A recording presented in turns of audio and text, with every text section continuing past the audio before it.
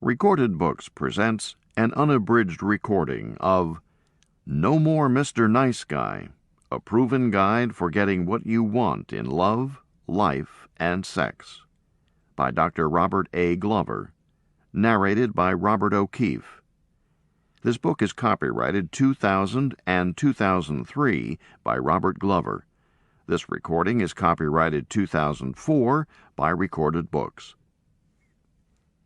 Everyone knows a nice guy. Perhaps you are a nice guy. Filled with proven strategies and real-life stories, No More Mr. Nice Guy is an invaluable tool for you to build healthy relationships, get what you want in sex and love, and to enjoy life with confidence. And now, No More Mr. Nice Guy. Introduction. 5 decades of dramatic social change and monumental shifts in the traditional family have created a breed of men who have been conditioned to seek the approval of others. These men are called nice guys. Nice guys are concerned about looking good and doing it right. They are happiest when they are making others happy. Nice guys avoid conflict like the plague and will go to great lengths to avoid upsetting anyone. In general, nice guys are peaceful and generous.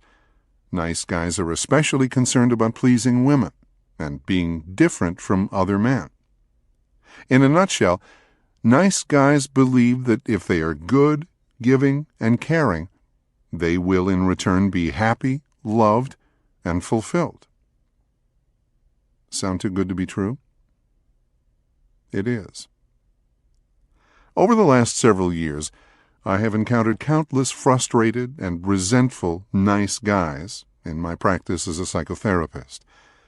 These men struggle in vain to experience the happiness they so desperately crave and believe they deserve. This frustration is due to the fact that nice guys have believed a myth. This myth is the essence of the nice guy syndrome. The nice guy syndrome represents a belief that if nice guys are good, they will be loved, get their needs met, and live a problem-free life. When this life strategy fails to produce the desired results, as it often does, nice guys usually just try harder, doing more of the same. Due to the sense of helplessness and resentment this pattern inevitably produces, nice guys are often anything but nice.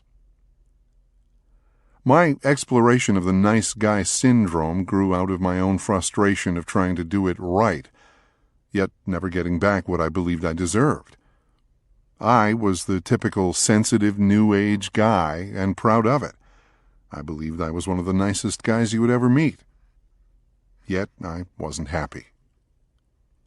As I began exploring my own nice guy behaviors, caretaking, giving to get, fixing, keeping the peace, avoiding conflict, seeking approval, hiding mistakes, I started noticing numerous men with similar traits in my counseling practice. It dawned on me that the script guiding my own life was not an isolated incident, but the product of a social dynamic that affected countless adult males. Up until now, very few professionals have taken the problem of the nice guy syndrome seriously or offered an effective, comprehensive solution. The earliest reference I have found by a mental health professional to the nice guy syndrome is in a tape recorded in 1985 by Neil Scott, LMSW-ACP. The tape is entitled, "The Nice Guy and Why He Always Fails with Women." Most other references to nice guys or the nice guy syndrome address the issue in a humorous manner or from the place of nice guys being helpless victims. This is why I wrote No More Mr. Nice Guy. This book shows nice guys how to stop seeking approval and start getting what they want in love, sex, and life. The information presented in No More Mr. Nice Guy represents a proven plan to help men break free from the ineffective patterns of the nice guy syndrome. It is based on my own experience of recovery and my work with countless nice guys over the last 20 years. No More Mr. Nice Guy is unashamedly pro-male. Nevertheless, countless women have supported the writing of this book. Women who read the book regularly tell me that it not only helps them better understand their nice guy partner, it also helps them gain new insights about themselves. The information and tools presented in No More Mr. Nice Guy work. If you are a frustrated nice guy, the principles presented in the following pages will change your life. You will learn effective ways to get your needs met, begin to feel more powerful and confident, create the kind of intimate relationships you really want, learn to express your feelings and emotions, have a fulfilling and exciting sex life, embrace your masculinity and build meaningful relationships with men, live up to your potential and become truly creative and productive. Accept yourself just as you are. If the above traits sound good to you, your journey of breaking free from the nice guy syndrome has just begun. It is time to stop seeking approval and start getting what you want in love, sex, and life. Chapter 1. The Nice Guy Syndrome. I'm a nice guy. I'm one of the nicest guys you're ever going to meet. Jason, a chiropractor in his mid-30s, began his first session of individual therapy with this introduction. Jason described his life as perfect, except for one major problem: his sex life. It had been several months since he and his wife Heather had been sexual, and it didn't look like anything was going to change soon. Jason spoke openly about his marriage, his family, and his sexuality. An affable man, he seemed to welcome the opportunity to talk about himself and his life. More than anything, Jason wanted to be liked. He saw himself as a very generous, giving person. He prided himself on not having many ups and downs, and for never losing his temper. He revealed that he liked to make people happy, and that he hated conflict. To avoid rocking the boat with his wife, he tended to hold back his feelings and tried to do everything right. After this introduction, Jason took a piece of paper out of his pocket and began to unfold it. While doing so, he stated that he had written a few things down so he wouldn't forget them. "I can never do it right," Jason began, looking over his list. "No matter how hard I try, Heather always finds something wrong. I don't deserve to be treated this way. I try to be a good husband and father, but it's never good enough." Jason paused as he looked over his list. "This morning is a good example," he continued. "While Heather was getting ready for work, I got our baby Chelsea up, fed her breakfast, and gave her a bath. I had her all ready to go and was about to get ready myself. Then Heather walked in and got that look on her face. I knew I was in trouble. "Why'd you dress her in that? That's a good outfit." Jason mimicked his wife's tone. "I didn't know she wanted Chelsea to wear something different. After everything I did to get her ready this morning, it was still wrong." "Here's another example," Jason continued. "The other day I cleaned the kitchen and did a real good job. I loaded the dishwasher, did the pots and pans, and swept the floor. I thought Heather would really appreciate all that I was doing to help out. Before I was finished, she walked in and asked, 'How come you didn't wipe off the counters?' I wasn't even done, for goodness sake, but instead of noticing all that I had done and thanking me, she focused on the one thing I hadn't finished yet." "Then there is the sex thing," Jason said. "We only messed around a few times before we got married because we're both Christians. Sex is real important to me, but Heather just isn't interested." I thought once you got married, everything was supposed to be great. After all I do for Heather, you'd think she'd be willing to give me the one thing I really want. I do a lot more than most guys. It seems like I'm always giving so much more than I get. Now, looking like a little boy on the couch, Jason pleaded, "All I want is to be loved and appreciated. Is that too much to ask?" Some of the nicest guys you will ever meet. Men like Jason walk into my office on a surprisingly regular basis. These guys come in all shapes and sizes, yet they all have the same basic worldview. Let me introduce you to a few more. Omar. Omar's number one goal in life is to please his girlfriend. Nevertheless, she complains that he is never emotionally available for her. In fact, every one of his previous girlfriends has had the same complaint. Since Omar sees himself as such a giver, he can't understand these accusations. Omar states that his greatest joy in life is making other people happy. He even carries a pager so his friends can get in touch with him if they need anything. Todd. Todd prides himself on treating women with honesty and respect. He believes these traits set him apart from other men and should attract women to him. Though he has many female friends, he rarely dates. The women he knows tell him what a great listener he is and often call him to share their problems. He likes feeling needed.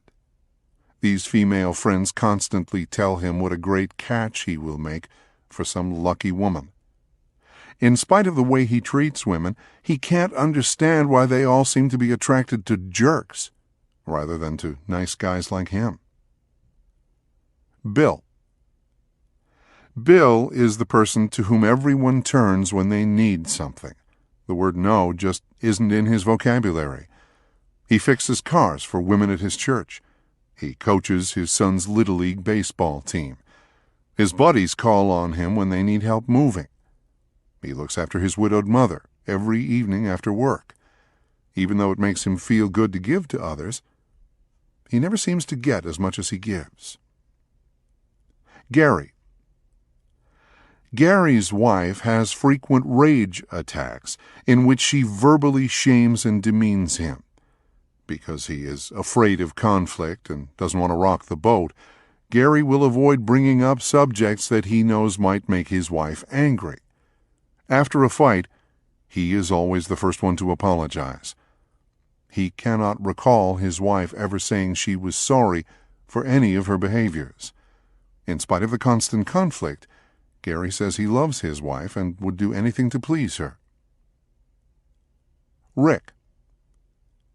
Rick, a gay man in his early 40s, is in a committed relationship with an alcoholic.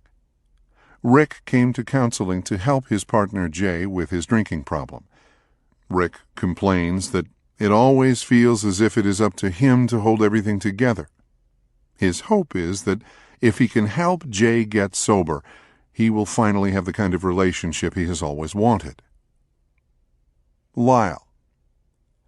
Lyle, a devout Christian, tries to do everything right. He teaches Sunday school and is an elder in his church. Nevertheless, he has struggled since adolescence with an addiction to pornography. Lyle masturbates compulsively, often 3 to 4 times a day. He spends hours every day looking at sexually explicit websites on the internet. He is terrified that if anyone ever finds out the truth about his sexual compulsions, his life will be destroyed. He tries to control his problem with prayer and Bible study, although neither of these approaches has done much good. Jose. Jose, a business consultant in his late 30s, has spent the last 5 years in a relationship with a woman he considers needy and dependent. Jose began thinking about breaking up the day she first moved in. He is afraid that his girlfriend wouldn't be able to make it on her own if he left her. Although he has made several aborted attempts to break up, his girlfriend always becomes such an emotional basket case that he gets back together with her. Jose spends just about every waking moment trying to figure out how to get out of the relationship without hurting his girlfriend or looking like a jerk. Who are these men? Though all of these men are unique, each shares a common life script. They all believe that if they are good and do everything right, they will be loved, get their needs met, and have a problem-free life. This attempt to be good typically involves trying to eliminate or hide certain things about themselves, their mistakes, needs, emotions, and become what they believe others want them to be: generous, helpful, peaceful, etc. I call these men nice guys. Up to now we haven't paid much attention to the nice guy, but he is everywhere. He is the relative who lets his wife run the show. He is the buddy who will do anything for anybody, but whose own life seems to be in shambles. He is the guy who frustrates his wife or girlfriend because he is so afraid of conflict that nothing ever gets resolved. He is the boss who tells one person what they want to hear, then reverses himself to please someone else. He is the man who lets people walk all over him because he doesn't want to rock the boat. He is the dependable guy at church or the club who will never say no and would never tell anyone if they were imposing on him. He is the man whose life seems so under control until, boom, one day he does something to destroy it all. Characteristics of nice guys. Every nice guy is unique, but all have a cluster of similar characteristics. These traits are the result of a script, often formed in childhood, that guides their lives.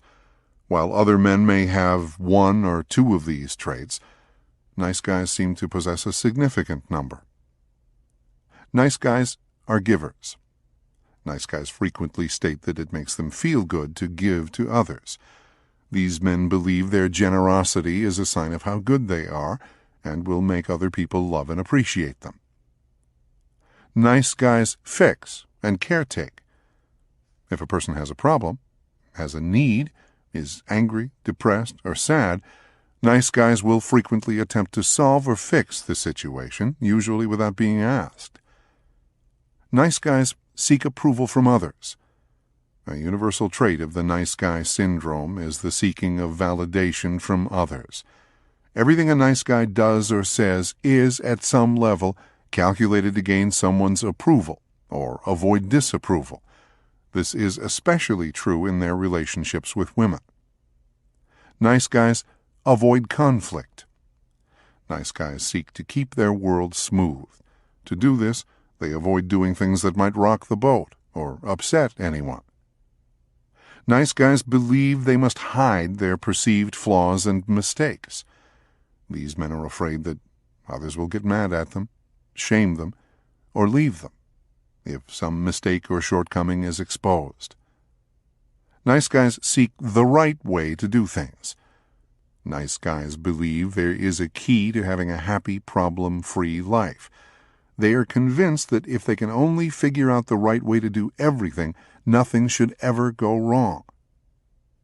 Nice guys repress their feelings. Nice guys tend to analyze rather than feel. They may see feelings as a waste of time and energy. They frequently try to keep their feelings on an even keel. Nice guys often try to be different from their fathers. Many nice guys report having unavailable, absent, passive, angry, philandering, or alcoholic fathers. It is not unusual for these men to make a decision at some point in their lives to try to be 180 degrees different from Dad. Nice guys are often more comfortable relating to women than to men. Due to their childhood conditioning, many nice guys have few male friends. Nice guys frequently seek the approval of women and convince themselves they are different from other men. They like to believe that they are not selfish, angry, or abusive, traits they link to other men. Nice guys have difficulty making their needs a priority. These men often feel that it is selfish to put their needs first. They believe it is a virtue to put the needs of others ahead of their own. Nice guys often make their partner their emotional center. Many nice guys report that they are only happy if their partner is happy. Therefore, they will often focus tremendous energy on their intimate relationships. What's wrong with being a nice guy? We might be tempted to minimize the problem of the nice guy syndrome. After all, how can being nice be such a bad thing? We might even chuckle at the Marvin milquetoast behaviors of these men as portrayed in comic strips and television sitcoms. Since men already represent an easy target in our culture, the caricature of a sensitive guy might be an object of amusement rather than concern. Nice guys themselves frequently have a difficult time grasping the depth and seriousness of their beliefs and behaviors. When I begin working with these men, almost without exception, they all ask, "What is wrong with being a nice guy?" Having picked up this book and puzzled over the title, you may be wondering the same thing. By giving these men the label nice guy, I'm not so much referring to their actual behavior, but to their core belief system about themselves and the world around them. These men have been conditioned to believe that if they are nice, they will be loved, get their needs met, and have a smooth life. The term nice guy is actually a misnomer, because nice guys are often anything but nice. Here are some not-so-nice traits of nice guys. Nice guys are dishonest. These men hide their mistakes, avoid conflict, say what they think people want to hear, and repress their feelings. These traits make nice guys fundamentally dishonest. Nice guys are secretive. Because they are so driven to seek approval, nice guys will hide anything that they believe might upset anyone. The nice guy motto is, if at first you don't succeed, hide the evidence. Nice guys are compartmentalized. Nice guys are adept at harmonizing contradictory pieces of information about themselves by separating them into individual compartments in their minds. Therefore, a married man can create his own definition of fidelity, which allows him to deny that he had an affair with his secretary or intern because he never put his penis in her vagina. Nice guys are manipulative. Nice guys tend to have a hard time making their needs a priority and have difficulty asking for what they want in clear and direct ways. This creates a sense of powerlessness. Therefore, they frequently resort to manipulation when trying to get their needs met. Nice guys are controlling. A major priority for nice guys is keeping their world smooth. This creates a constant need to try to control the people and things around them. Nice guys give to get. Though nice guys tend to be generous givers, their giving often has unconscious and unspoken strings attached. They want to be appreciated. They want some kind of reciprocation. They want someone to stop being angry at them, etc. Nice guys often report feeling frustrated or resentful as a result of giving so much while seemingly getting so little in return. Nice guys are passive-aggressive. Nice guys tend to express their frustration and resentment in indirect, roundabout, and not-so-nice ways. This includes being unavailable, forgetting, being late, not following through, not being able to get an erection, climaxing too quickly, and repeating the same annoying behaviors even when they have promised to never do them again. Nice guys are full of rage. Though nice guys frequently deny ever getting angry, a lifetime of frustration and resentment creates a pressure cooker of repressed rage deep inside these men. This rage tends to erupt at some of the most unexpected and seemingly inappropriate times. Nice guys are addictive. Addictive behavior serves the purpose of relieving stress, altering moods, or medicating pain. Since nice guys tend to keep so much bottled up inside, it has to come out somewhere. One of the most common addictive behaviors for nice guys is sexual compulsiveness. Nice guys have difficulty setting boundaries. Many nice guys have a hard time saying no, stop, or I'm not going to. They often feel like helpless victims and see the other person as the cause of the problems they are experiencing. Nice guys are frequently isolated. Though nice guys desire to be liked and loved, their behaviors actually make it difficult for people to get very close to them. Nice guys are often attracted to people and situations that need fixing. This behavior is often the result of the nice guy's childhood conditioning, his need to look good, or his quest for approval. Unfortunately, this tendency pretty much guarantees that nice guys will spend most of their time putting out fires and managing crises. Nice guys frequently have problems in intimate relationships. Though nice guys often put tremendous emphasis on this part of their lives, their intimate relationships are frequently a source of struggle and frustration. For example, nice guys are often terrible listeners because they are too busy trying to figure out how to defend themselves or fix the other person's problem. Because of their fear of conflict, nice guys are frequently dishonest and rarely available to work all the way through a problem. It's not unusual for nice guys to form relationships with partners whom they believe to be projects or diamonds in the rough. When these projects don't polish up as expected, nice guys tend to blame their partner for standing in the way of their happiness. Nice guys have issues with sexuality. Though most nice guys deny having problems with sex, I have yet to meet one who isn't either dissatisfied with his sex life, has a sexual dysfunction, can't get or maintain an erection, climaxes too quickly, or has sexually acted out through affairs, prostitution, pornography, compulsive masturbation, etc. Nice guys are usually only relatively successful. The majority of nice guys I've met have been talented, intelligent, and moderately successful. Almost without exception, though, they fail to live up to their full potential. But he seemed like such a nice guy. It is not unusual for unsuspecting people to mistake the passive, pleasing, and generous characteristics of a nice guy for those of a healthy male. To many women, the nice guy initially appears to be a real catch, because the nice guy is different from other men they've been with. Unfortunately, the negative traits listed above find a way to ooze out into nice guys' lives and personal relationships. As a result, these men tend to swing back and forth between being nice and not so nice. I have listened to countless wives, partners, and girlfriends describe the Dr. Jekyll and Mr. Hyde qualities of nice guys.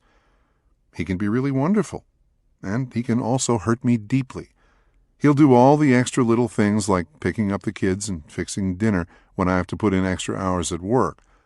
But then, out of the blue, he'll throw a tantrum about me never being sexually available to him. Everyone thinks he is such a great guy, and I'm really lucky to have him. But they don't know what he can really be like. He's always helping people out with their car or something else that needs fixing. When I ask him to do something, he tells me that he can never make me happy, and that I'm nagging and controlling like his mother. He is constantly trying to please me. He will do anything for me, except really be there for me. He'll go shopping with me even though I know he doesn't want to. The whole time he will just sulk, which makes me miserable. I wish he would just tell me no sometimes. He will never tell me when something is bothering him. He'll just keep it in, and it will build like a pressure cooker. I won't have a clue that anything is bothering him, and then out of the blue, he'll explode, and we'll end up in a big fight. If he would just tell me when he is upset about something, it would make it a lot easier. When I try to talk to him about something that is bothering me, he tries to fix it. He thinks that if I just did everything his way, it would solve all my problems. He always tells me I dwell on the negative, and that he can never make me happy. All I really want is for him to listen to me. After all the other crummy men I've been with, I thought I had finally found a nice guy that I could trust. 5 years into our marriage, I found out that he was addicted to pornography and peep shows. I was devastated. I never even had a clue. I wish I could wave a magic wand, keep all of his good traits, and make all the others disappear. The integrated male. After enrolling in a No More Mr. Nice Guy therapy group, Gil, a pleasant man in his early 50s, revealed that his wife was supportive of his joining a group. Nevertheless, he harbored a secret fear that she would be angry at what the name of the group seemed to imply. How to stop being a nice guy and become an SOB. Using typical nice guy logic, Gil questioned why any woman would be supportive of men becoming not nice. Nice guys tend to be very black and white in their thinking. The only alternative they can see to being nice is becoming bastards or jerks. I frequently remind nice guys that the opposite of crazy is still crazy, so becoming a jerk isn't the answer. Recovery from the nice guy syndrome isn't about going from one extreme to another. The process of breaking free from ineffective nice guy patterns doesn't involve becoming not nice. Rather, it means becoming integrated. Being integrated means being able to accept all aspects of oneself. An integrated man is able to embrace everything that makes him unique: his power, his assertiveness, his courage, and his passion, as well as his imperfections, his mistakes, and his dark side. An integrated male possesses many of the following attributes. He has a strong sense of self. He likes himself just as he is. He takes responsibility for getting his own needs met. He is comfortable with his masculinity and his sexuality. He has integrity. He does what is right, not what is expedient. He is a leader. He is willing to provide for and protect those he cares about. He is clear, direct, and expressive of his feelings. He can be nurturing and giving without caretaking or problem-solving. He knows how to set boundaries and is not afraid to work through conflict. An integrated man doesn't strive to be perfect or gain the approval of others. Instead, he accepts himself just as he is, warts and all. An integrated male accepts that he is perfectly imperfect. Making the transformation from a nice guy to an integrated male doesn't come about by just trying harder to be a good man.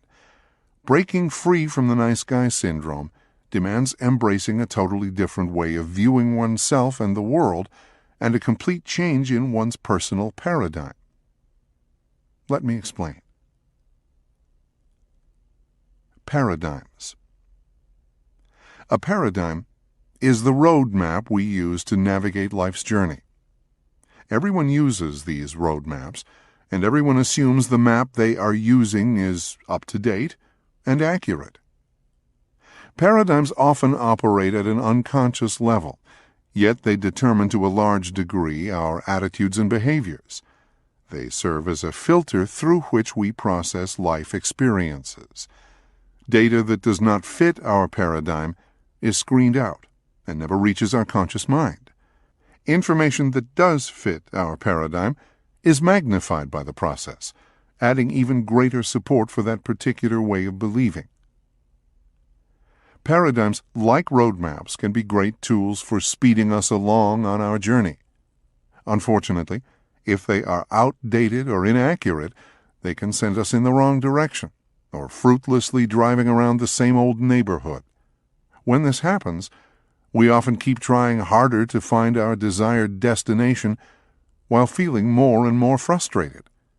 Even though an individual following an inaccurate or outdated paradigm may think his behavior makes perfect sense, those around him may wonder what he could possibly be thinking to make him act the way he does.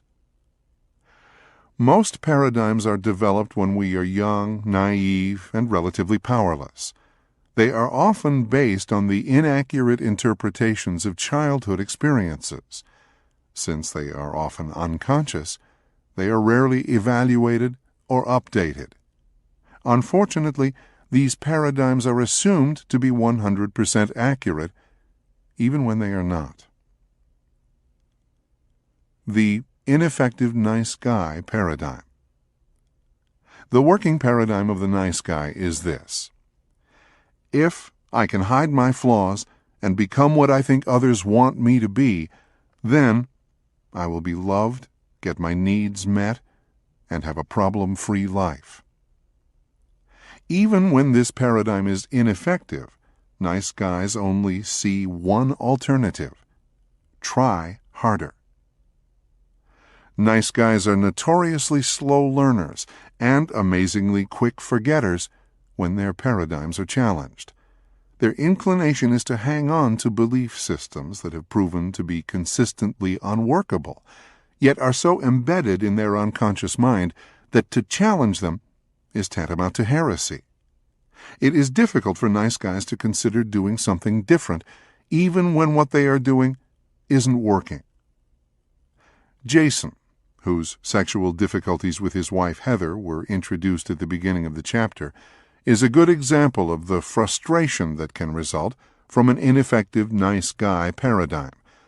Jason had a controlling, perfectionist father who put unrealistic demands on Jason and his siblings.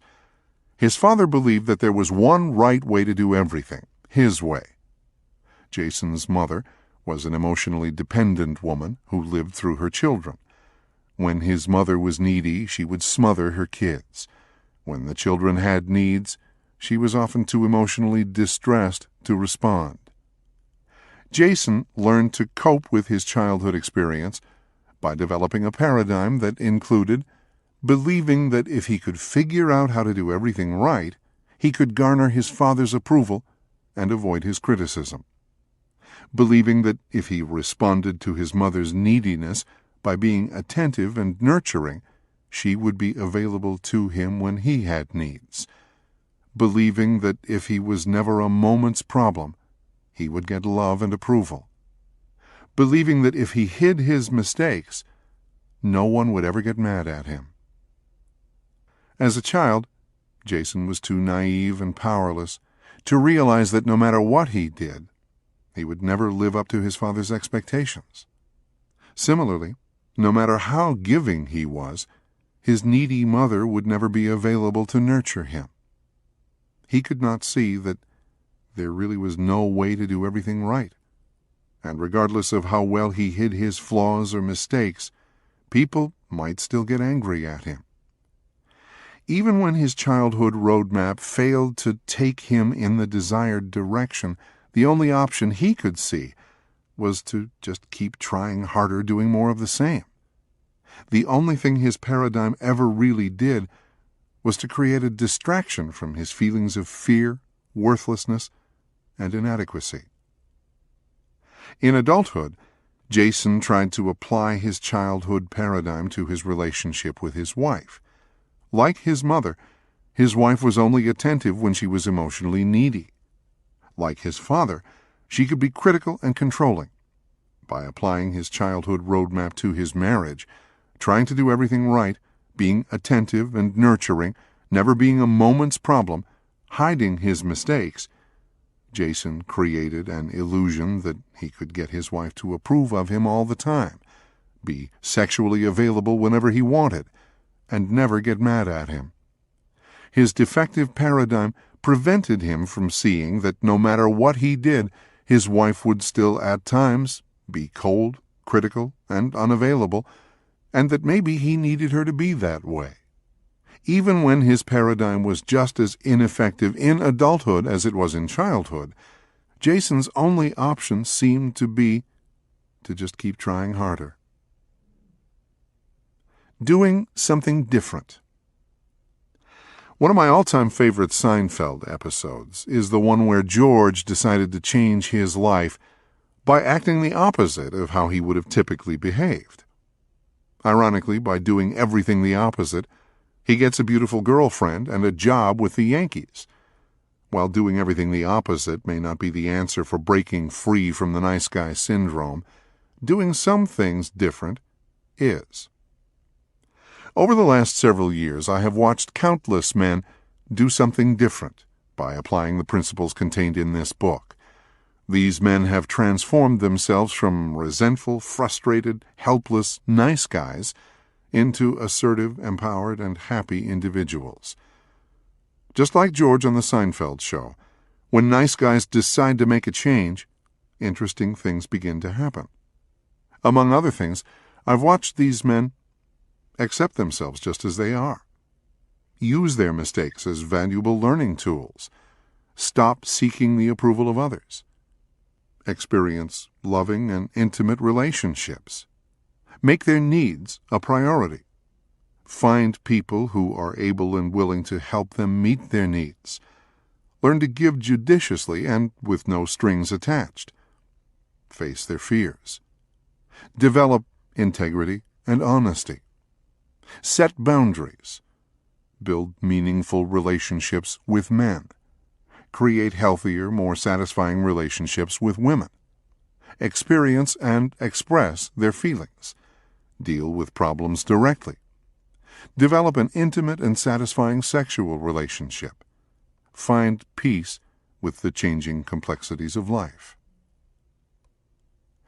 Asking for help. Nice guys believe they should be able to do everything on their own. They have a difficult time asking for help and try to hide any signs of imperfection or weakness. Breaking free from the nice guy syndrome involves reversing this pattern. Recovery from the nice guy syndrome is dependent on revealing oneself and receiving support from safe people. It is essential, therefore, that men who want to break free from the nice guy syndrome find safe people to assist them in this process.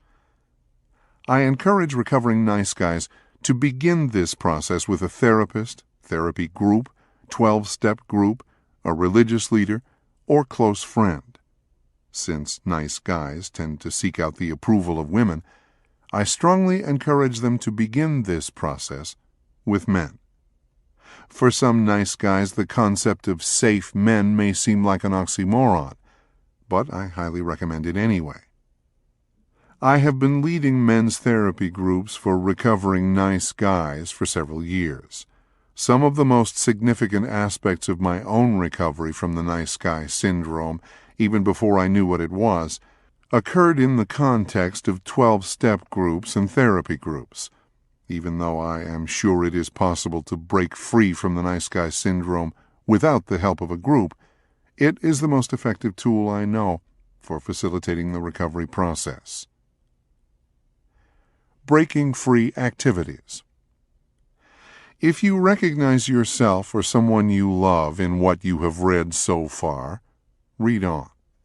This book presents a practical and effective guide for breaking free from the negative effects of the nice guy syndrome. This program has worked for countless men, and it can work for you or a loved one. To help facilitate this process, I present numerous breaking free activities throughout the book. These breaking free activities serve to facilitate the paradigm shift that is necessary for recovery from the nice guy syndrome. They will not only help recovering nice guys understand where their paradigms come from, but will help replace them with more accurate and up-to-date ones. These assignments will also point recovering nice guys in a direction that will help them start doing things differently. Breaking Free. Activity 1. Write down 3 possible safe people or groups that might be able to provide support for you in your recovery from the nice guy syndrome. If no one comes to mind, get out the telephone directory and look up counselors or support groups in the phone book. Write down 3 names and phone numbers and call them when you finish this chapter. If you are employed by a company with an employee assistance program, this is another resource. If you know someone who has been to therapy or a support group, ask them for information. If you have access to the Internet, you can search for 12-step groups or support groups. Caution.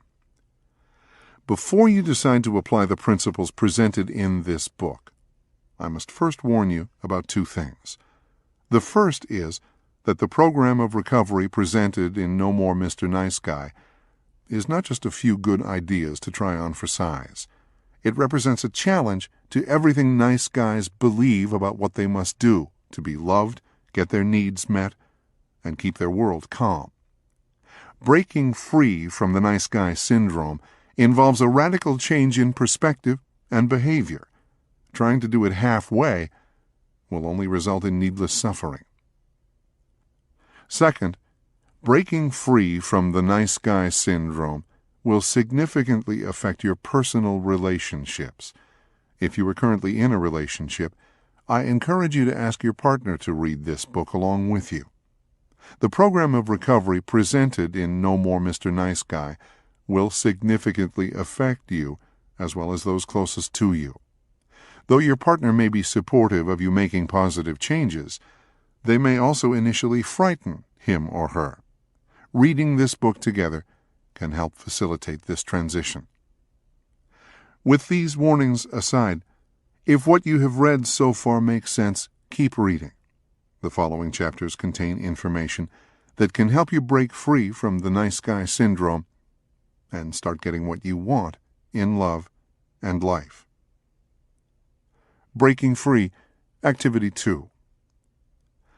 Why would it seem rational for a person to try to eliminate or hide certain things about himself and try to become something different unless there was a compelling reason for him to do so?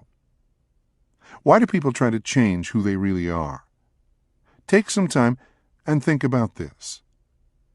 Is this your behavior or the behavior of someone you know?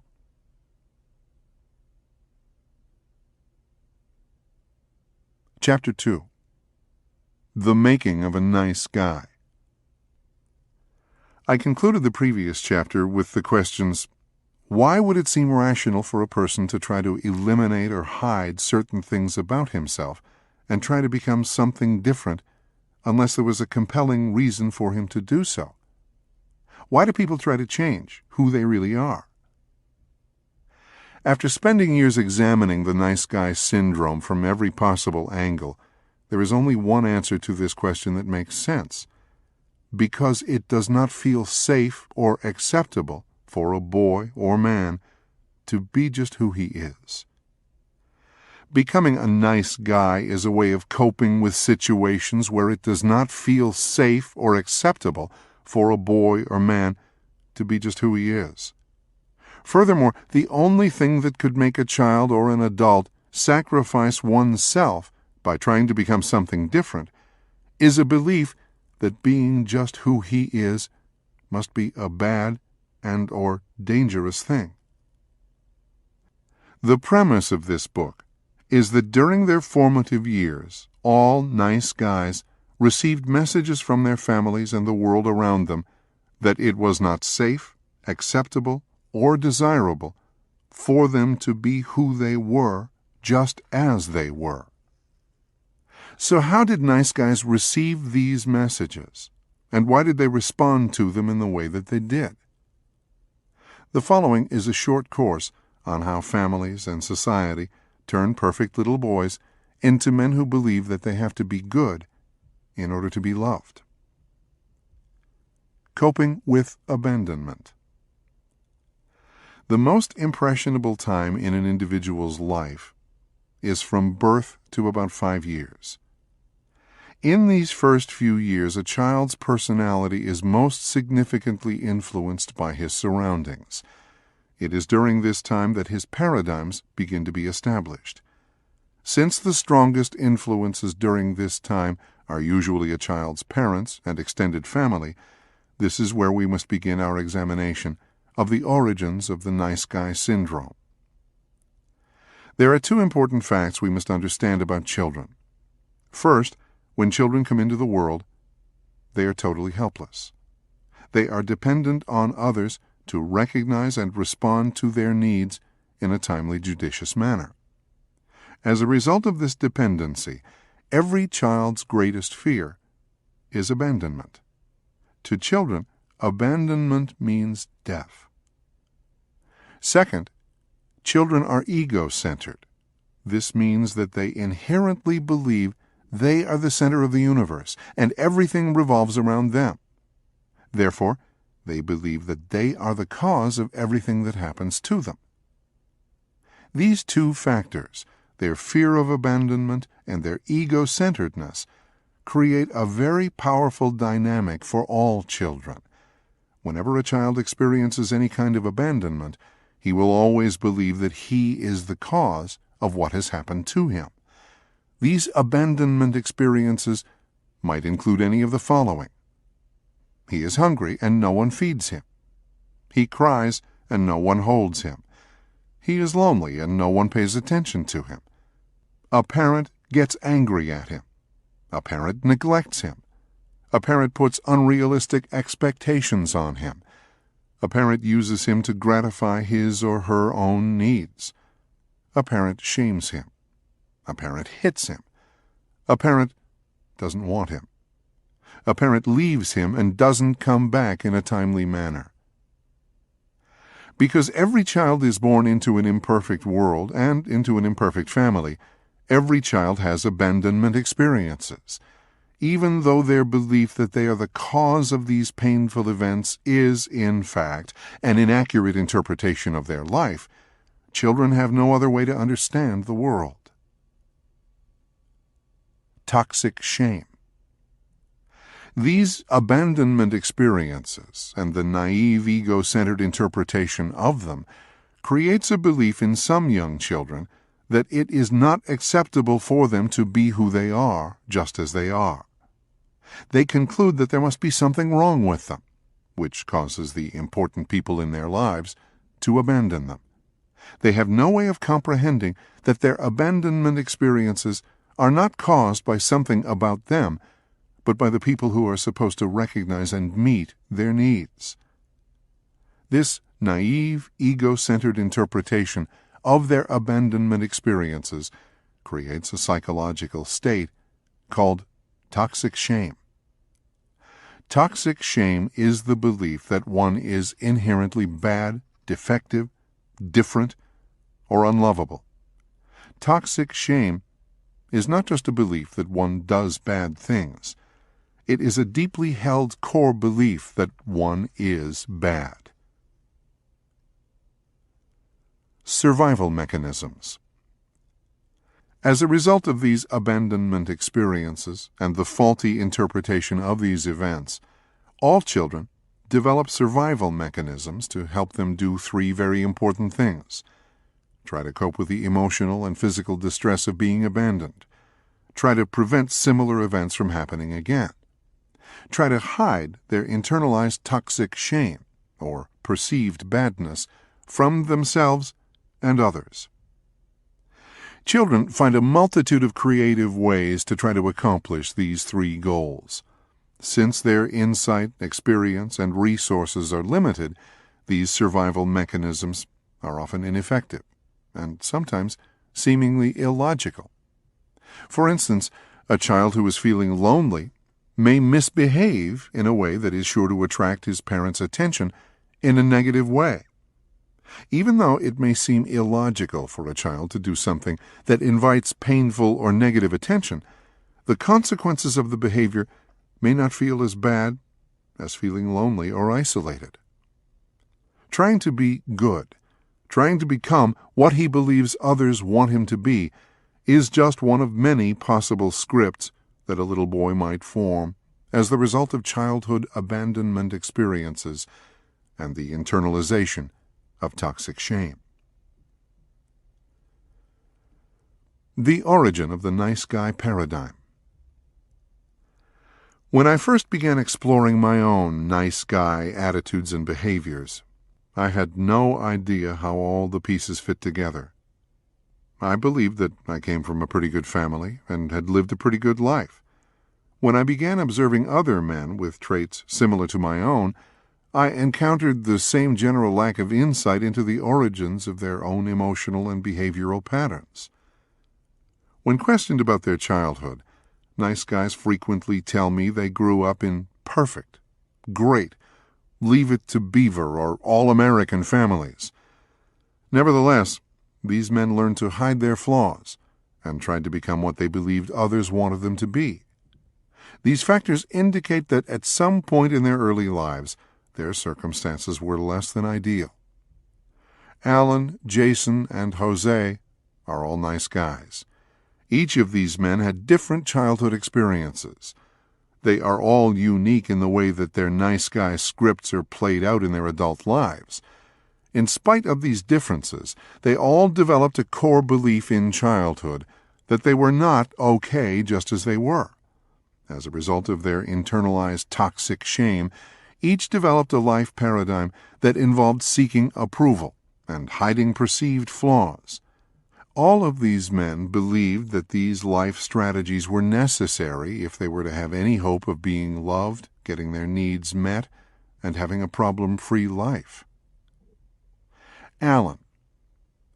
The oldest of 3 children in a single-parent family, Alan prided himself on having never caused his mother a moment's pain. As a child, he performed well in sports and school. He believed that these things set him apart from his siblings and made his mother proud. Alan was the first person in his family to get a college degree, another factor he believed made him special. Alan's father, an abusive alcoholic, abandoned the family when Alan was 7. At an early age, Alan made a decision to be 180 degrees different from his father. As a result, he prided himself on being patient, giving, and even-keeled. Alan worked hard to never be angry or demeaning like his father.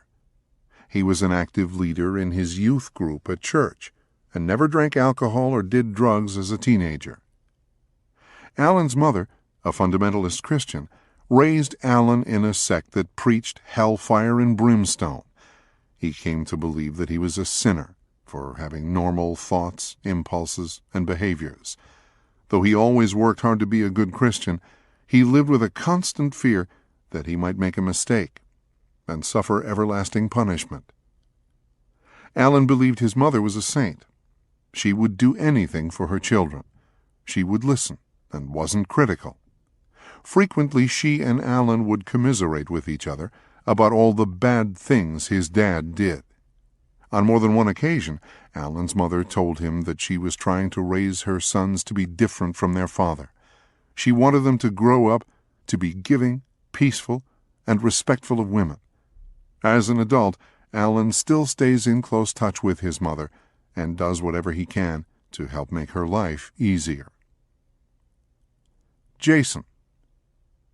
Jason, introduced in Chapter 1, believed he grew up in a Leave It to Beaver family. In reality, both of Jason's parents lived through their children. Though he saw his childhood as ideal, in actuality his parents used him and his siblings to meet their own needs. Jason believed his parents were perfect. He described them as being strict and overprotective. He acknowledged that he was sheltered and sexually naive, and admitted that he might have been smothered by his parents. Jason's father closely directed the family. Jason reported that his father still tried to control Jason's life. Jason shared a chiropractic practice with his father, who ran the business, told Jason what house he should buy, what car to drive, and what church he should attend. Jason described his mother as a wonderful, loving woman. He reported that she was always involved with the kids. With no friends of her own, she turned to her children for companionship and affirmation of her worth. Jason couldn't remember his parents showing much affection to each other. He couldn't picture them having sex, and wondered how they made 3 kids. Even though they did lots of things with the children, He couldn't remember them ever going out or taking a vacation just by themselves. As an adult, Jason tried to live up to the image of perfection portrayed by his parents. Everything he did was calculated to look good. He looked like a good husband, a good father, a good Christian, and a good professional. In spite of all his efforts, he always felt inadequate and defective compared to his parents. Jose. A successful business consultant, Jose was afraid of intimate relationships. Jose was highly educated and had a stressful, high-powered career. He was physically active, and his idea of recreation was taking a 100-mile bike ride or climbing a mountain. He repressed his anger and tried to never say anything that would upset anyone. He saw himself as controlling and acknowledged that his drug of choice was recognition. Jose was attracted to dependent women. He found it interesting that he seemed to be attracted to incest survivors. He stayed in his present relationship because he was concerned about the financial welfare of his girlfriend. He was afraid she wouldn't make it if he left. Jose openly acknowledged that he came from a dysfunctional family. He was the second of 7 children in a working-class family. At around the age of 14, he took on the role of parenting his younger siblings. Jose reported that there was tremendous chaos in his family, and he saw his job as protecting his brothers and sisters from its effects. Jose saw his father as angry, controlling, and abusive. He was explosive and demeaning to the boys, and sexually abusive to the girls. Jose's mother was manic-depressive. She had extreme mood swings and had a difficult time staying on her medication. When she was manic, the house would be spotless.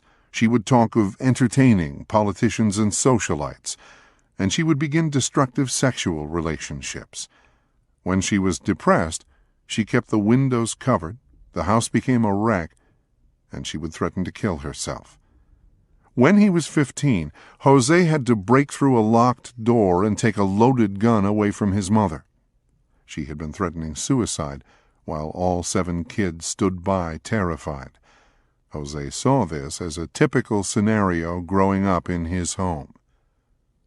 Jose worked hard all of his life to be different from his family. His family had him on a pedestal, and he was the one to whom everyone turned whenever they had a problem. His job as a family member was fixing chaos. His job as a business consultant was fixing chaos. His role in relationships was fixing chaos. Jose's life script required chaos, because without it, he would be out of a job. Jose considered his natural intelligence, work ethic, and ability to solve problems his saving grace. He believed these factors allowed him to escape his family dysfunction and make something of himself. Without them, he was convinced, he would have ended up just like his parents and the rest of his siblings. Child Development 101. Alan, Jason, and Jose all had very different childhood experiences, yet all developed a similar script that guided their lives. Each, in various ways, internalized a belief that they were not okay just as they were, and their survival depended on becoming something different. To help us connect the dots and see how 3 very different childhood experiences could create 3 men with very similar life paradigms, it might be helpful to do a quick review of the child development principles presented earlier in this chapter. All children are born totally helpless. A child's greatest fear is abandonment. All children are ego-centered. All children have numerous abandonment experiences when their needs are not met in a timely, judicious manner. When a child has an abandonment experience, he always believes that he is the cause. This naive misinterpretation creates toxic shame, a belief that he is bad. Children develop survival mechanisms to cope with their abandonment experiences, to prevent the experiences from happening again, and to hide their badness from themselves and others. These childhood survival mechanisms reflect the child's inherent powerlessness and naive view of himself and the world. From perfect little boys to nice guys. The principles above can be applied to the childhood experiences of Alan, Jason, Jose, and every other nice guy described in this book. The progression from perfect little boy to nice guy basically occurs in 3 stages: abandonment, internalization of toxic shame, and the creation of survival mechanisms. Abandonment. Like all nice guys, Alan, Jason, and Jose were abandoned in various ways. Alan and Jose had an angry or critical parent who communicated that they were not okay just as they were. Alan worshipped his mother, but she would not intervene when his father lashed out at Alan. This implied that he wasn't worth protecting. Alan came to believe that he had to be different from his father to be seen as a good man and be loved by his mother. Alan and Jason were used and objectified by their parents. They were valued for always doing it right and never being a problem. This communicated that they were only lovable when they lived up to their parents' expectations. Since Jason believed his parents were perfect, he always felt flawed and inadequate compared to them. Neither of Jose's parents provided any guidance, nurturing, or support. This communicated that he was of little or no value to them. Alan and Jason grew up in fundamentalist churches that reinforced a need to be perfect and sinless. Failure to do so meant everlasting punishment. Jose believed he was valuable only if he was different from his crazy family. All 3, Alan, Jason, and Jose, believed that someone else's needs were more important than their own, a common occurrence in nice guy families. All of these experiences represented a form of abandonment because they communicated to these little boys that they were not okay just as they were. Shame. Regardless of whether they were abused, abandoned, neglected, shamed, used, smothered, controlled, or objectified, all nice guys internalize the same belief. It was a bad or dangerous thing for them to be just who they were. Some of these messages were communicated overtly by parents who had no concern for the child's welfare. Some were communicated indirectly by caring parents who themselves were too young, overwhelmed, or distracted to provide a nurturing environment for their child. At times, these messages were communicated by circumstances that were beyond anyone's control. In every situation, the child believed these events and circumstances were telling a story about him. He believed there was something about him that caused these things to happen. Using childlike logic, he concluded, there must be something wrong with me because blank. Fill in the blank. When I cry, no one comes. Mom gets that look on her face. Dad left and didn't come back. Mom has to do everything for me. Dad yells at me. I'm not perfect like Mom and Dad. I can't make Mom happy. These childhood experiences also caused the young boy to believe, I'm only good enough and lovable when blank. Fill in the blank. I'm different from Dad. Mom needs me. I don't make any mistakes. I make good grades. I'm happy. I'm not like my brother. I don't cause anyone any problems. I make Mom and Dad happy. Survival mechanisms. As a result of their childhood abandonment experiences and the inaccurate interpretation of these events, all nice guys develop survival mechanisms to help them do 3 very important things. Try to cope with the pain and terror caused by their abandonment experiences. Try to prevent these abandonment experiences from occurring again. try to hide their toxic shame from themselves and others.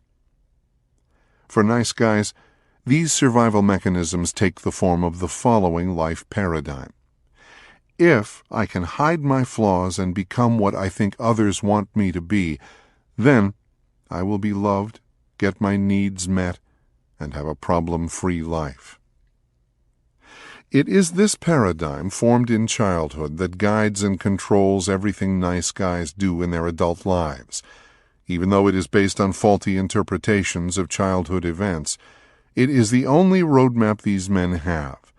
Nice guys believe this map is accurate, and if they follow it correctly, they should arrive at their desired location, a smooth, happy life. Even though this life script is often highly ineffective, nice guys frequently just keep trying harder, doing more of the same, hoping for different results. Two kinds of nice guys. The survival mechanisms that nice guys develop to deal with their abandonment experiences and internalize toxic shame are usually manifested in one of two ways. In one form, a nice guy exaggerates his toxic shame and believes he is the worst kind of person. I call this man the "I'm so bad" nice guy. The "I'm so bad" nice guy is convinced everyone can see how bad he is.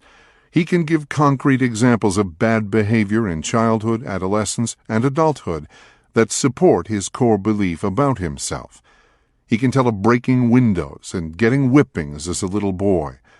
He will reveal running afoul of the law and making his mother cry when he was a teenager. He will tell tales of smoking, drinking, using drugs, and carousing as an adult. He is convinced his only hope for having any kind of happiness in life lies in trying his best to mask his inherent badness. He never really believes anyone will buy into his nice guy persona, but doesn't think he has any other choice. The second kind of nice guy is the "I'm so good" nice guy. This man handles his toxic shame by repressing his core belief about his worthlessness. He believes he is one of the nicest guys you will ever meet. If he is conscious of any perceived flaws, they are seen as minor and easily correctable. As a child, he was never a moment's problem. As a teen, he did everything right. As an adult, he follows all the rules to a T. This nice guy has tucked his core toxic shame into a handy airtight compartment deep in his unconscious mind. He masks his toxic shame with the belief that all the good things he does make him a good person. Even though the two kinds of nice guys may differ in their conscious awareness of their toxic shame, both operate from the same life paradigm. All nice guys believe they are not okay just as they are, and therefore must hide their flaws and become what they believe other people want them to be. I make the distinction between the two kinds of nice guys to help both see their distortions. Neither is as bad or good as they believe themselves to be. They are both just wounded souls operating from a belief system based on the inaccurate perceptions of the events of their childhood. Breaking Free. Activity 3. It is impossible to cover every factor that might cause a young boy to try to hide his perceived flaws and seek approval from others. I don't believe it is essential for nice guys to uncover every experience that ever made them feel unsafe or bad, but I have found that some understanding of where a life script originated is helpful in changing that script. Reread the stories of Alan, Jason, and Jose. Think about how these stories are similar to your own childhood experiences. On a separate piece of paper or in a journal, write down or illustrate the messages you received in your family that seem to imply that it wasn't okay for you to be who you were, just as you were. Share these experiences with a safe person. As you do, note your feelings. Do you feel sad, angry, lonely, numb, share this information as well. The purpose of this assignment is to name rather than blame. Blaming will keep you stuck. Naming these childhood experiences will allow you to replace these messages with more accurate ones and help you change your nice guy script. The baby boom generation and the sensitive guy. Every child who has ever lived has experienced various forms of abandonment. There are many ways in which children can interpret and respond to these events. As stated above, becoming a nice guy is just one of many possible reactions. The childhood experiences described above are probably not sufficient in themselves, however, to account for the multitude of nice guys I encounter regularly. I have no doubt that nice guys have always existed. There have always been Marvin Milquetoast and Walter Mitty kinds of guys out there. I'm sure there has never been a shortage of mama's boys and hen-pecked husbands. I believe many little boys are born with a peaceful, generous temperament and grow up to be peaceful, generous men. But after years of working with countless men, I am convinced that a unique combination of social dynamics over the last 5 decades has produced a plethora of nice guys in historically unprecedented numbers. To truly understand the current phenomena of the nice guy syndrome, we have to take into account a series of significant social changes that began around the turn of the century and accelerated following World War II. These social dynamics included the transition from an agrarian to an industrial economy, the movement of families from rural areas to urban areas, the absence of fathers from the home, the increase in divorce, single-parent homes, and homes headed by women, an educational system dominated by women, women's liberation and feminism, the Vietnam War, the sexual revolution. These events combined to have a major impact on American boys growing up in this era. These social changes created 3 profound dynamics that contributed to the widespread phenomena of the nice guy syndrome in the baby boom generation. Boys were separated from their fathers and other significant male role models. As a result, men became disconnected from other men in general and confused as to what it meant to be male. Boys were left to be raised by women. The job of turning boys into men was left to mothers and a school system dominated by women. As a result, men became comfortable being defined by women and became dependent on the approval of women. Radical feminism implied that men were bad and/or unnecessary. The messages of radical feminism furthered the belief of many men that if they wanted to be loved and get their needs met, they had to become what they believed women wanted them to be. For many men, this meant trying to hide any traits that might cause them to be labeled as bad men. 20th Century History 101. The following is a brief overview of how some of the dynamic social changes of the last half of the 20th century helped create the bumper crop of nice guys in our culture. The loss of fathers. The shift to a manufacturing society and urban migration in the post-war years took fathers away from their sons in droves. According to the U.S. Census, in 1910, 1/3 of all families lived on farms. By 1940, this number had shrunk to 1 in 5. By 1970, 96% of all families lived in urban areas.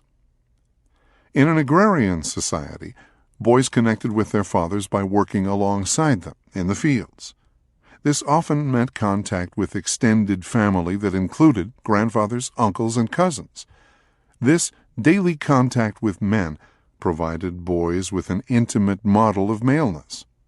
Sons learned about being male by watching their dads, just as their own fathers had learned by watching their fathers. As families migrated from rural areas to cities and suburbs after World War II, the contact between fathers and sons diminished significantly. Dads left home in the morning and went to work.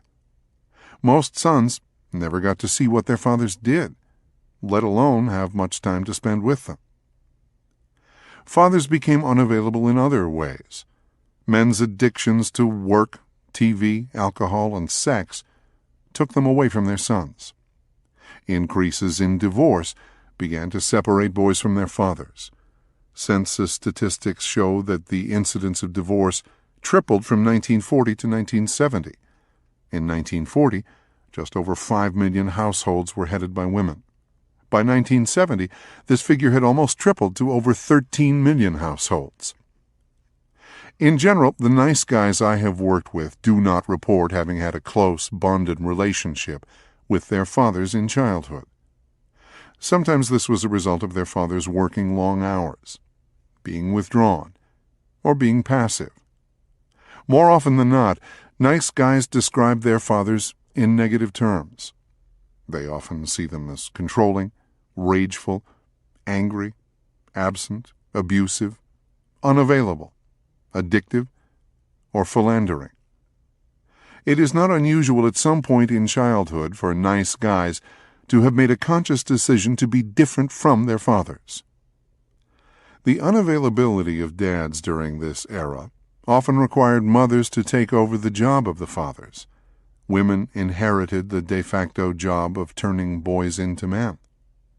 Unfortunately, even the most well-meaning mothers are not equipped to teach their sons how to be men by themselves. This hasn't kept them from trying. I believe the significant number of nice guys produced in the 40s, 50s, and 60s is the direct result of mothers, not fathers, teaching their sons how to be male. Consequently, many nice guys have adopted a female perspective of masculinity and are comfortable having their manhood defined by women. The female-dominated educational system. The modern educational system has also contributed to the dynamic of boys being raised by women. Since World War II, boys have entered schools dominated by females. For most boys, the first several years in school become basic training in how to please women. From kindergarten through 6th grade, I had only one male teacher and 6 female teachers. This is pretty consistent with national norms. Men account for just 1 in 4 teachers nationwide. In the primary grades, they make up only 15% of the teaching staff, and that number is steadily dropping. From daycare to preschool to elementary school, little boys in the post-war era have been surrounded by women. There have been few adult males to help them through this experience. If a little boy was already disconnected from his father and trained to please a woman, the typical school system magnified this conditioning. The Vietnam War. In the 60s, the Vietnam War crystallized the feeling of alienation between baby boom boys and their fathers. Battle lines were drawn between young men protesting a war started and perpetuated by their fathers. A generation of World War II veterans could not understand the flaunting of responsibility and the social rebellion of their sons. The young men of this generation became the antithesis of their fathers and of an establishment that solved domestic and international problems with guns and bombs. The anti-war movement created a new breed of males focused on love, peace, and avoiding conflict. Women's liberation. During this same period of time, many women were beginning to work outside of the home. Birth control provided new freedom, and women's liberation was in its infancy. Some mothers during the baby boom era could foresee a change in gender roles on the horizon. They worked to prepare their sons and daughters for what was to come.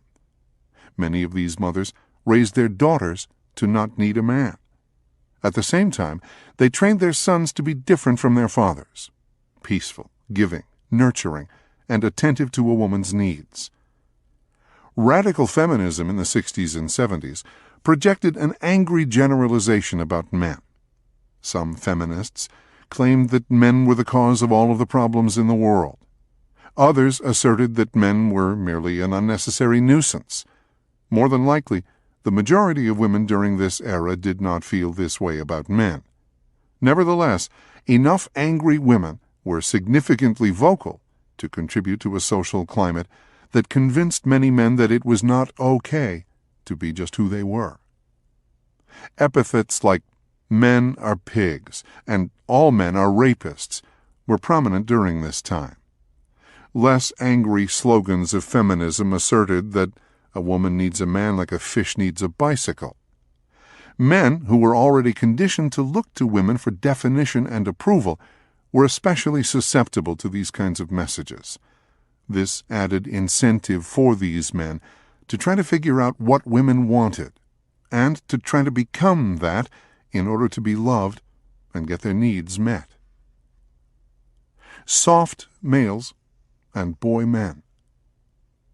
Robert Bly, the author of Iron John, writes about how the social changes of the baby boom era created a new breed of American men. Bly calls these men soft males. He writes, "They're lovely, valuable people. I like them. They're not interested in harming the earth or starting wars. There's a gentle attitude toward life in their whole being and style of living. But many of these men are not happy. You quickly notice the lack of energy in them. They are life-preserving, but not exactly life-giving. Ironically, you often see these men with strong women who positively radiate energy. Here we have a finely tuned young man, ecologically superior to his father, sympathetic to the whole harmony of the universe, yet he himself has little vitality to offer." From a different perspective, Camille Paglia comments on how the social changes of the last 5 decades have changed roles of men and women. The hard-driving woman has to switch personae when she gets home. She's got to throttle back, or she'll castrate everything in the domestic niche. Many white middle-class women have dodged this dilemma by finding themselves a nice, malleable boy man who becomes another son in the subliminally matriarchal household. Politically Incorrect Desires, Salon, issue 49. Regardless of whether we call these men soft males, sensitive New Age guys, or nice guys, the unique combination of social events in the post-World War II era reinforced and magnified the messages that many little boys had already received from their families, that they weren't okay just as they were. These social events further amplified the belief that if they wanted to be loved, get their needs met, and have a smooth life, they had to hide their flaws and become what others, especially women, wanted them to be. My observation in recent years points to the reality that the conditioning described above did not end with the baby boom generation. I am seeing more and more young men in their 20s and even teens who demonstrate all of the characteristics of the nice guy syndrome.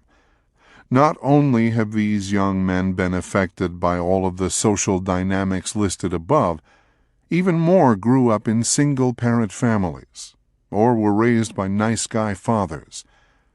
As I write this, I expect that we are just beginning on our 3rd generation of nice guys.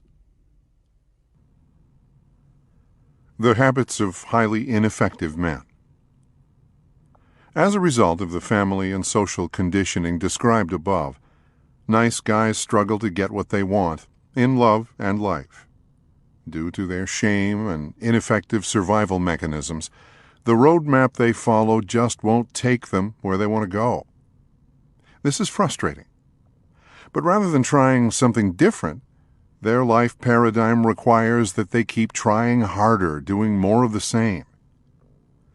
I frequently tell nice guys, if you keep doing what you've always done, you'll keep getting what you've always had.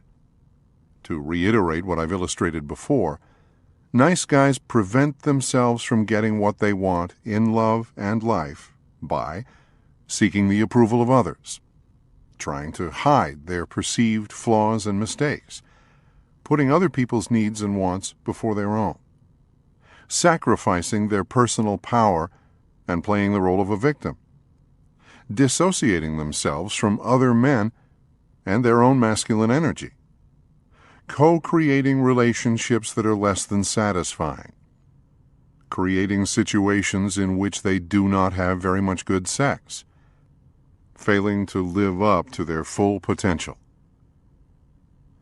The next 7 chapters present a proven plan to show recovering nice guys the most effective ways to do something different. Read on. It is time for you to start getting what you want in love and life.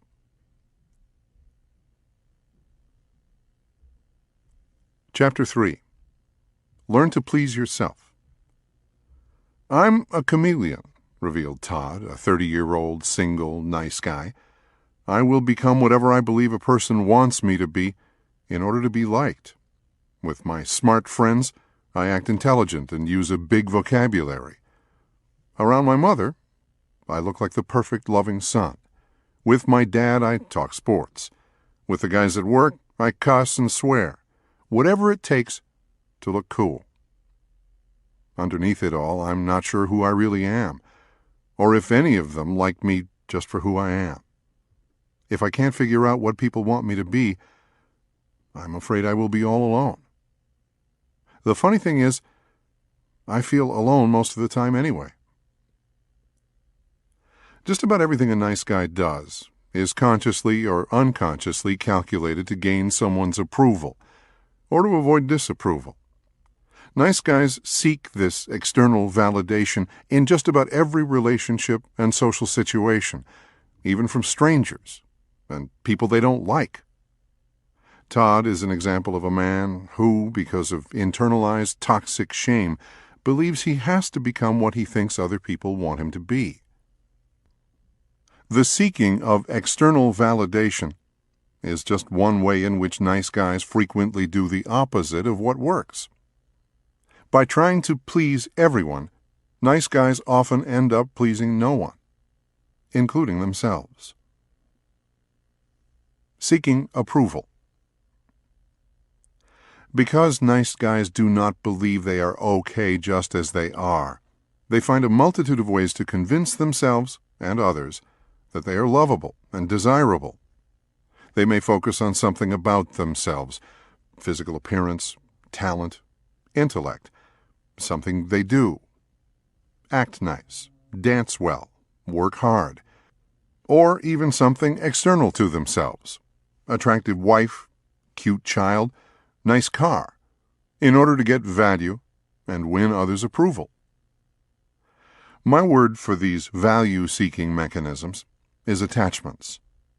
Nice guys attach their identity and worth to these things and use them to convince themselves and others that they are valuable.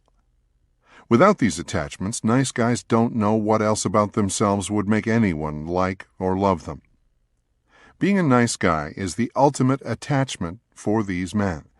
They genuinely believe their commitment to being good and doing it right is what makes them valuable and compensates for their internalized belief that they are bad.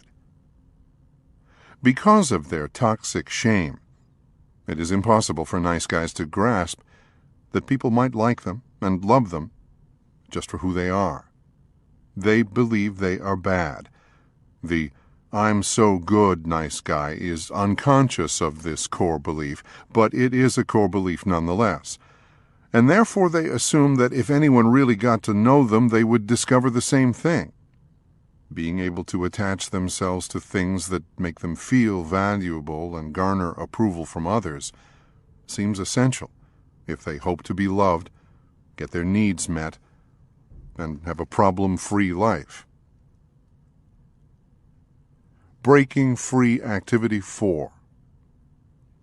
I've taken surveys in several No More Mr. Nice Guy groups, asking the members about the attachments they use to try to get external approval. The following are just a few of the responses. Look over the list. Note any of the ways in which you seek approval. Add to the list any behaviors that are uniquely you. Write down examples of each. Ask others for feedback about the ways in which they see you seeking approval. Having one's hair just right. Being smart. Having a pleasant, non-threatening voice. Appearing unselfish. Being different from other men. Staying sober. Being in good shape. Being a great dancer. Being a good lover. Never getting angry. Making other people happy. Being a good worker. Having a clean car. Dressing well. Being nice. Respecting women. Never offending anyone. Appearing to be good. How nice guys use attachments. Cal is a typical nice guy in the way he uses attachments to seek approval. Cal tries to get external validation by always being in a good mood, driving a nice car, dressing well, having a cute daughter, and having an attractive wife. Let's pick one of these attachments to illustrate how Cal tries to get approval from others. Cal likes to dress his 14-month-old daughter in a cute dress and take her to the park. From the moment he begins to dress her, he is unconsciously attaching his value and identity to the acknowledgement he thinks he will receive from being a good dad. He knows that when he takes his daughter walking, people will look at her and smile. Some will comment about the cute little girl and her father out for a walk. A few will stop and ask her age, and others will gush about what a precious little angel she is. This attention makes Cal feel good about himself. The irony is that no one really values Cal for his attachments. Further, his dependency on external validation actually prevents people from getting to know him just as he is. None of these things have anything to do with who he is as a person. Nevertheless, they are the things he believes give him identity and value. Seeking the approval of women. Nice guys seek external validation in just about every social situation, but their quest for approval is the most pronounced in their relationships with women. Nice guys interpret a woman's approval as the ultimate validation of their worth. Signs of a woman's approval can take the form of her desire to have sex, flirtatious behavior, a smile, a touch, or attentiveness. At the other end of the spectrum, if a woman is depressed, in a bad mood, or angry, nice guys interpret these things to mean that she is not accepting or approving of them. There are numerous negative consequences in seeking the approval of women. Seeking a woman's approval requires nice guys to constantly monitor the possibility of a woman's availability. The possibility of availability is a term I use to describe the subjective measure of a woman's sexual availability.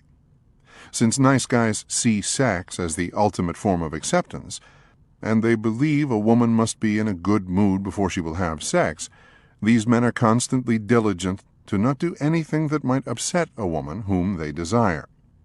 In addition, if a woman they desire is angry, depressed, or in a bad mood, they believe they must do something quickly.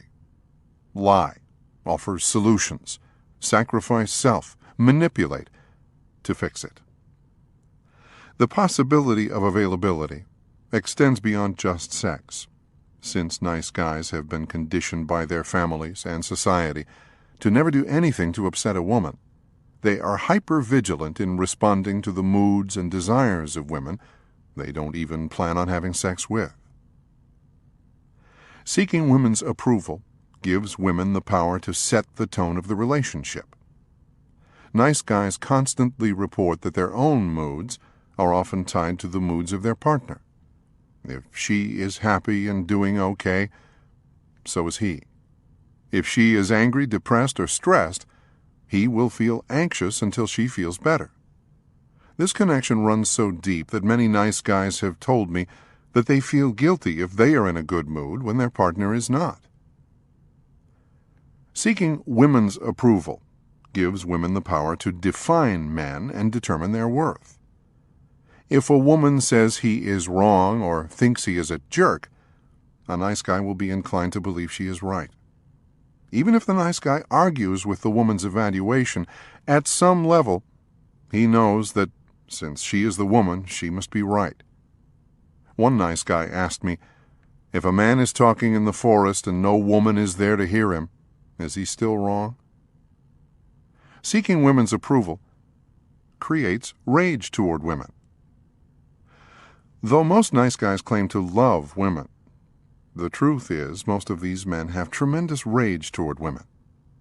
This is because we tend to eventually despise whatever we make into our God. When our God fails to respond in the ways we expect, we humans tend to respond in one of two ways.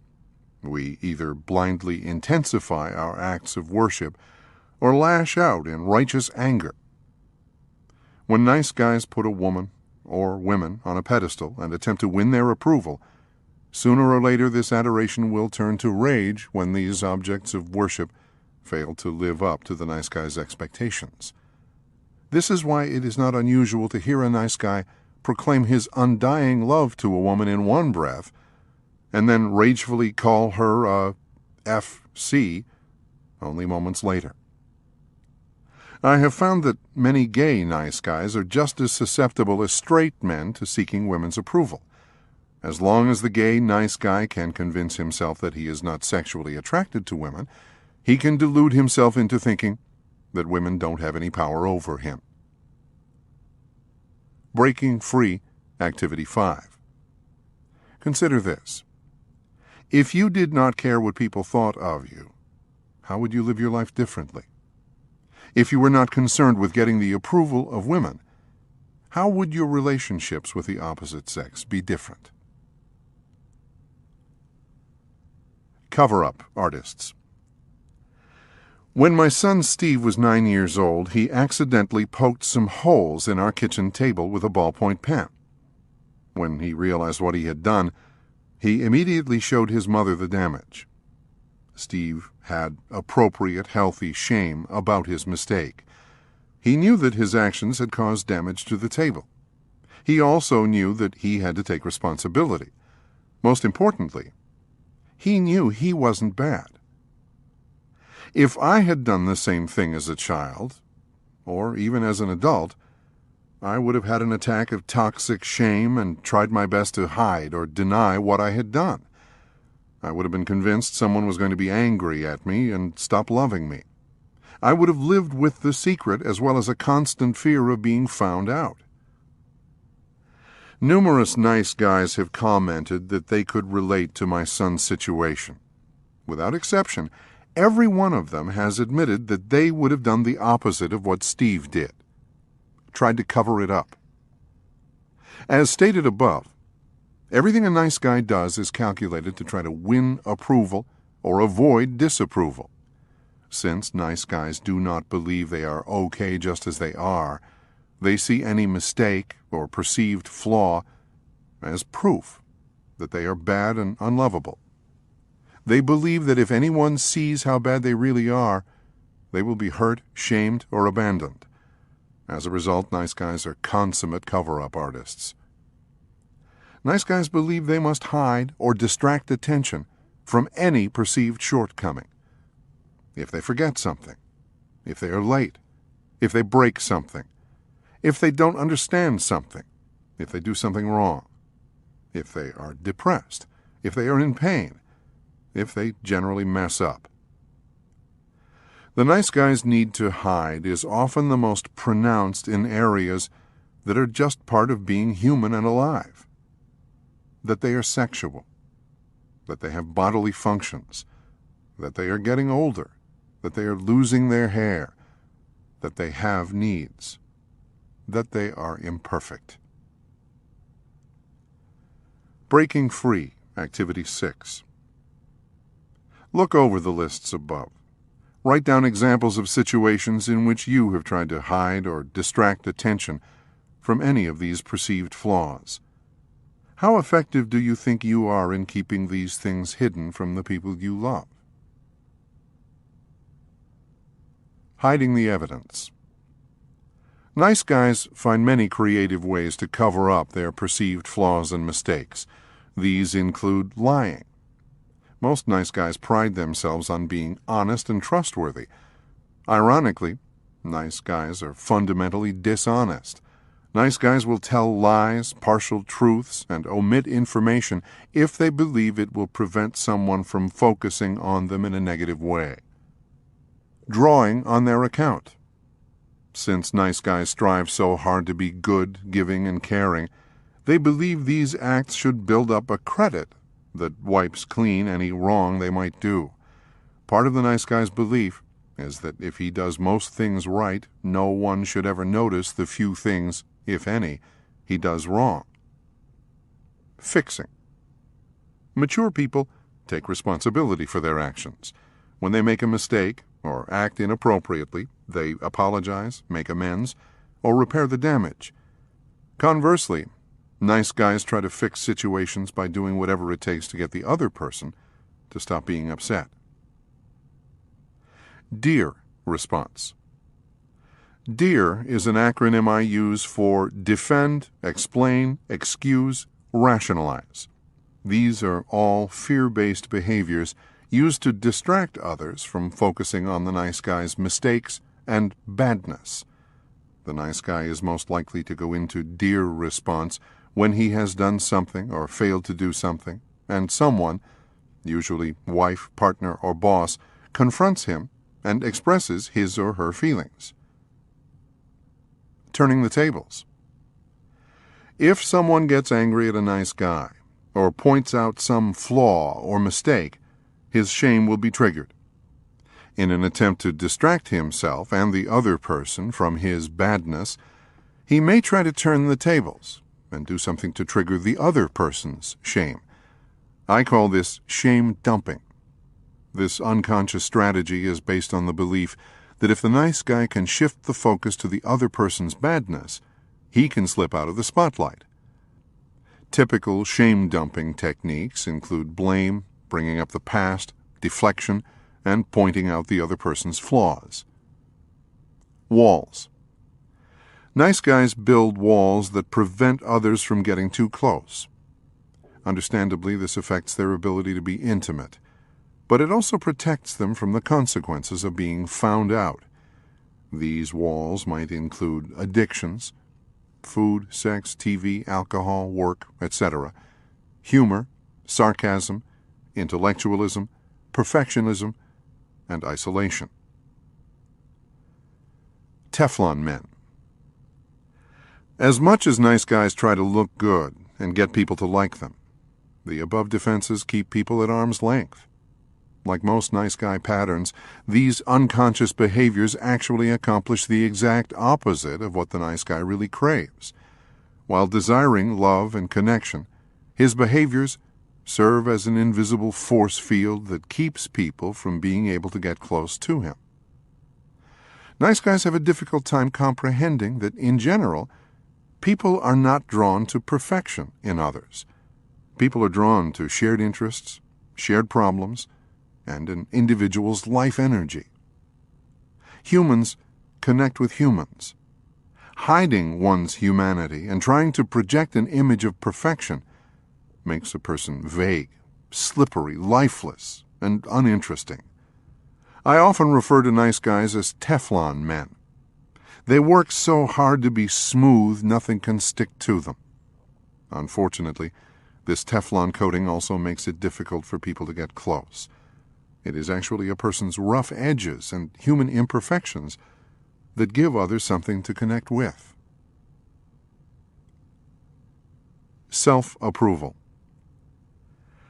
Recovery from the nice guy syndrome involves changing core paradigms.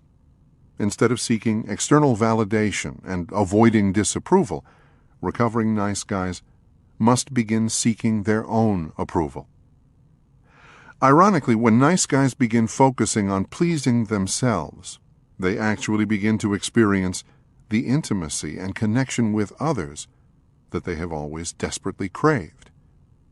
To help facilitate this recovery process, nice guys can identify how they seek approval, take good care of themselves, give themselves positive affirmations, spend extended periods of time alone, reveal themselves to safe people.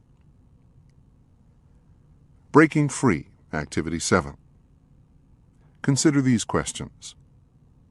Do you believe that people can see your human imperfections and still love you? How would you be different if you knew the people who care about you would never leave you or stop loving you no matter what? Identifying approval-seeking behavior helps nice guys learn to approve of themselves. As odd as it may sound, nice guys have to practice being themselves. One way to begin this process is to pay attention when trying to impress or get approval. Recovering nice guys can observe themselves spending extra time on their hair, holding the door open for someone, cleaning the kitchen, or walking with their child in the park just to get noticed or praised. As they become aware of how much time and energy they spend trying to garner approval, they can begin living an inside-out kind of life. This means, rather than focusing outward for acceptance and approval, they turn inward. In doing so, they can begin asking themselves the important questions. What do I want? What feels right to me? What would make me happy? Earlier in the chapter, I presented Cal as an illustration of how nice guys use attachments, things outside of themselves, to get value. During a session of individual therapy, I asked Cal to make a list of things he used to get approval from others. The next week, he brought in a 2-page list. I encouraged him to pick one attachment from the list, and for the next month, pay attention to how he used it to get value. Cal decided to focus on his car. Cal kept his car perfectly clean inside and out. He believed this was one of the things that impressed people and made them like him. He made a conscious decision to not wash or vacuum his car for the next month. While doing so, he would pay attention to how he felt and how people responded to him. Since Cal lives in the Seattle area, his car soon developed a gray haze from rain and road grime. On numerous occasions, he had to fight the impulse to wash it. When he drove down the road, he was sure that people were looking at his filthy car and judging him. When he drove to work or a friend's house, he waited for someone to shame him. When his daughter drew pictures in the dirt with her finger, it was almost more than he could stand. At the end of the month, Cal washed and waxed his car and felt a sense of relief. Surprisingly enough, during the month, not one person had commented on his dirty car, and no one had quit liking him or removed their love from him. Likewise, washing and waxing his car after a month didn't make anyone like him better or garner him any new friends. Breaking Free, Activity 8. Go back to the list of approval-seeking behaviors at the beginning of this chapter. Choose one of the ways you try to get external validation, and do one of the following. 1. Go on a moratorium from this behavior. Set a period of time to stop doing it. Tell the people around you what you are doing. If you slip, tell a safe person about it. Use the slip as information about why, in that particular moment, you felt the need to get external approval. 2. Consciously do more of this behavior. This may not make logical sense, but it is a powerful way to explore any dysfunctional behavior. Observe how you feel when you consciously try harder to get external validation. Taking good care of the self helps nice guys learn to approve of themselves. Taking good care of the self is essential for changing one's belief about the self. If a nice guy believes he isn't worth much, his actions toward himself will reflect this belief. When a recovering nice guy begins to consciously do good things for himself, these actions imply that he must be worth something. When I address this issue with nice guys, they frequently can't think of more than one or two good things to do for themselves. Together, we will often brainstorm and make a list of possible things to do. These good things can range from simple acts like drinking lots of water or flossing their teeth, to more extensive things like taking a trip or buying the car they have always wanted. Below are a few possibilities. Exercise, work out, go for a walk. Eat healthy food. Get enough sleep. Relax. Play. Goof off. Get a massage. Go out with buddies. Buy a new pair of shoes. Get shoes polished. Get dental work done. Get a physical. Listen to music. As the recovering nice guy begins to do good things for himself, he will feel uncomfortable.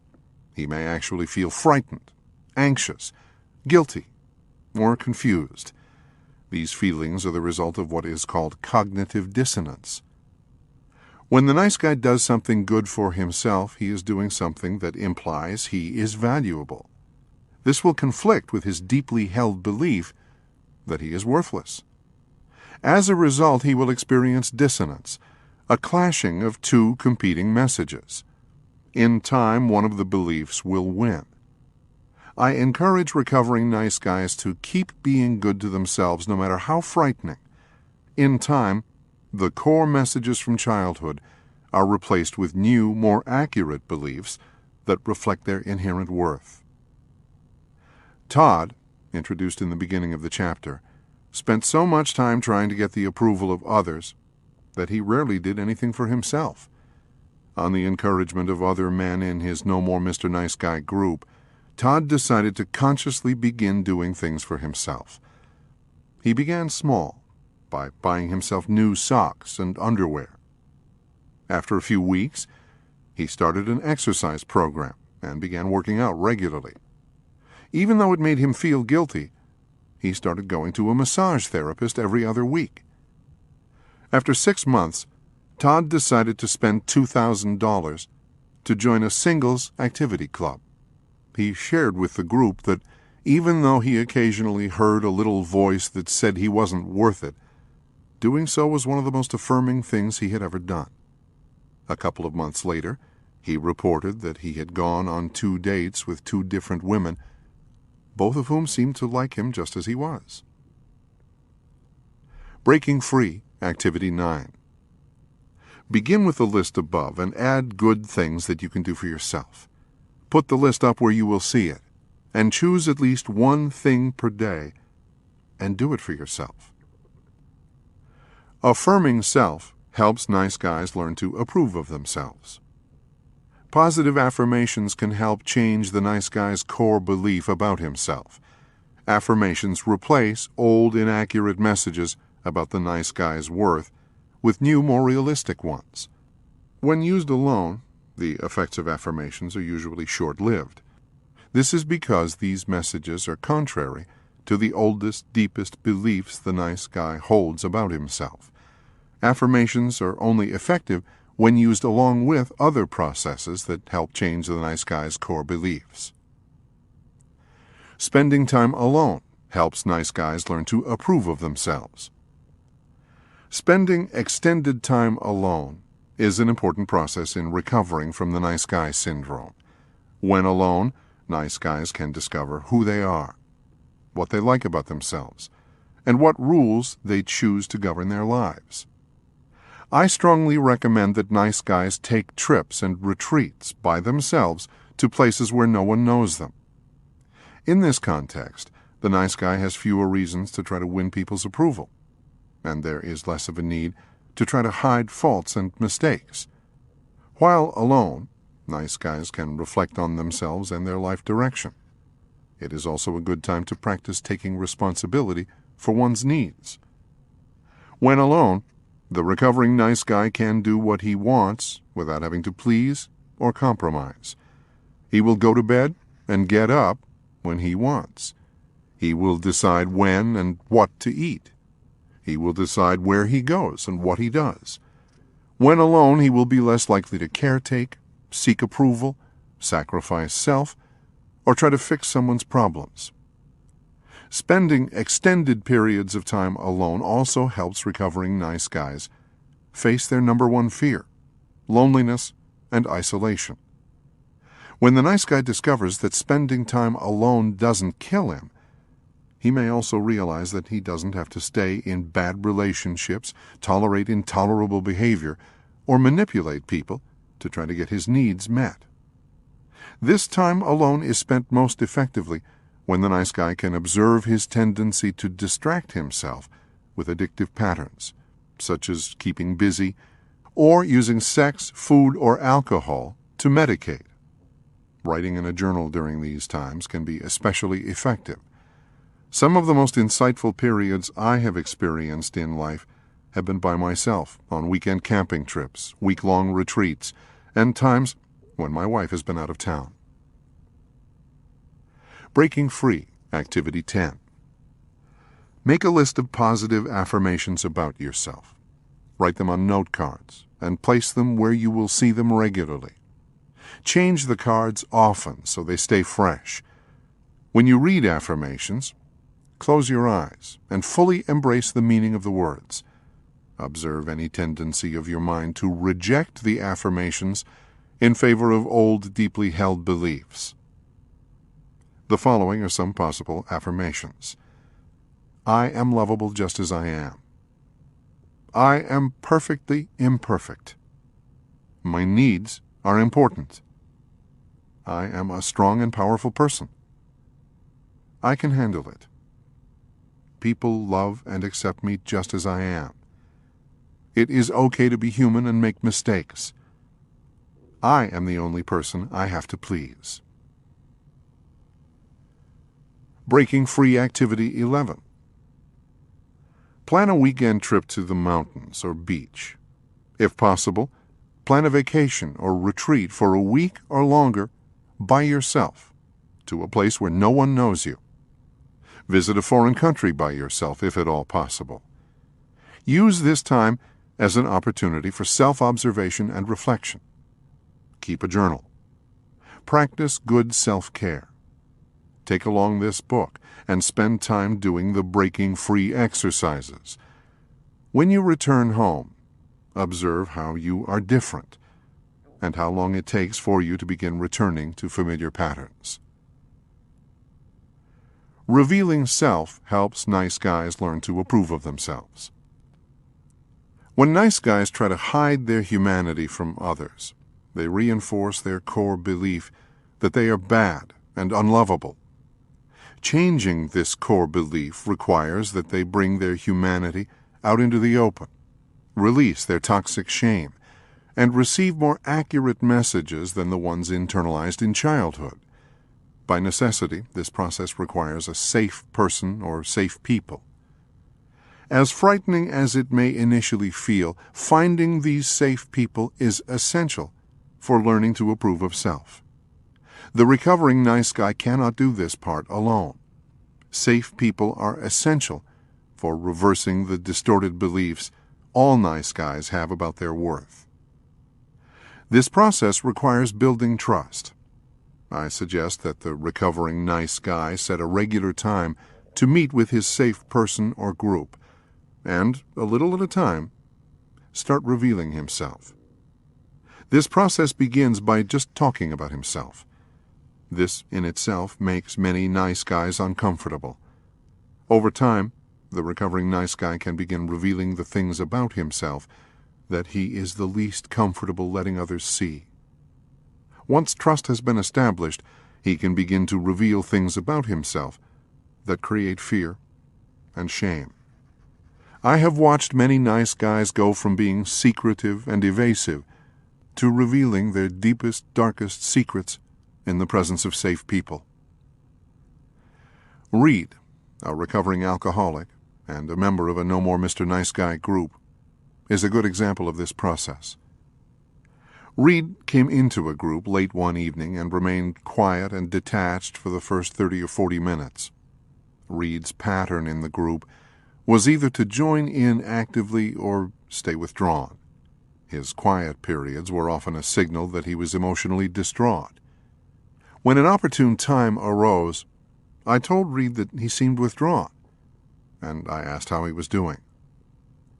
Once the attention of the group focused on him, his appearance shifted from detachment to terror. "I almost didn't come tonight," he whispered softly as he looked down at his hands.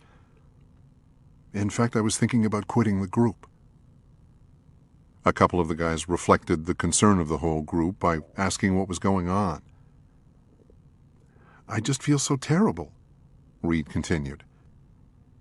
"I've done something so terrible. I just didn't know if I could face all of you."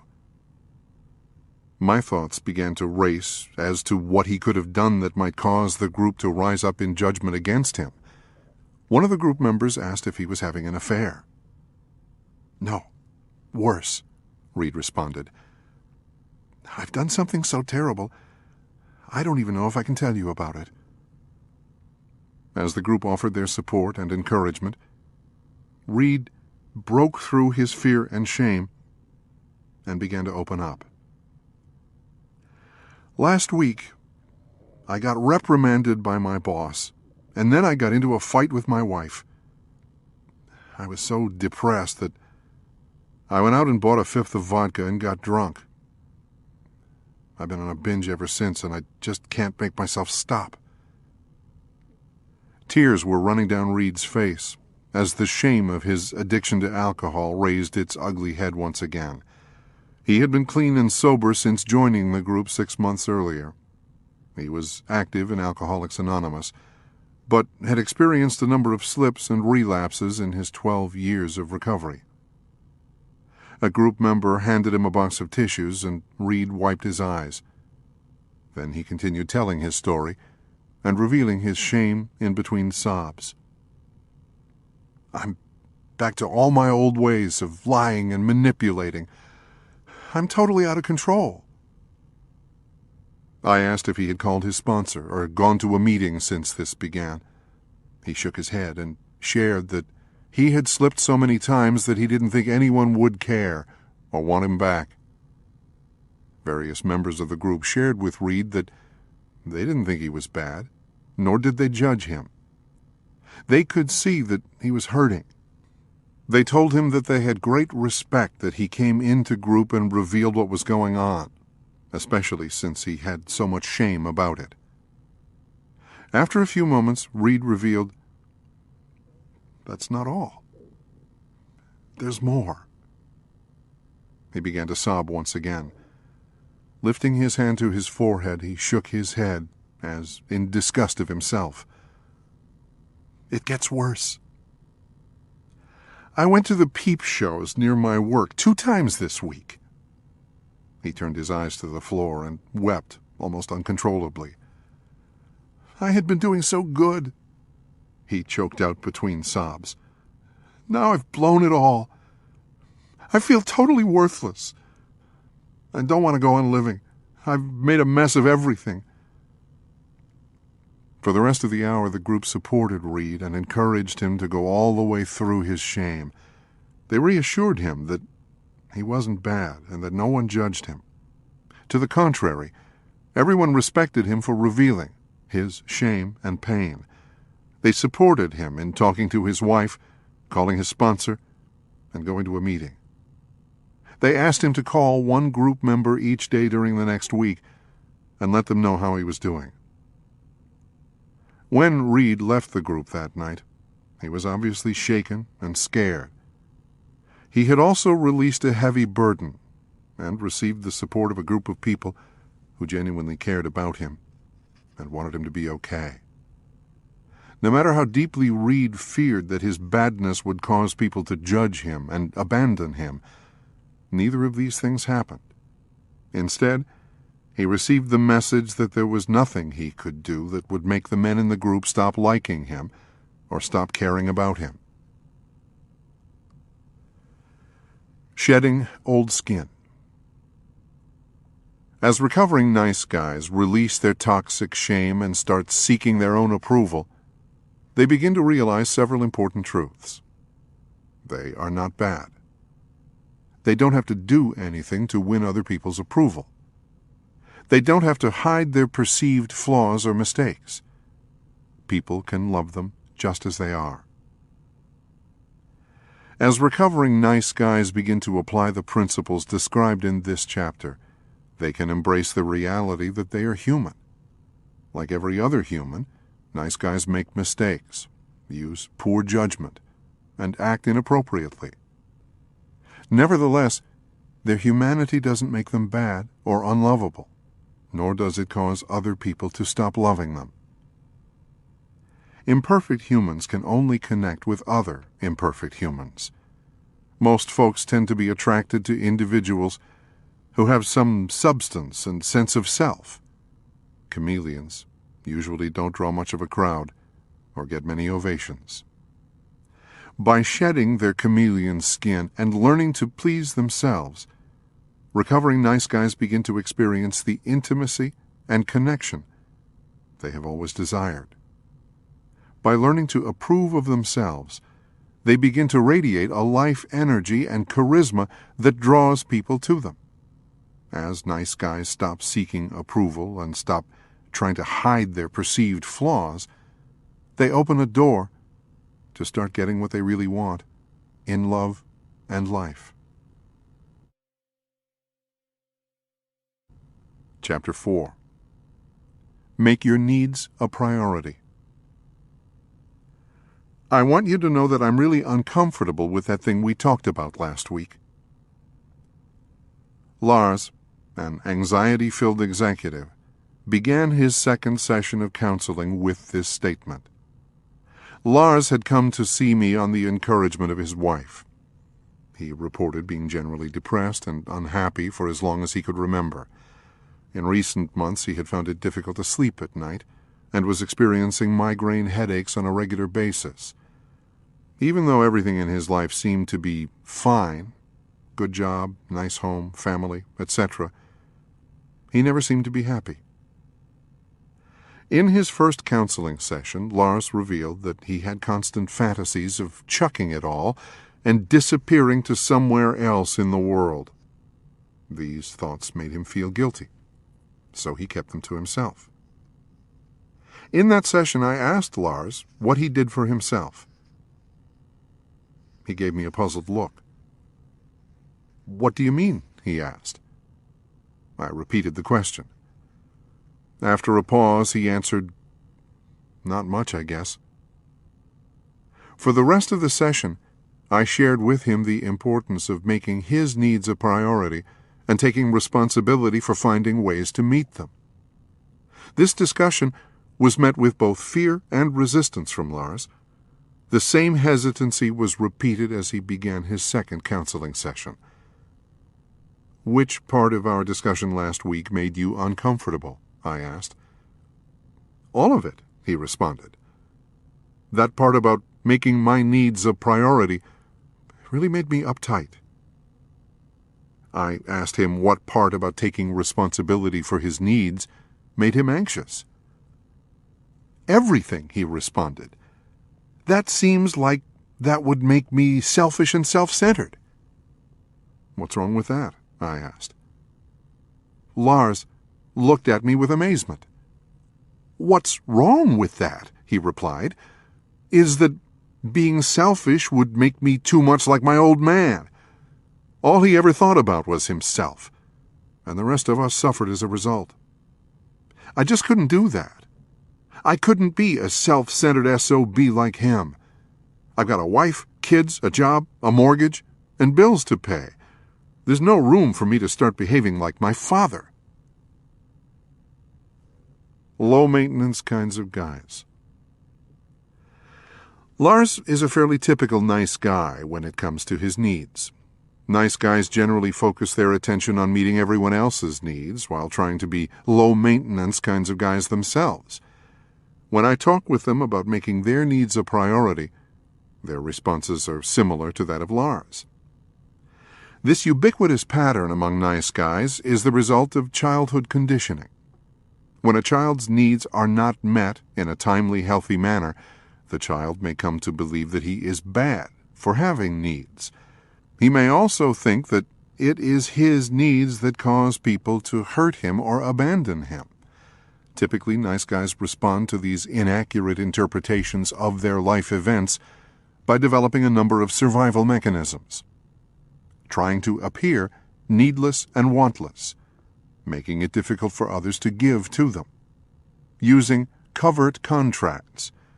Caretaking, focusing attention on other people's needs. While creating an illusion of security in childhood, these survival mechanisms only increased the odds of their needs going unrecognized and unmet.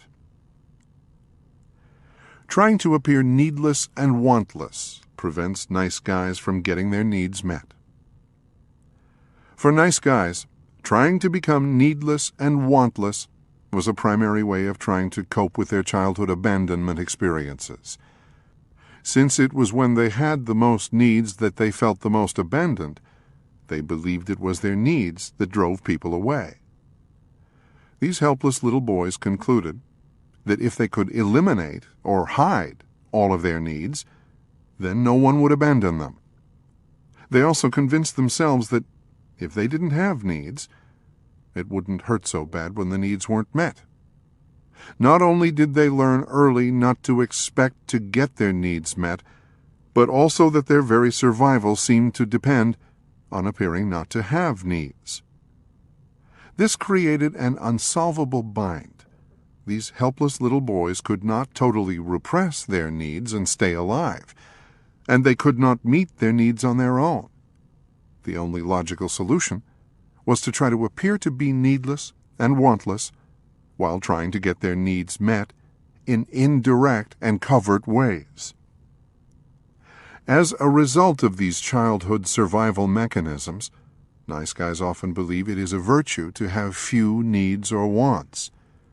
Beneath this facade of needlessness and wantlessness, all nice guys are actually extremely needy.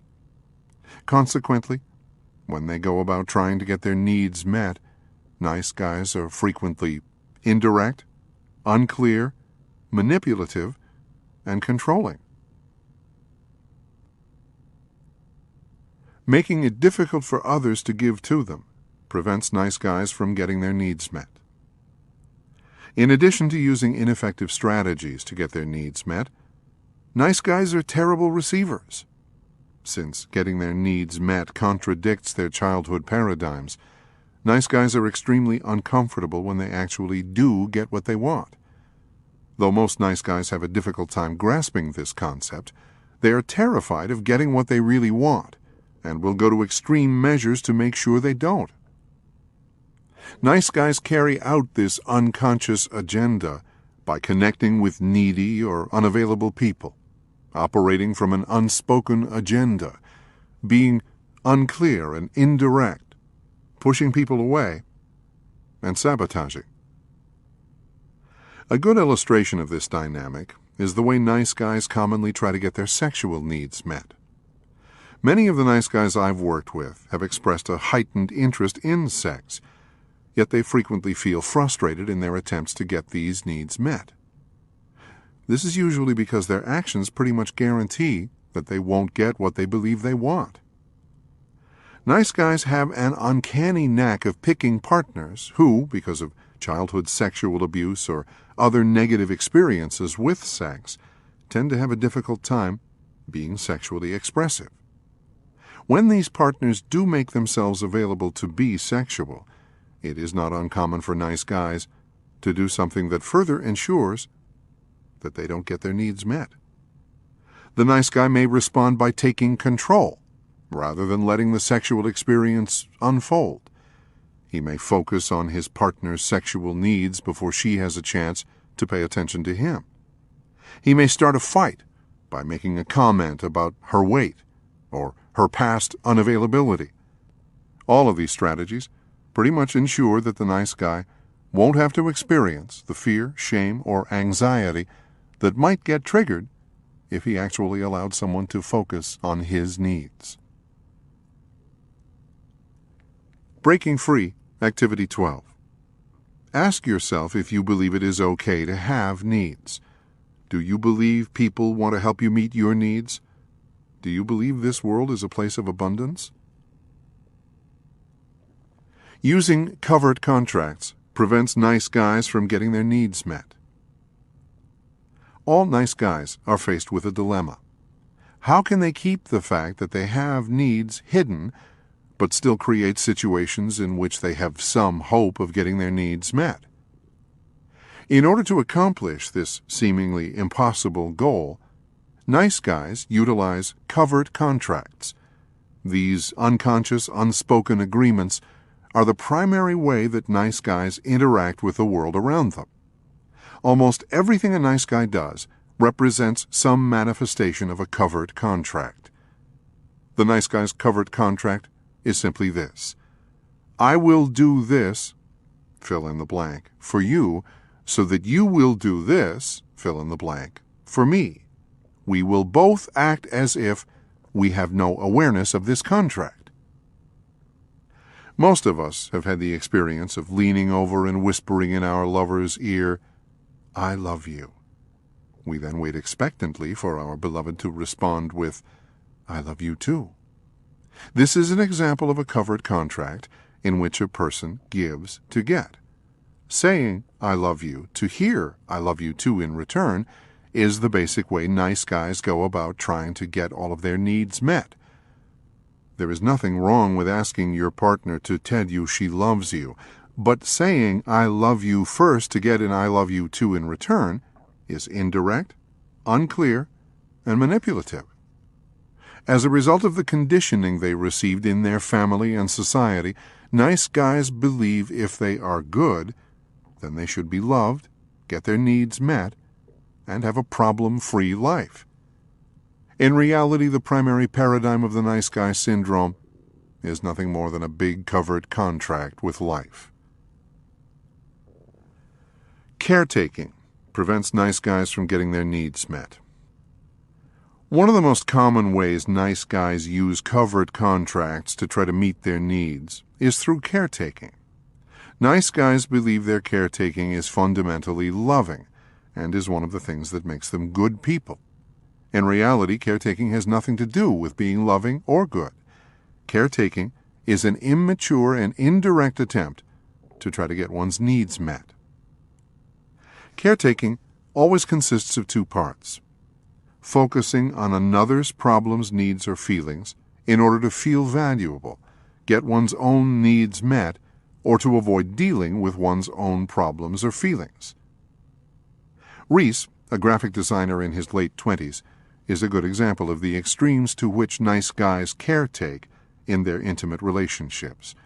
Reese, who is gay, lamented in one of his therapy sessions, "Why can't I find a partner who gives as much back to me as I give to him?" He went on to describe how all of his boyfriends seemed to be takers and that he always did all of the giving. Within a period of a year, Reese entered into 3 intense relationships. Each began wonderfully and seemed like the partnership he had been looking for. Each failed because of the same scenario. Reese picked men who needed rescuing or fixing. His first boyfriend lived in Canada and had recently gotten off drugs. He came to live with Reese, but he never applied for a work visa and struggled to stay clean. Reese went out of his way to be supportive of his boyfriend, with the hope that he would find a job and stay off drugs. Finally, Reese sent him home to get his life straightened out. Later, he found out from a mutual friend that the reason his boyfriend had never applied for a work visa was because he was HIV positive, something he failed to tell Reese. The next boyfriend was of a different race from Reese and had never come to grips with his homosexuality. His parents and religion kept him in constant conflict. He was never able to commit to the relationship. Nevertheless, Reese went out of his way to be supportive and giving, all with the hopes that his boyfriend would eventually get things straightened out and become available to Reese. The third boyfriend was in the military. He was living on base, some 40 miles from Reese's apartment, and had no car. Reese had to take the initiative in getting together, and would often shuttle his partner around. Because Reese made more money, he always paid when they went out. Reese frequently bought his boyfriend gifts and loaned him money. When this boyfriend got transferred to a different state, Reese quit his job, sold his car, and moved along with him, only to return in 3 months because his partner started running around on him. During this 12-month period, while Reese was so busy caretaking the needs and problems of his boyfriends, he gave up his job and alienated most of his friends and family. Reese's caretaking allowed him to stay oblivious to his own self-destructive behaviors while investing tremendous energy in trying to fix others. As is true for most nice guys, no matter how much he gave to others, Reese never felt like he got as much back in return. Breaking Free Activity 13. Identify at least one covered contract between you and a significant other. What do you give? What do you expect in return? Share this information with the other person.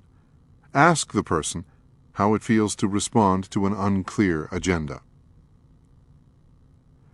Caring versus caretaking. Though nice guys see everything they do for others as loving, caretaking has very little to do with caring. Here are the differences. Caretaking, 1, gives to others what the giver needs to give. 2, comes from a place of emptiness within the giver. 3, always has unconscious strings attached.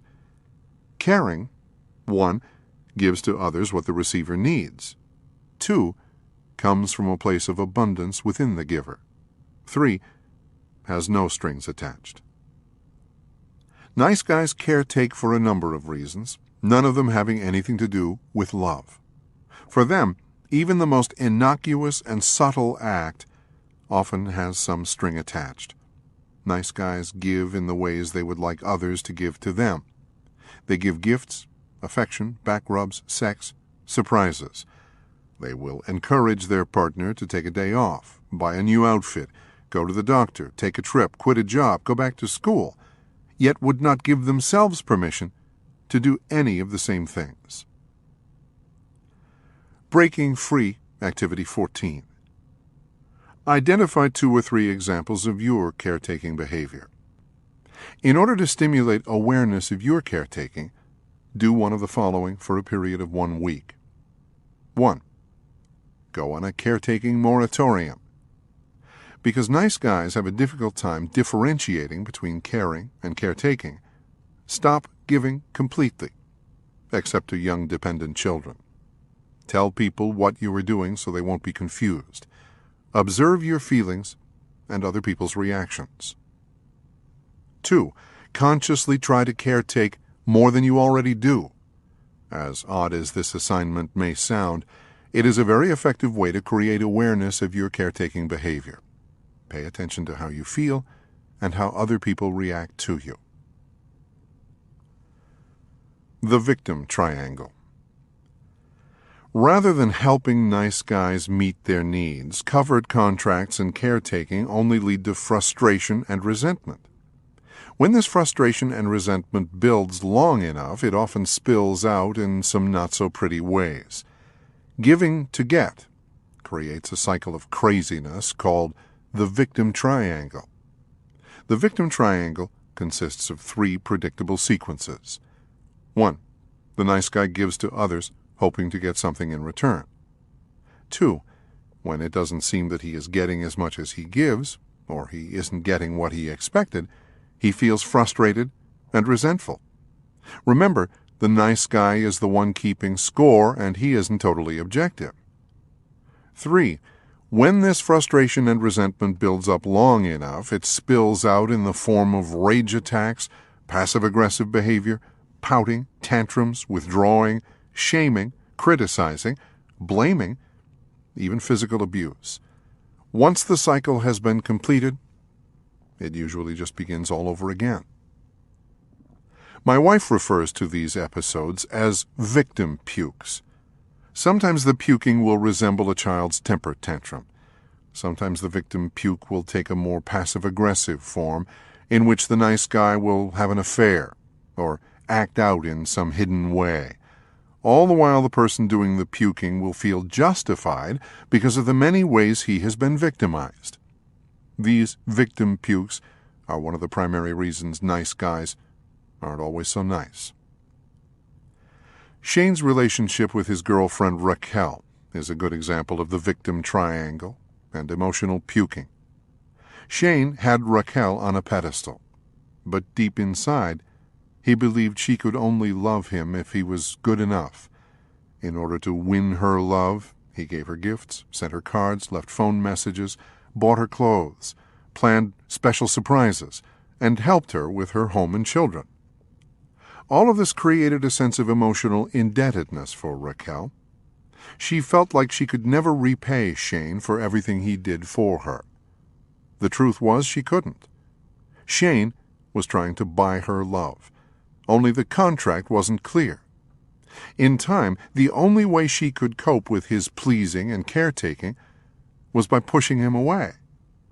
When this happened, Shane was devastated. He couldn't understand why, if he had fulfilled his end of the contract, Raquel wouldn't keep hers. He didn't think he was that hard to please.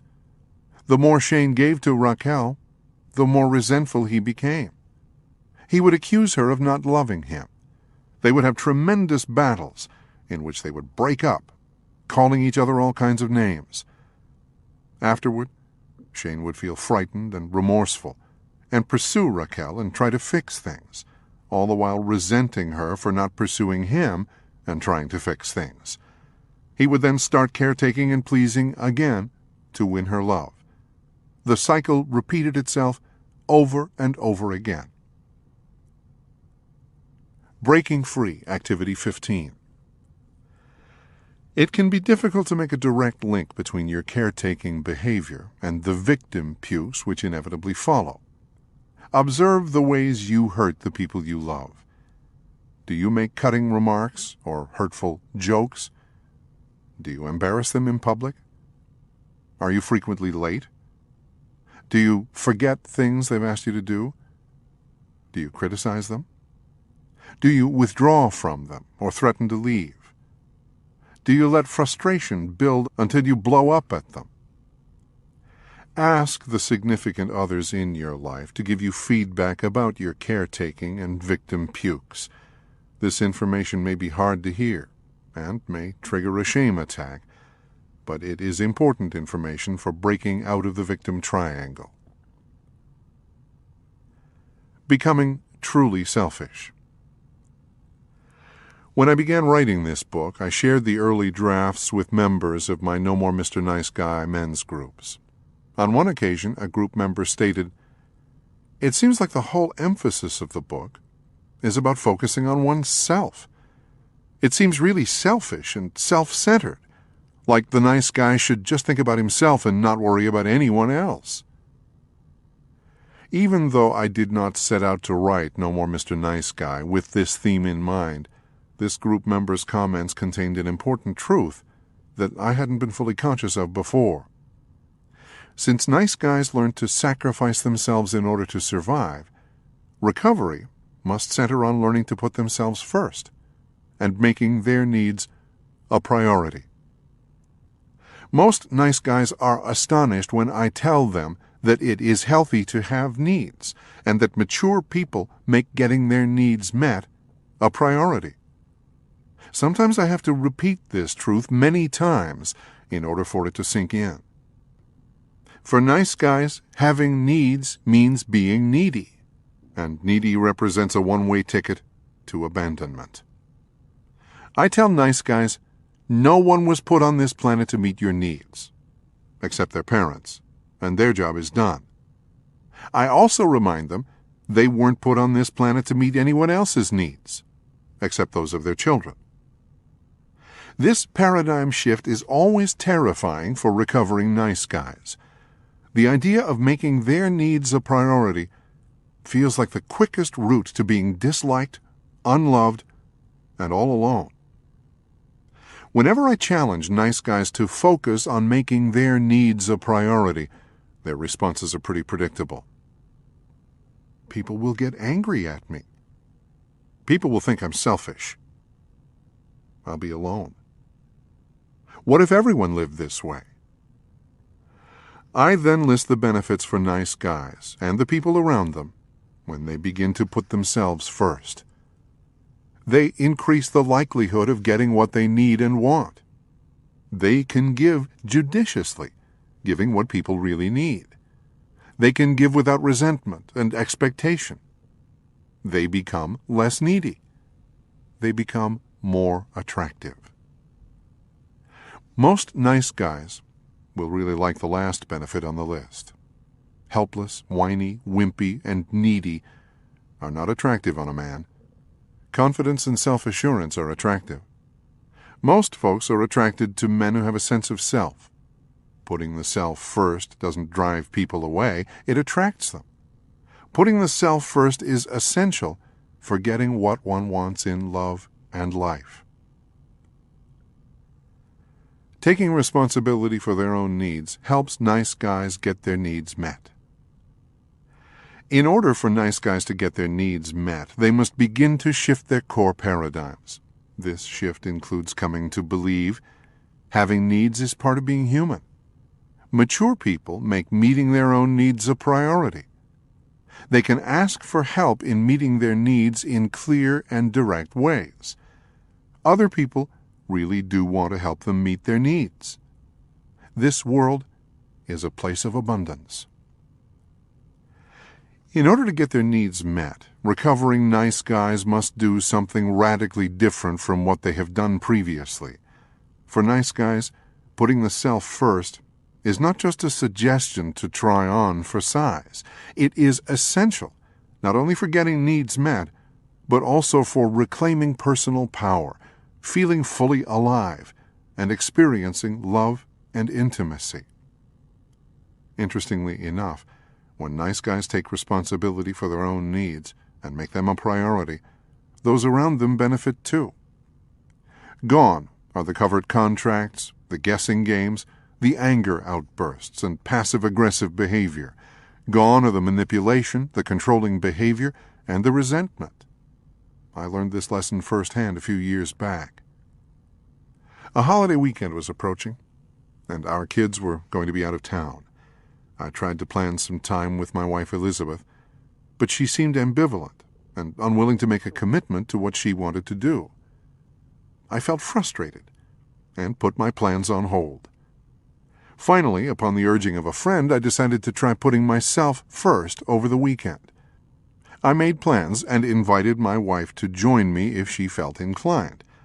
I did several things I wanted to do, including spending some time with friends. As it turned out, Elizabeth decided to join me on a number of occasions. On Monday, she shared with me that she had thoroughly enjoyed the weekend and didn't want it to end. A challenge. In a session of one of my No More Mr. Nice Guy men's groups, I challenged each of the group members to experiment with putting themselves first for at least a week. Though the challenge created tremendous anxiety for all of the men, each decided to accept it. The experiences of Lars, Reese, and Shane are presented below. Lars. Lars, introduced at the beginning of the chapter, went home after the group and told his wife that he was going to make his needs a priority for the following week.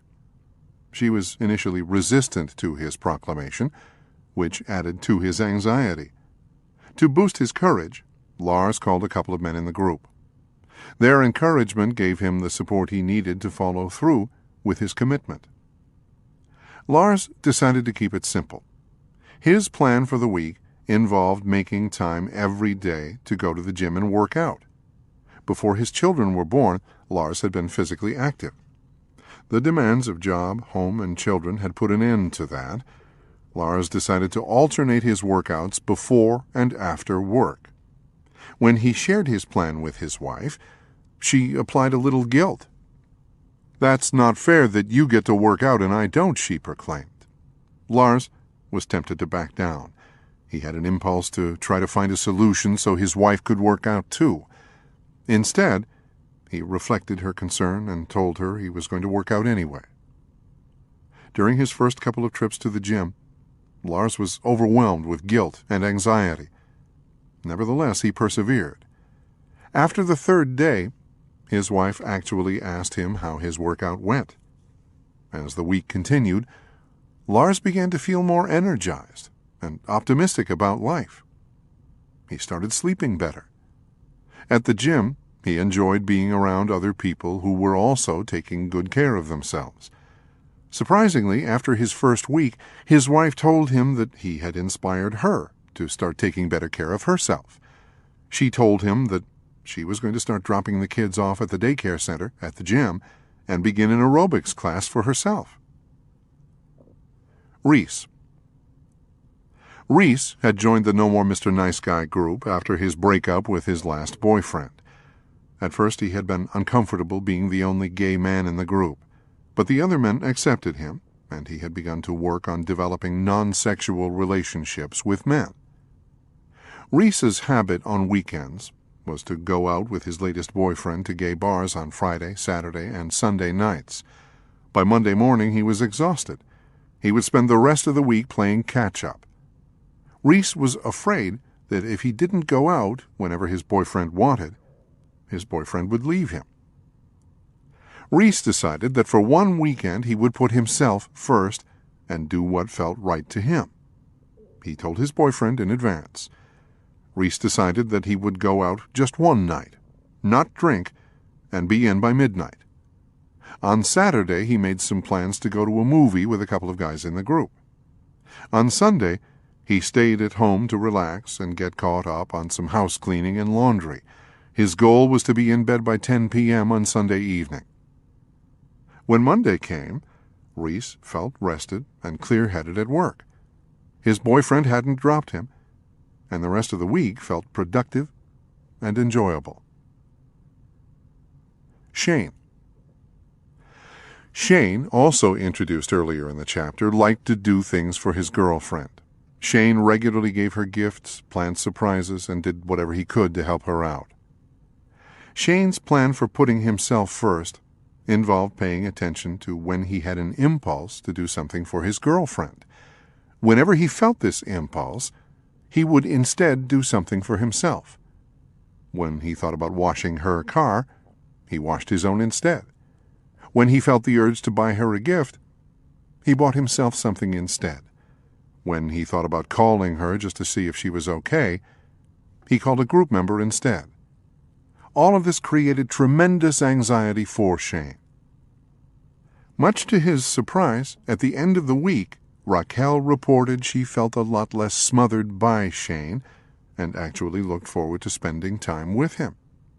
She even called late one evening after the kids were in bed and invited him over to make love. A couple of weeks later, Shane and Raquel talked about the change in a couple's counseling session. They decided to continue the process. For a period of 6 months, they agreed that Shane would not give any gifts or plan any surprises for Raquel. During the following 6 months, he refrained from giving her birthday, Christmas, and Valentine's cards or gifts.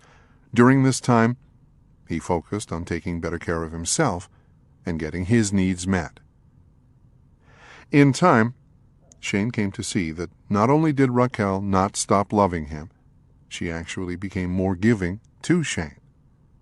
1 year later, they both reported that Shane could give a gift without using it as a way to get approval or affirmation. During this time, Shane had also learned that making his needs a priority made him less dependent, needy, and fearful. Both Shane and Raquel reported enjoying all the changes they had experienced since Shane made the decision to start putting himself first. Making the decision.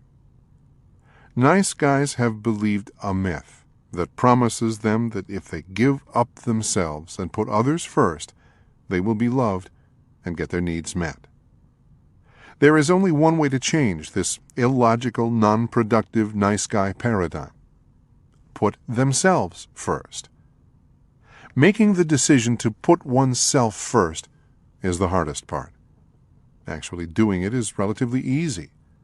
When the nice guy puts himself first, there is only one voice to consider, his own. Decisions are now made by one individual rather than by a committee. He no longer has to mind read, predict, or try to please multiple voices with conflicting agendas. When putting himself first, all the information he needs to make a decision is within him. Is this what I want? Yes. Then that's what I'll do. Breaking free from the nice guy syndrome involves taking responsibility for one's own needs. Others may cooperate with the nice guy, but they are not in charge of meeting his needs. By making their needs a priority and putting themselves first, recovering nice guys can come to see the world as a place of abundance. They can truly come to believe that their needs are important, and there are people out there who are happy and willing to help them meet them. Breaking Free, Activity 16. Make a decision to put yourself first for a weekend, or even a whole week. Tell the people around you what you are doing. Ask a friend to support you and encourage you in this process. Pay attention to your initial anxiety. Pay attention to your tendency to revert to old patterns. At the end of the time period, ask the people around you what it was like for them when you put yourself first. Remember, you don't have to do it perfectly. Just do it.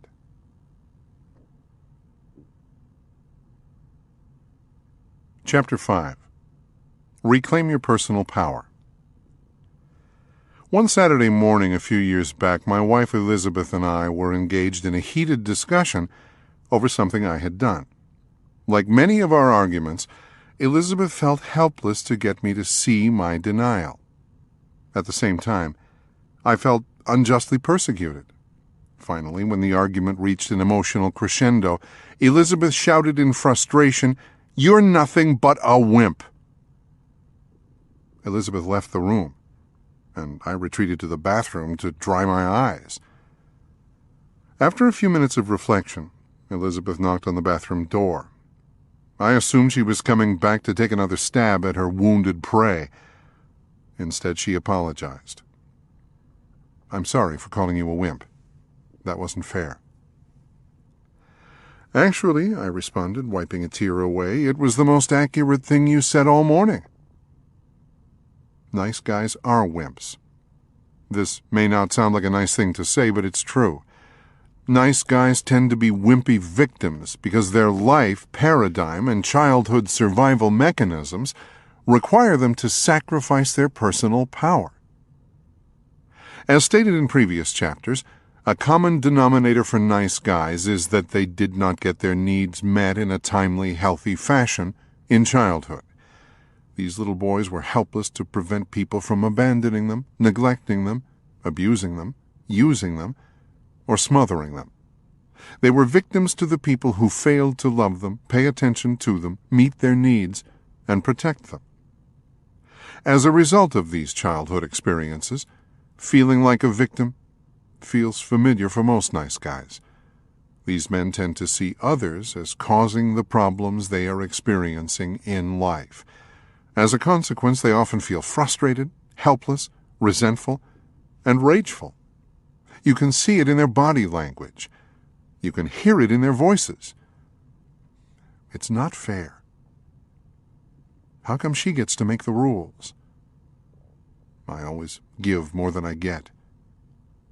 If she would just... A paradigm of powerlessness.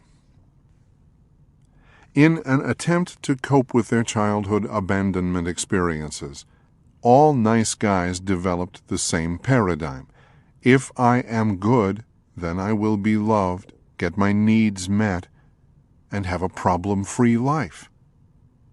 Unfortunately, this paradigm not only produces the opposite of what is desired, it guarantees nothing but feelings of perpetual powerlessness.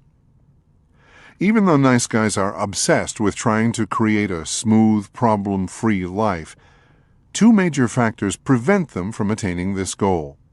The first is that they are attempting the impossible. Life is not smooth. Human existence is by nature chaotic. Life is filled with experiences that are unpredictable and beyond anyone's control. Therefore, trying to create a predictable life in which everything always goes as planned is an exercise in futility. In spite of the fact that we live in a chaotic, unpredictable world, nice guys are not only convinced that life can be smooth, they believe it should be. This belief is the direct result of their childhood abandonment experiences.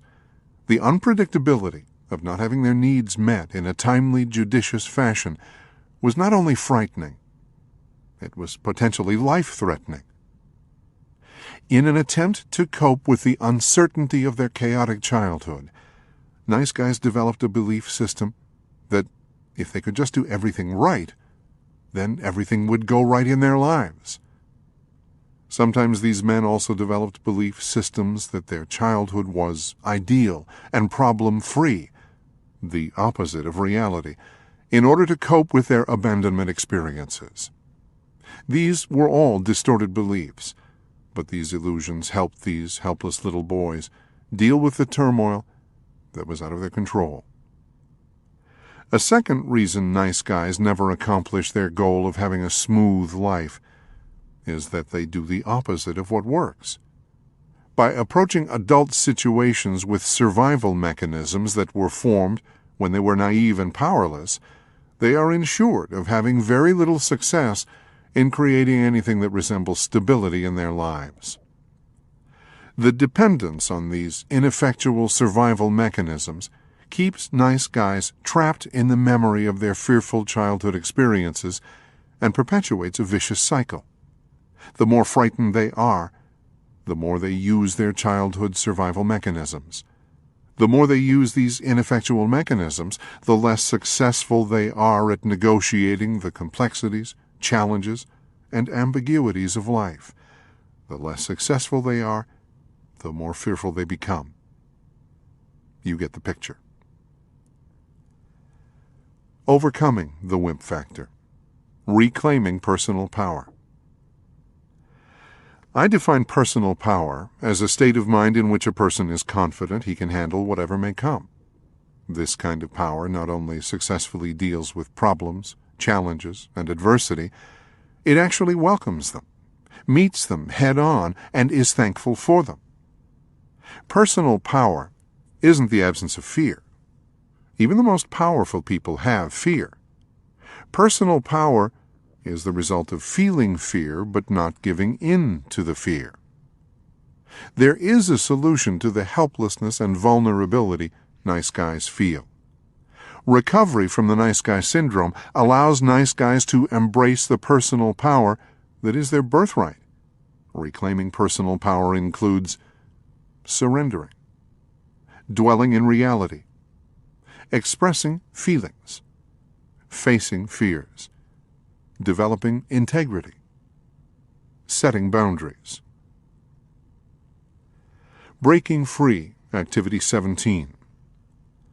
Look over the following list of ways nice guys try to create a smooth, problem-free life.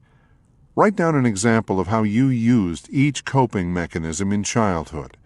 Then, next to each, give an example of how you use this strategy to try to control your world in adulthood. Note how each of these behaviors keeps you feeling like a powerless victim. Share this information with a safe person. Doing it right.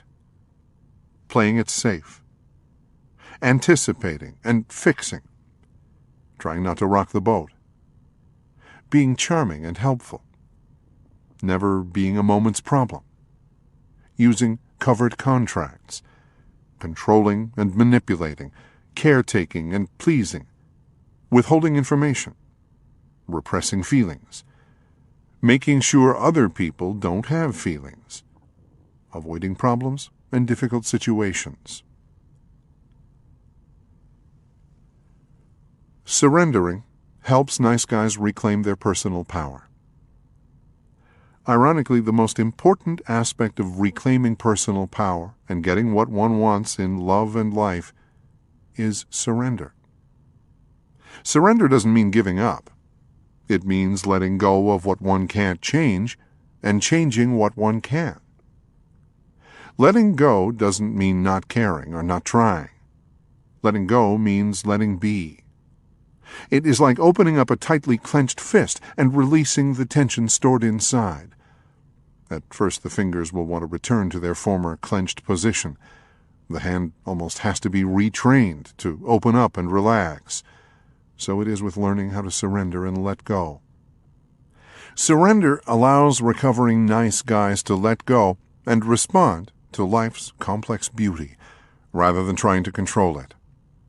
Surrender allows these men to see life as a laboratory for learning, growth, and creativity.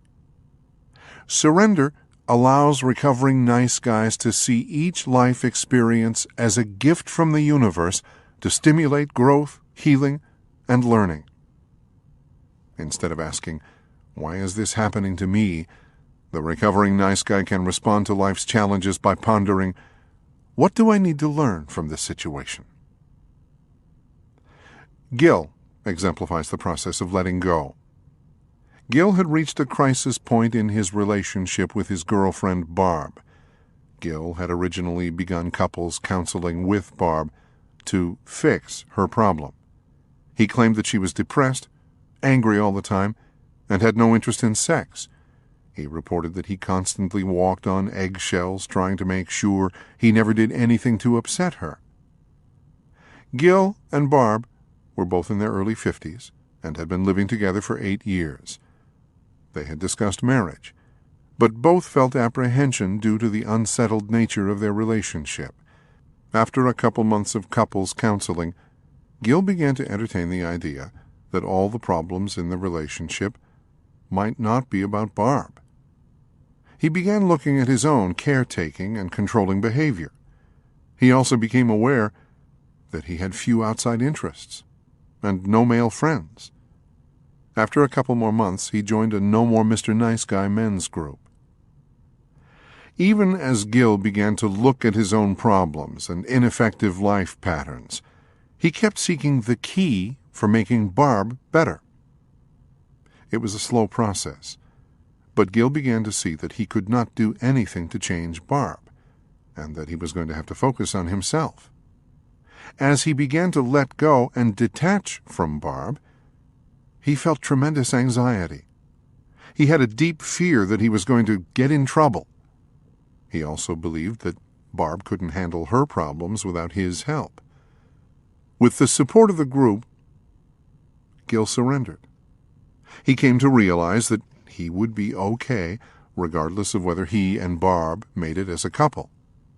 Much to his surprise, their relationship began to improve. As he let go of trying to solve her problems and detached from her moods, Gil found that he had fewer frustrations and resentments. He even began to see Barb as a gift to help him work through his issues with his angry father. A year later, he announced to his men's group that he and Barb had set a date to get married. He reported that they were getting along better than he would have ever imagined. He shared that the turning point seemed to be when he made the decision that he didn't care whether they made it together or not. That decision represented a conscious letting go of trying to control something that was clearly not in his control. Ironically, he shared that the process of letting go allowed him to receive what he really wanted. Breaking Free, Activity 18. Think about one gift from the universe that you initially resisted but can now see as a positive stimulus for growth or discovery. Are there any similar gifts in your life right now to which you need to surrender? Share this information with a safe person. Dwelling in reality helps nice guys reclaim their personal power. Nice guys try to control their world by creating belief systems about people and situations that are not based in reality. They then act as if these beliefs are accurate. This is why their behavior often seems illogical to outside observers. Les, an unassuming man in his late 30s, had a brief affair with a co-worker. During his initial therapy session, I asked Les why he thought he had an affair. "I don't know," he replied. "I guess I just wanted some attention." I continued by asking him how he expressed his anger toward his wife. With a puzzled look, he responded, "I never get angry at Sarah." "You mean you two have been married for 10 years and she's never done anything to piss you off?" I asked in mock surprise. To listen to Les talk about his wife, it was evident he had her on a pedestal.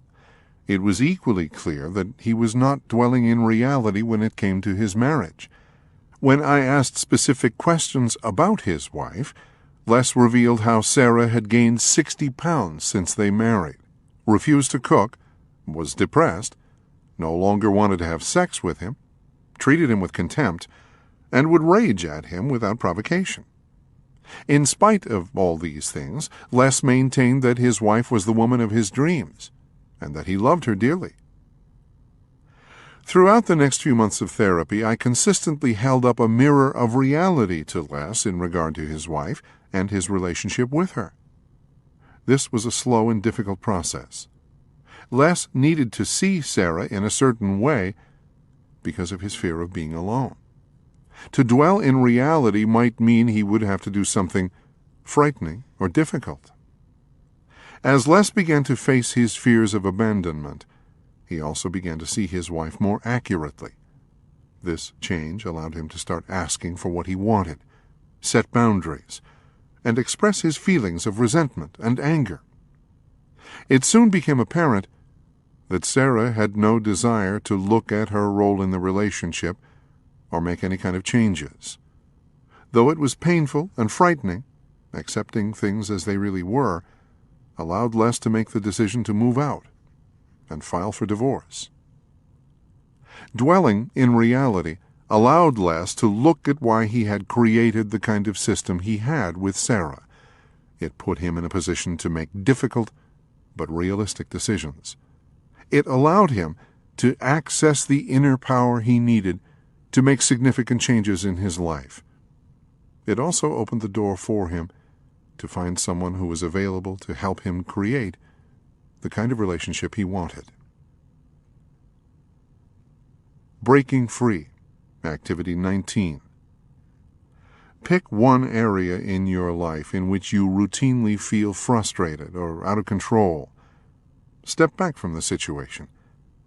Is the difficulty you are having with the situation the result of you trying to project the reality you want to believe onto it? If you had to accept the reality of this situation, how might you change your response to it? Expressing feelings helps nice guys reclaim their personal power. Nice guys are terrified of two kinds of feeling: their own and everyone else's. Any kind of intensity causes nice guys to feel out of control. As children, feeling things intensely invited either negative attention or no attention at all. Therefore, it came to feel safer to clamp a lid down tightly on any emotion that might attract too much negative attention or might cause them to feel abandoned. I remember early in our marriage when Elizabeth would express her frustration over my inability to share what I was feeling. Like most nice guys, I had come to see feelings as a dangerous thing. After more than 30 years of conditioning, I had no clue what Elizabeth wanted from me. Even as I began to become aware of my feelings, I often kept them to myself. It is almost comical how infrequently it crosses a nice guy's mind to tell his partner what he is feeling. On one occasion, Elizabeth confronted me when I shared a feeling with her that I had been harboring for some time. "Why didn't you tell me about that when you first felt it?" she questioned. "I'm doing better," I replied in typical nice guy fashion. "It only took me 2 weeks to get around to telling you." I frequently hear nice guys rationalize the withholding of their feelings by claiming they don't want to hurt anyone. The truth is they are covering their own butts. What they are really saying is that they don't want to do anything that might recreate their childhood experiences. They're really not trying to protect anyone from harm. They're just trying to keep their world smooth and under control. I frequently tell nice guys, "Your feelings are just feelings. They won't kill you." Regardless of whether a nice guy is feeling anxious, helpless, shameful, lonely, rageful, or sad, his feelings aren't life-threatening. The goal of teaching nice guys to embrace their feelings is not to make them soft and touchy-feely. Men who are in touch with their feelings are powerful, assertive, and energized. Contrary to what many nice guys believe, they don't have to become more like women in order to have their feelings. This is why I support men in learning about their feelings from other men. While there is no formula or right way to get reconnected with repressed feelings, support groups can teach, model, and support this slow but important process. In a sense, a therapy group can become like a family. In this environment, recovering nice guys can ask for the kind of help in dealing with feelings that was never available to them as children. Since feelings are often messy, a group environment can represent a supportive place to momentarily feel out of control. Here, recovering nice guys find out they won't fall overboard and drown if they rock the boat. They also learn that they won't shrivel up and die if someone else around them has a feeling. Feelings are an integral part of human existence. By learning the language of feelings, recovering nice guys can begin to let go of a lifetime of unnecessary baggage. As they do, they experience a newfound energy, optimism, intimacy, and zest for life. This reality hit home with me a few years ago in a very unexpected way. Elizabeth came to me one day and revealed that she had backed into a parked car. She felt like a bad little child and waited for me to scold her. Even before I had a chance to respond, she began to put up a wall and withdraw as a way of protecting herself. I got angry, not about the car, but about the manner in which she was pushing me away. I expressed my feelings clearly and directly. Without shaming or attacking, I said, "Stop." With an intensity of emotion that surprised both of us, I let her know that I wasn't pushing her away, and I wasn't going to accept her pushing me away. I told her that I did have feelings about the car, but I had even stronger feelings about how she was acting. I said, "Just let me have my feelings about the car, and then we'll work it out." Later, Elizabeth revealed to me, and several of her friends, how much safer she felt when I had my feelings. She was able to hear that I was upset about the car, but that I didn't think she was bad, and I wasn't going to abandon her.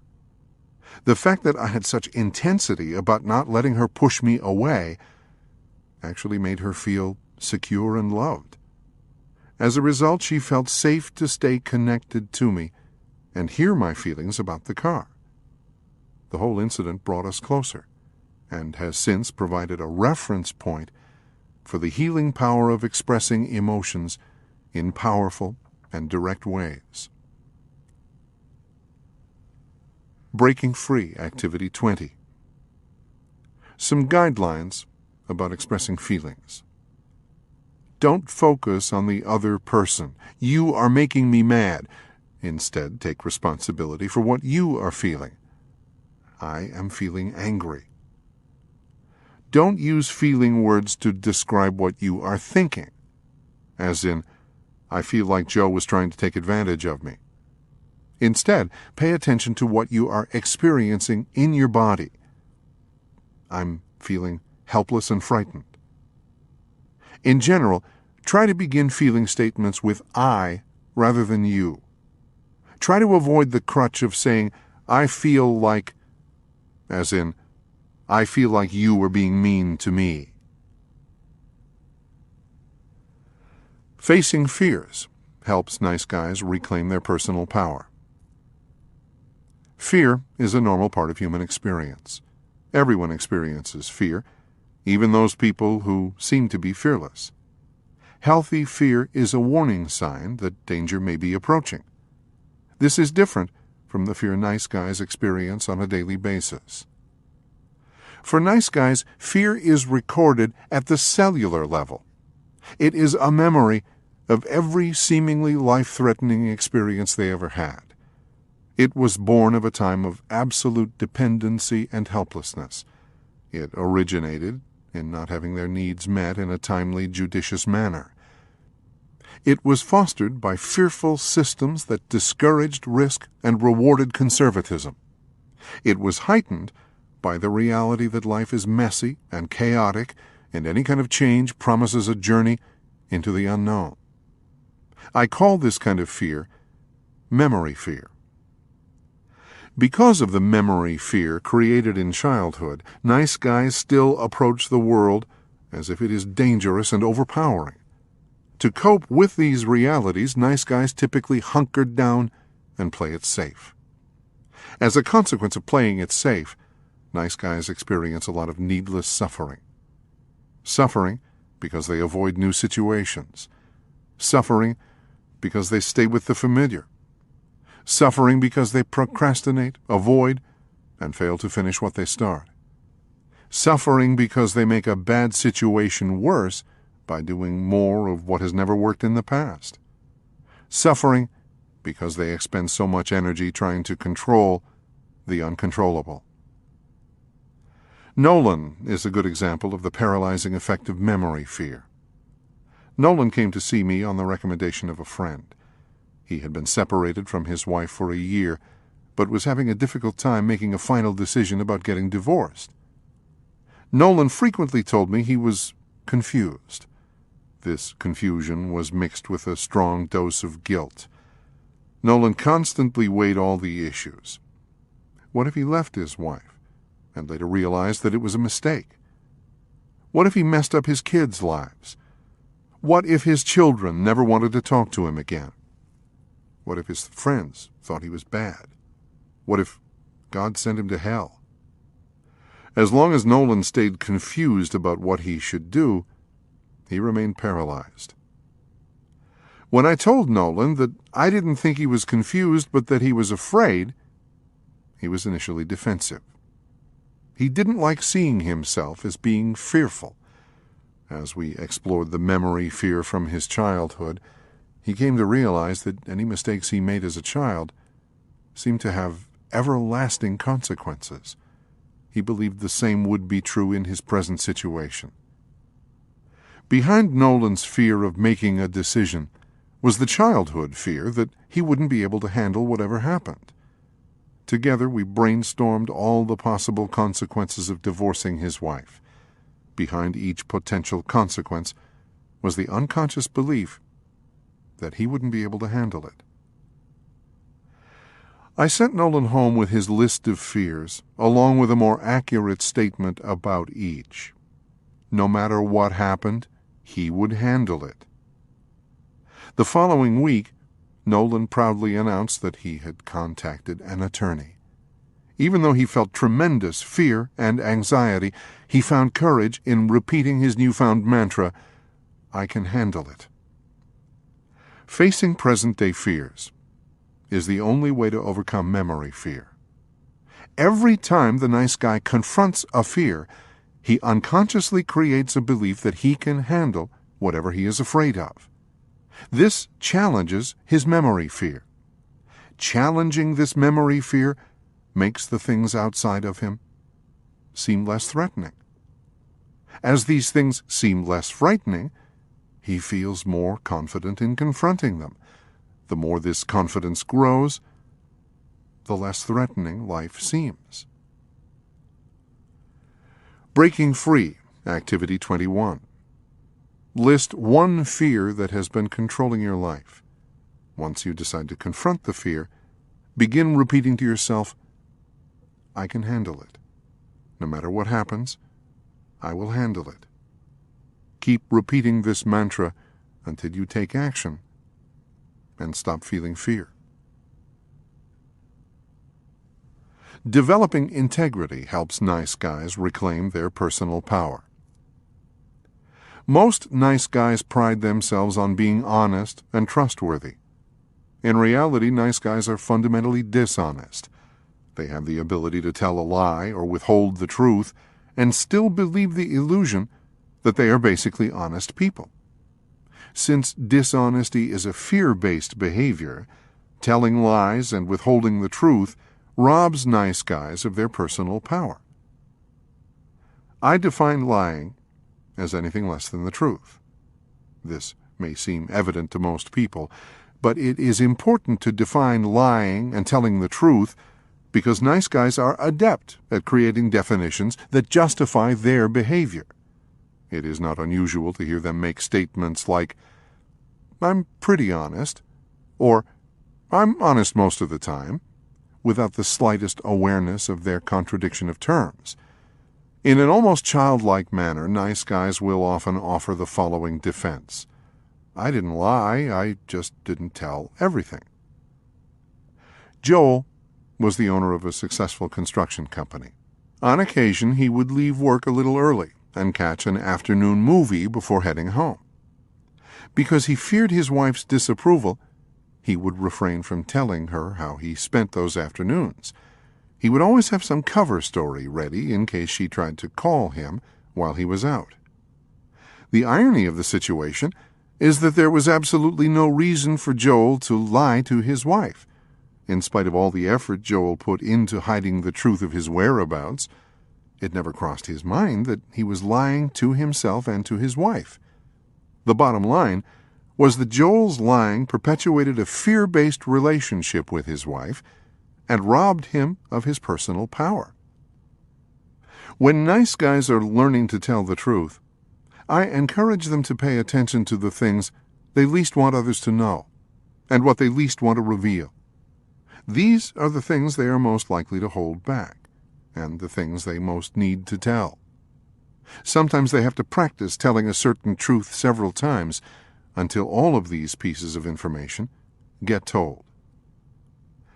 Sometimes, after telling the truth, nice guys will report that it was a mistake because someone reacted with anger. Telling the truth is not a magic formula for having a smooth life, but living a life of integrity is actually easier than living one built around deceit and distortion. Developing integrity is an essential part of recovery from the nice guy syndrome. My definition of integrity is about deciding what feels right and doing it. The alternative is using the committee approach. This method of decision-making and acting is based on trying to guess what everyone else would think is right. Following this committee approach is the quickest path to confusion, fear, powerlessness, and dishonesty. When applying the definition above, there are two ways to be out of integrity, but only one way to be in it. When a nice guy never even bothers to ask himself, what do I think is right? Or uses the committee method, he will always be out of integrity. If he asks himself what he believes is right but doesn't do it, he is also out of integrity. Only by asking himself what he believes is right and then doing it does he become a man of integrity. Breaking Free, Activity 22. Choose one area in which you have been out of integrity. Identify your fear that keeps you from telling the truth or doing the right thing. Reveal this situation to a safe person. Then, go and tell the truth, or do what you have to do to make the situation right. Tell yourself you can handle it. Since telling the truth may create a crisis for you or others, have faith that everyone involved will survive this crisis.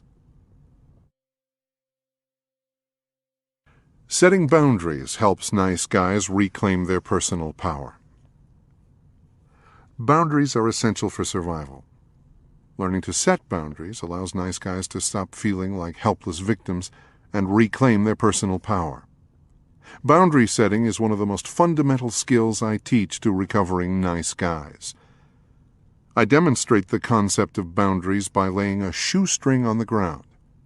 I tell the nice guy that I am going to cross his boundary and push him backwards. I instruct him to stop me when he begins to feel uncomfortable. It is not unusual for a nice guy to stand well back from the line, allowing me to violate his space several steps before he even begins to respond. Once I start pushing, it's not uncommon for a nice guy to let me push him back several steps before he does anything to stop me. Sometimes a nice guy will let me push him all the way to the wall.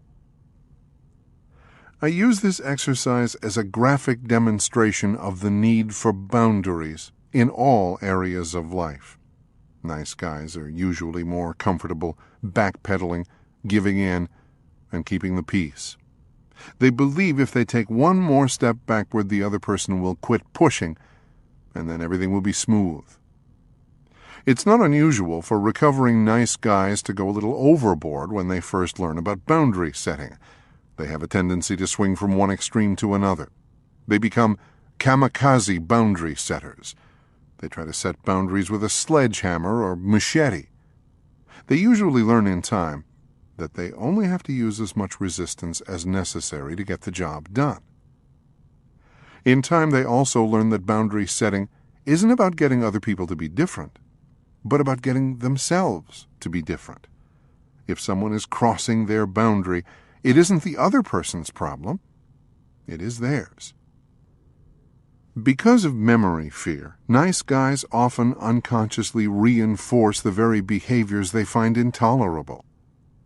Due to their childhood conditioning, they teach the people around them that they will accept having their boundaries violated.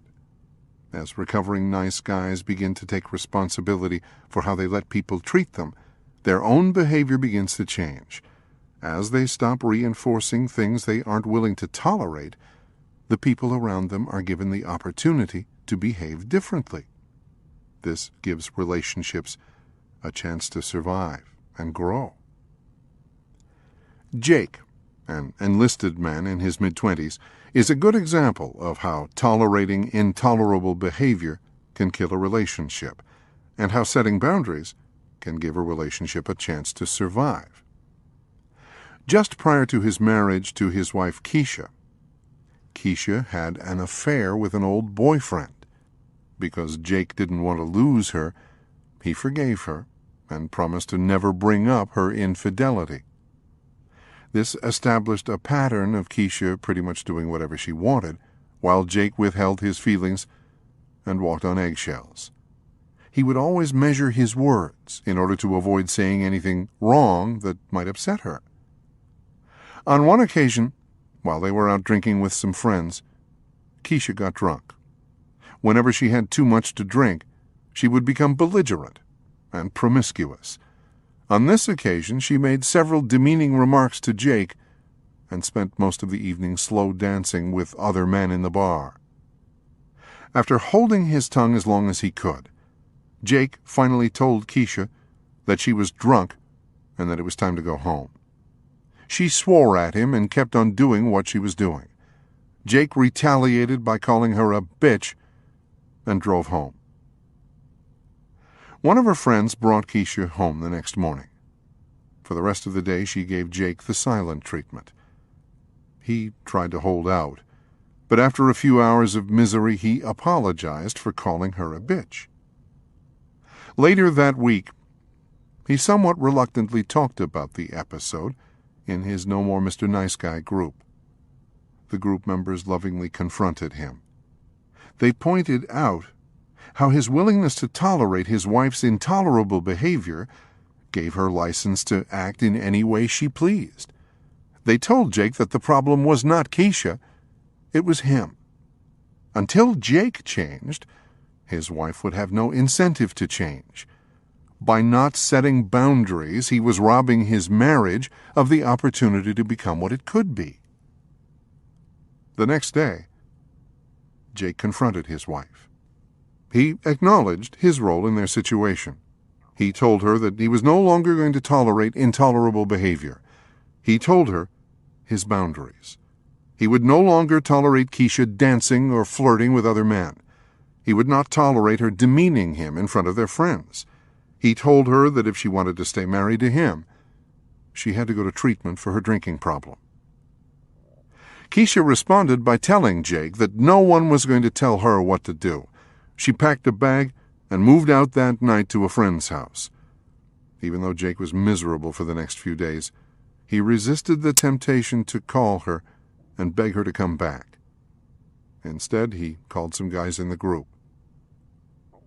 3 nights later, Keisha called and said she wanted to talk.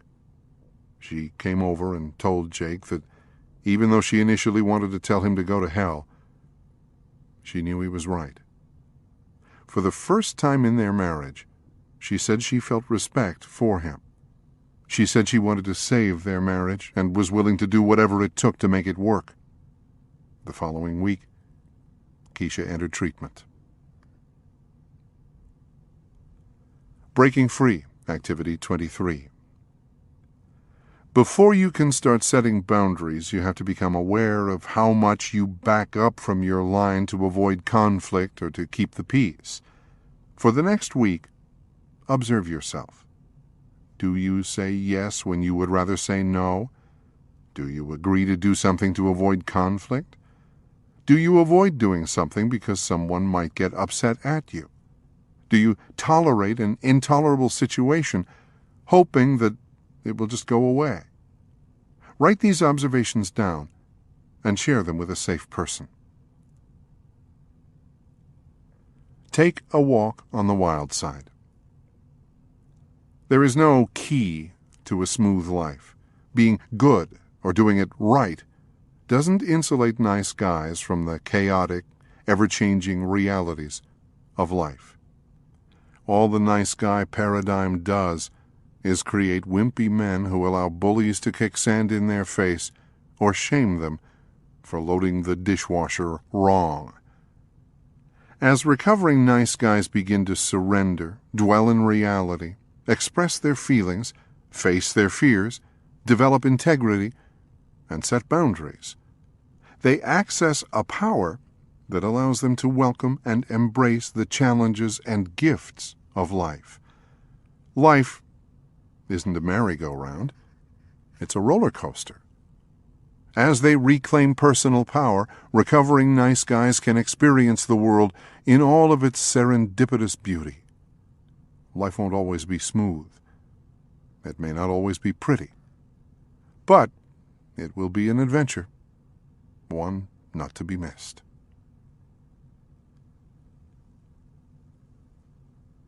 Chapter 6. Reclaim Your Masculinity. Contrary to the prevailing sentiments of the last few decades, it is okay to be a guy. Men born after World War II had the misfortune of growing up during the only era of recent Western history in which it was not always a good thing to be male. This was primarily the result of 2 significant family and social changes in the post-war era. Boys were disconnected from their fathers and other healthy male role models, and boys were forced to seek approval from women and accept a female definition of what it meant to be male. As a result of these 2 dynamics, many boys and men came to believe that they had to hide or eliminate any negative male traits, like those of their fathers or other bad men, and become what they believed women wanted them to be. For many men, this life strategy seemed essential if they wanted to be loved, get their needs met, and have a smooth life. Due to the continuing social change of the last half of the 20th century, this belief system is no longer limited to just men of the baby boom generation. I frequently observe men in their 30s, 20s, and teens with strong nice guy traits. It seems that each successive generation of men are becoming more and more passive. This social conditioning affects nice guys in many ways. Nice guys tend to be disconnected from other men. Nice guys tend to be disconnected from their own masculinity. Nice guys tend to be monogamous to their mothers. Nice guys tend to be dependent on the approval of women. Nice guys tend to be disconnected from other men. I frequently hear nice guys make comments such as, "I'm just not comfortable with other men. I don't know what to talk about." Most men are jerks. I used to have male friends, but my wife made it such a hassle to do things with them that I just gave up. I tend to be a loner. Many nice guys have difficulty connecting with men because of the limited positive male contact they experienced in childhood. Because these men did not have a positive bond with their father, they never learned the basic skills necessary to build meaningful relationships with men. Another common trait among nice guys is the belief that they are different from other men. This distorted thinking usually began in childhood when they tried to be different from their bad or unavailable father. In adulthood, nice guys often create a similar dynamic with men in general. Nice guys may convince themselves they are different from, better than, other men because they believe they aren't controlling, they aren't angry and rageful, they aren't violent, they are attentive to a woman's needs, they're good lovers, they're good fathers. As long as nice guys are disconnected from men or believe they are different from other men, they cut themselves off from the many positive benefits of male companionship and the power of a masculine community. Breaking Free, Activity 24. Look over the list above. Note the ways you have consciously or unconsciously tried to be different from your father and or other men. How does the belief that you are different keep you disconnected from other men?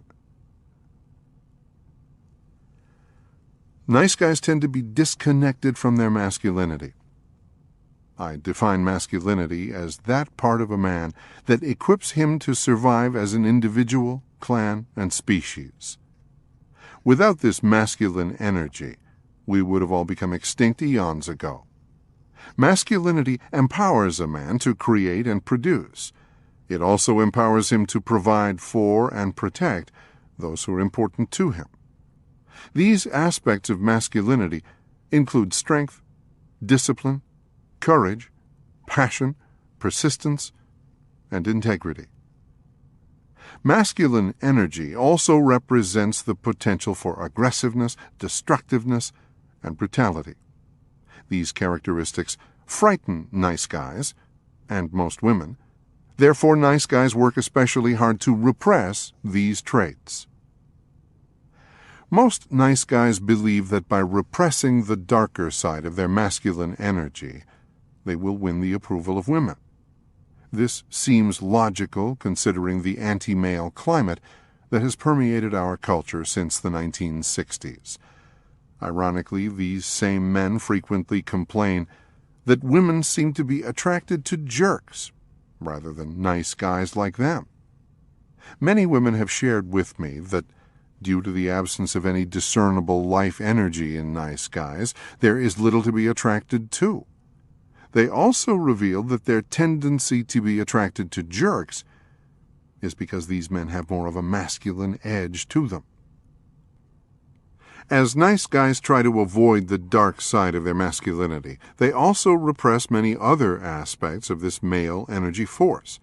As a result, they often lose their sexual assertiveness, competitiveness, creativity, ego, thirst for experience, boisterousness, exhibitionism, and power. Go watch little boys on the playground, and you will see these qualities. I am convinced that These are good things worth keeping. One of the most visible consequences of the repression of masculine energy in nice guys is their lack of leadership in their families. Out of fear of upsetting their partner or appearing too much like their controlling, authoritarian, or abusive fathers, nice guys frequently fail to be the leader their family needs. Consequently, the job of leading the family often falls on the wives. Most of the women I talk to don't want this job, but end up taking it by default. Nice guys tend to be monogamous to their mothers. Becoming and remaining monogamous to their mothers is a common pattern for nice guys. This unconscious bond is the result of a normal childhood developmental phenomenon gone amok. Let me explain. All little boys naturally fall in love with their mother and desire to have her all to themselves. Healthy mothers and fathers help their sons successfully move through this normal developmental stage. As they do, the young boy individuates from his mother, bonds with men, and becomes available for an intimate relationship with another woman in adulthood. Each parent plays a significant role in facilitating this healthy transition.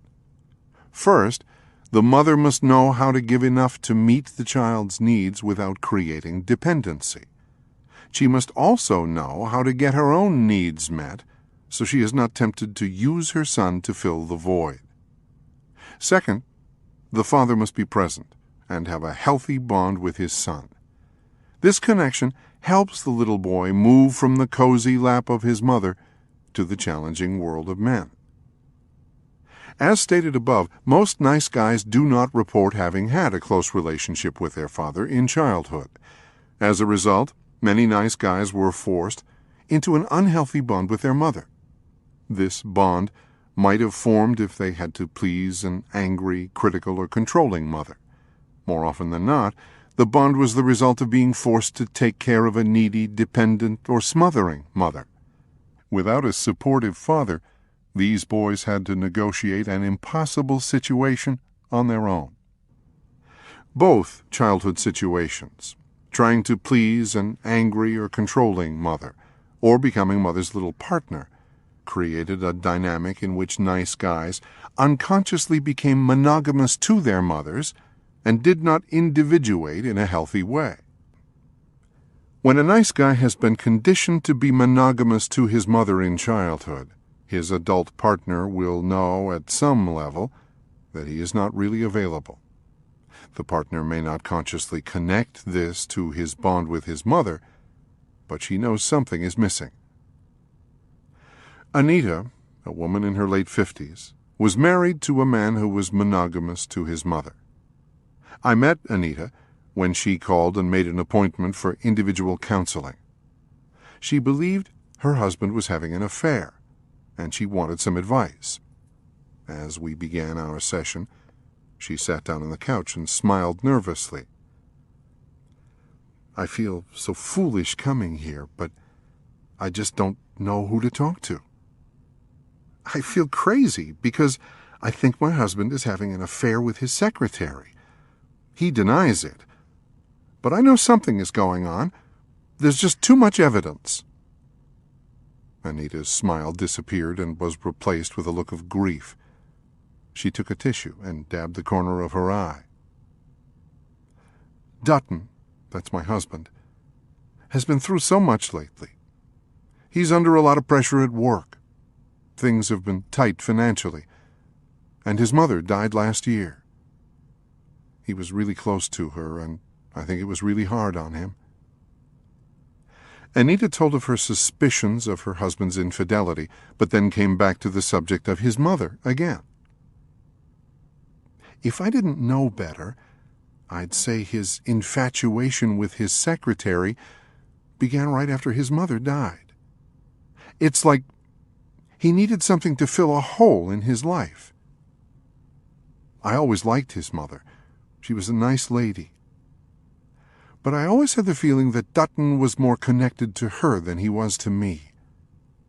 Is that crazy?" she asked quizzically.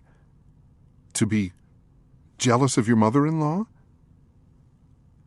I encouraged Anita to tell me more about Dutton's family. Other than his father, she continued, he believes his family is great. That's because of his mother, of course. She was a real saint. His father was extremely harsh with the kids. Their mom was the one they turned to for nurturing. She was really good at listening and being there for them.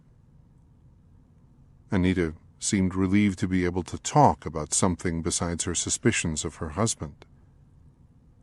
Before she died, Dutton paid for them to get carpet in their house and bought them 2 nice reclining chairs, because he knew his father never would. He used to drive her places, because he knew his father wouldn't. He treated his mother real special, I think to make up for what she had to go through living with his dad. One time I was angry at him, and I accused him of treating his mother better than he treated me. He blew up. Anita made an explosion gesture with her arms. He told me to never say that again. He didn't talk to me for 2 weeks after that. I learned not to bring up that subject. Anita paused for a moment. Do you think there could be any connection between his mom dying and him having an affair? They loved each other so much. Maybe his secretary fills that void. Does that sound crazy to you? Nice guys tend to seek the approval of women. Due to their family and social conditioning, nice guys tend to seek the approval of women. Even as they are trying to become what they believe women want them to be and doing what they believe women want them to do, nice guys tend to experience tremendous frustration in gaining the approval they so intensely desire. This frustration is due to the reality that, in general, women view men who try to please them as weak and hold these men in contempt. Most women do not want a man who tries to please them. They want a man who knows how to please himself. Women consistently share with me that they don't want a passive, pleasing wimp. They want a man, someone with his balls still intact. Getting your testicles back. Avoiding relationships with men and seeking the approval of women prevents nice guys from getting what they really want in love and life.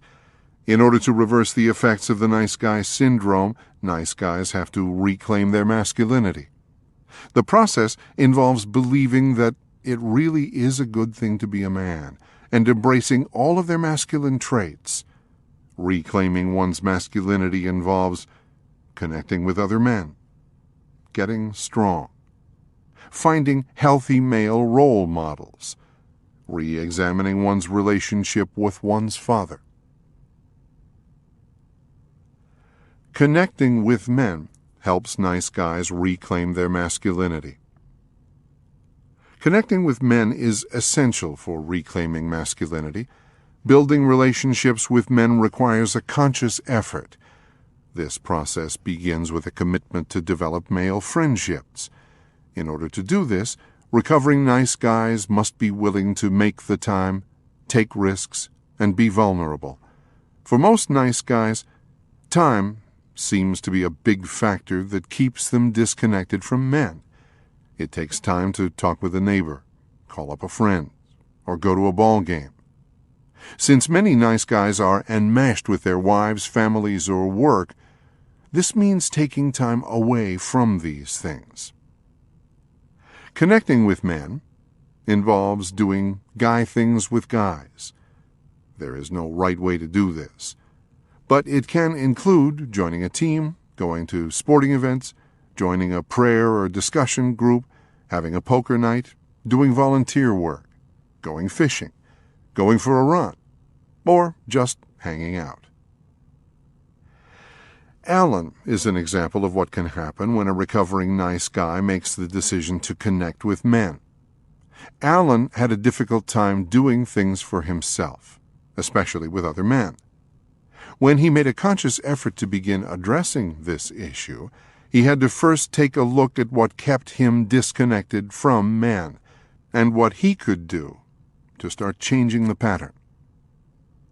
One of the first things Alan did was to join a men's therapy group. Even then, it took more than a year before he began doing things with the men outside of the group. As he did, these men were able to give him feedback about his defense mechanisms that kept him isolated. These men also supported him in changing the ways he related to his wife. Alan also joined a health club, where he started playing volleyball and racquetball with other men. Later, he took the lead in starting up a softball team. At first, it was difficult to take time out just for himself, especially when it meant being away from his family. It took a few years, but Alan now has a couple of close male friends, as well as several other guys he sees on a regular basis. He even takes a yearly road trip with friends across the country for a weekend of golf. He looks at these trips with the guys as one of the highlights of his year. Both Alan and his wife Marie believe Alan's conscious decision to connect with men saved their marriage.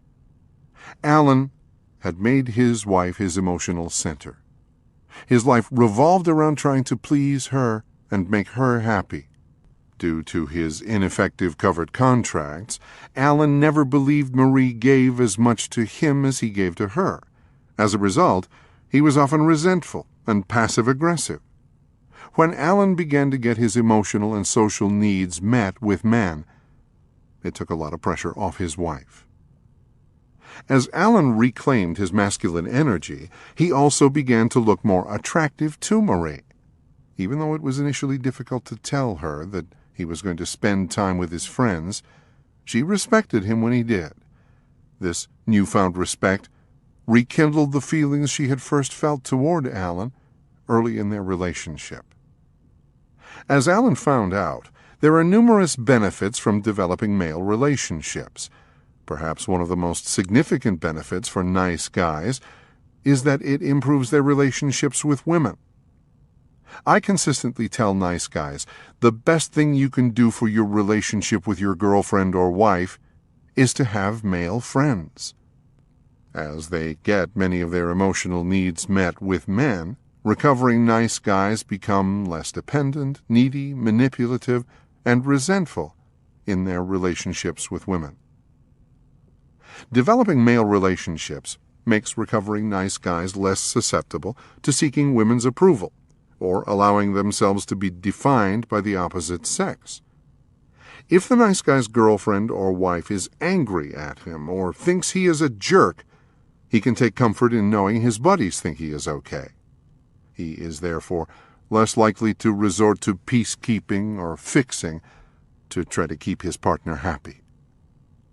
Friendships with men have the potential for tremendous depth and intimacy because there is no sexual agenda. A nice guy will frequently avoid doing anything that might upset his partner and cause her to not want to have sex with him. With men, recovering nice guys don't feel like they have to please, placate, lie, caretake, or sacrifice like they believe they have to do with women. Not having a sexual agenda removes the fear and dysfunctional dances so common for nice guys in their relationships with the opposite sex. Breaking the monogamous bond to mom. Developing male relationships helps undo a nice guy's monogamous bond with his mother. Little boys get pulled into unhealthy relationships with their mothers only when their fathers allow it. The solution to reversing this dynamic is creating healthy relationships with men. When my daughter Jamie was 18, she had a boyfriend who had been conditioned to be monogamous to his mother. The boy's father frequently traveled for his job, was emotionally unavailable, rigid, and demanding. The boy's mother smothered her son and made him her emotional partner. On several occasions, Jamie felt as if she were competing with her boyfriend's mother for his attention and affection. Unfortunately, Since the mother had first dibs on him, she usually won. It felt strange to Jamie to be jealous of and in competition with her boyfriend's mother. Nevertheless, she passed the situation off as just a case of her boyfriend and his mother having a very close relationship. One Friday night, Jamie and I went out for dinner. While we ate, she shared her frustrations of having to compete with her boyfriend's mother, especially now that he had joined the Marines and was away at boot camp. I empathized with my daughter and shared the facts of life with her. "Your boyfriend is a classic nice guy," I told her. "He has been conditioned to be monogamous to his mother. Unfortunately, that means that he will never be able to bond completely with you. Something will always get in the way. You may be tempted to focus on that thing as if it is the problem, but the real problem is his relationship with his mother." Jamie wasn't thrilled with what I told her, but for an 18-year-old, she was pretty intuitive and knew what I was saying was true. She even shared a few examples of the ways she had already seen this happen. "Is there any hope?" Jamie asked. "Can he ever break free from his mother and become available for me?" "Yes," I said, "there is one hope. He has to learn to connect with men in ways that he couldn't with his father." I told her, "I think it is a good thing that he is in the Marines and connecting with men. You can support that too. If you two continue dating, or even marry, encourage his relationships with men. They are the one hope you have of him breaking his monogamous bond with his mother." A month or so later, Jamie flew down to San Diego with her boyfriend's parents to attend his graduation from boot camp. As usual, his mother acted possessive and territorial. Amazingly, Jamie noticed a difference in her boyfriend. On several occasions, he set boundaries with his mother and refused to let her hook an emotional hose up to him. Jamie could tell that this was primarily the result of her boyfriend having bonded with several guys in boot camp and from embracing his own masculinity. Breaking Free, Activity 25. List 3 men whom you would like to get to know better. Next to each man's name, list a possible activity you could do together. Next to this, write down a date and make a commitment to contact him by this day. Getting strong helps nice guys reclaim their masculinity. Masculinity denotes strength and power. Because of their conditioning, nice guys tend to fear these traits. As a result, they often become emotionally and physically soft. Some even take pride in this softness.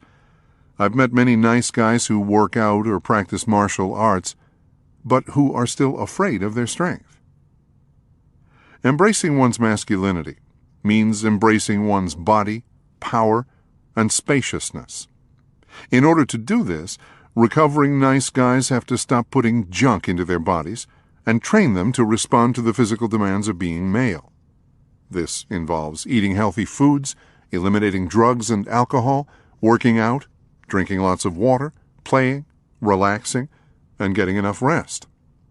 Whether the nice guy stays fit by running, swimming, weight training, martial arts, playing basketball, volleyball, or tennis, this physical strength translates into self-confidence and power in every other aspect of his life. Travis, an attorney in his early 50s, is a good example. Travis came to see me to deal with his marital difficulties. During the first session of counseling, 2 things became immediately evident. First, Travis was a nice guy. And second, he had a drug and alcohol problem. I told him I would work with him only if he got a drug and alcohol assessment, quit drinking, and started attending Alcoholics Anonymous. Travis complied with all my boundaries and asked if he could join one of the No More Mr. Nice Guy groups. Over the next several months, Travis's relationship with his wife was up and down like a yo-yo. In addition to marital problems, It also became apparent that Travis had a number of other lifestyle problems. His diet consisted primarily of fast food. He was a chain smoker, and he drank several cups of coffee a day. He worked long hours and got absolutely no exercise. Over the next several months, Travis began to address these issues one at a time. He started taking time away from work to attend AA meetings and spend time with other recovering men. He decided to have a surgery he had been putting off for years. Since he wouldn't be able to smoke for a few days, he decided it was a good time to quit for good. After his surgery, he began going for walks during his lunch hour. He started drinking more water and cut back on his coffee and soft drink consumption. He even took a week off from work and went fishing with some friends in Alaska. About 10 months after joining the Nice Guy group, he shared that he was filing for divorce. With his lifestyle changes and the support of the group, he had come to realize that his combative relationship with his wife was his last bad habit that needed to go. While relaying his decision to the group, he revealed that his wife blamed the group for killing their marriage. Travis smiled and then wiped a tear from the corner of his eye. "Thanks to this group, I feel strong. I could never have made these changes without your help. This group didn't kill my marriage. It saved my life." Breaking Free, Activity 26. Identify 3 ways in which you neglect your body. Write down 3 ways in which you can start taking better care of yourself. Seeking out healthy role models helps nice guys reclaim their masculinity. I encourage recovering nice guys to visualize what they think a healthy male would look like, and think of healthy masculine traits they would like to develop. With that picture in mind, they can go out and look for men who have these kinds of qualities. These men may be in their church, their company, their softball team, even characters on TV or the movies. By observing how these men live their lives and interact with the world, the nice guy can begin assimilating a healthier model of manhood. Like many recovering nice guys, I have done this work by committee. I developed a friendship with one man who was good at doing guy things. I formed a relationship with another guy who was a hard worker. I created a relationship with a man who was comfortable revealing himself and sharing his feelings. I made another friend who was good at taking risks and challenging himself. Each of these men, in their own way, helped me see what it looks like to be male, and have been role models for reclaiming my own masculinity. Breaking Free, Activity 27. Visualize what you think a healthy male would look like. What personality traits would he possess? Write these down. Do you know anyone who has a number of these traits? How could you use this person as a healthy role model? Re-examining their relationship with their father helps nice guys reclaim their masculinity. As I've mentioned before, most nice guys do not report having had a close relationship with their father in childhood.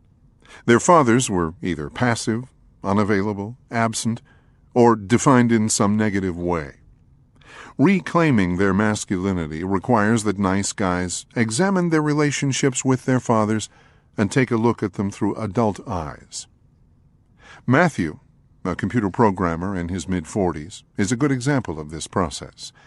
On one occasion, in a No More Mr. Nice Guy group, Matthew stated that he had no intention of attending his father's funeral when he should die. Months later, after exploring his relationship with his father in the group, he decided to call and confront his dad when he didn't get invited to a family function. Matt's mother had always portrayed his dad as a villain while representing herself as a victim. While talking with his father, Matthew came to the realization that even though his dad had problems, he wasn't bad like his mother had made him out to be. From this encounter, Matthew also realized that he had created a similar scenario with his wife, identifying her as the villain and himself as the victim. Not only did that phone call to his father begin to change his relationship with his dad, but also with his wife. For nice guys, re-examining their relationship with their fathers means seeing their dads through their own eyes as they really are. It means taking them out of the gutter or off of the pedestal. This may require that nice guys hold them accountable by expressing their feelings to them, including rage and anger. This is essential, even if these men are dead.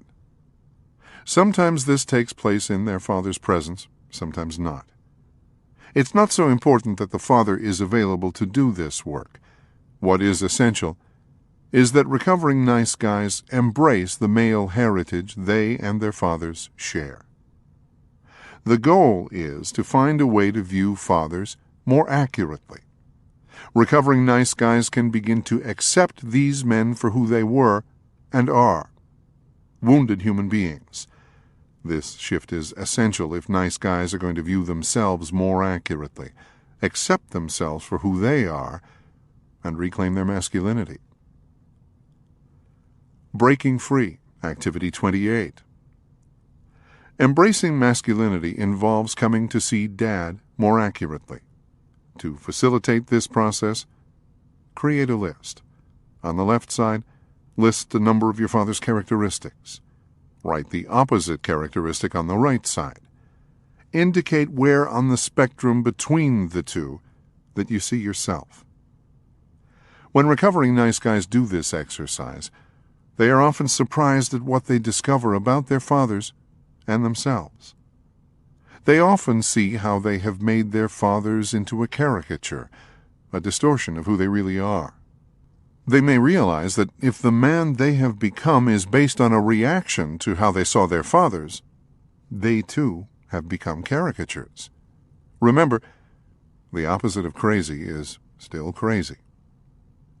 They realize that if their lives are a reaction to Dad, then Dad is still in control. They discover that they can be different from Dad without being the opposite. They often come to realize that they have more traits in common with their fathers than they had previously realized or wanted to accept. Passing the benefits of masculinity on to the next generation. Part 1. Snakes and Snails. As I work to raise my sons, I realize that they are growing up in a world very much like the one that created my generation of nice guys. Boys are disconnected from men and are dependent on gaining the approval of women. This was brought home to me a couple of years back when our family moved to a new home the summer before my son Steve entered the 4th grade. When I attended his PTA open house, I was jolted with a dose of reality. In kindergarten through 5th grade, there was only one male classroom teacher in the whole school. That's about a 20-to-1 ratio.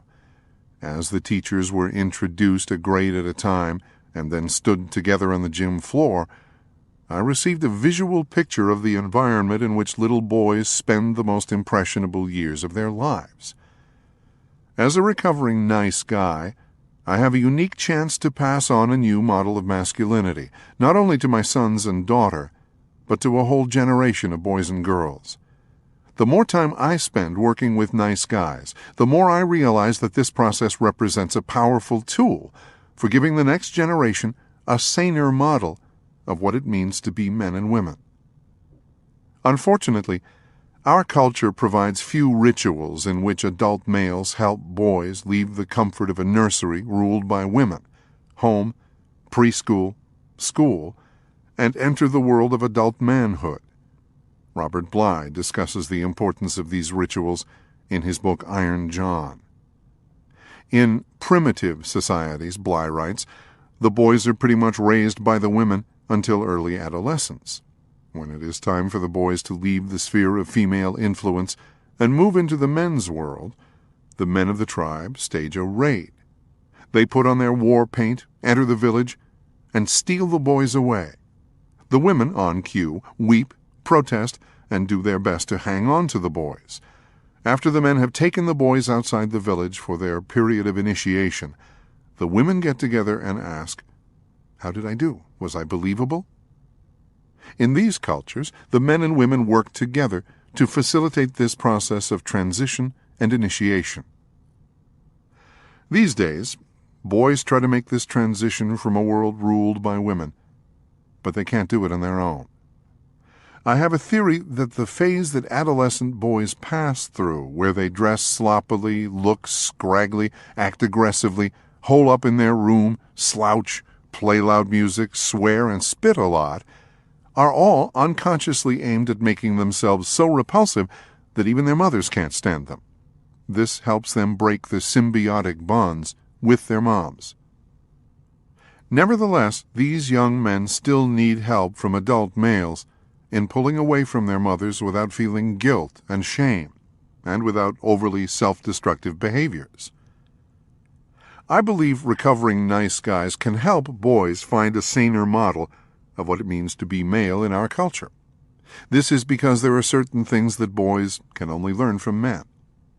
As nice guys embrace their masculinity, they can teach their sons what it means to be male. This includes how to handle their aggression, how to handle their libido, how to relate to women, how to bond with a man, and perhaps most importantly, how to embrace their own masculinity. Men teach these lessons both by example and by interaction with young boys. As a recovering nice guy, I also benefit from being with my adolescent sons and their friends. When I'm around my boys, I get to see unbridled maleness in action. Not only do I get to teach my sons how to handle their testosterone-related behaviors, such as aggression and sexuality, they also show me how to embrace mine. This reciprocal process requires time and interaction. Fathers need to take their sons hunting and fishing, work on cars with them, take them to work, coach their teams, take them to ball games, work out with them, take them on business trips, and let them tag along with them when they want to go out with the guys. All of these activities help boys move successfully into the male world.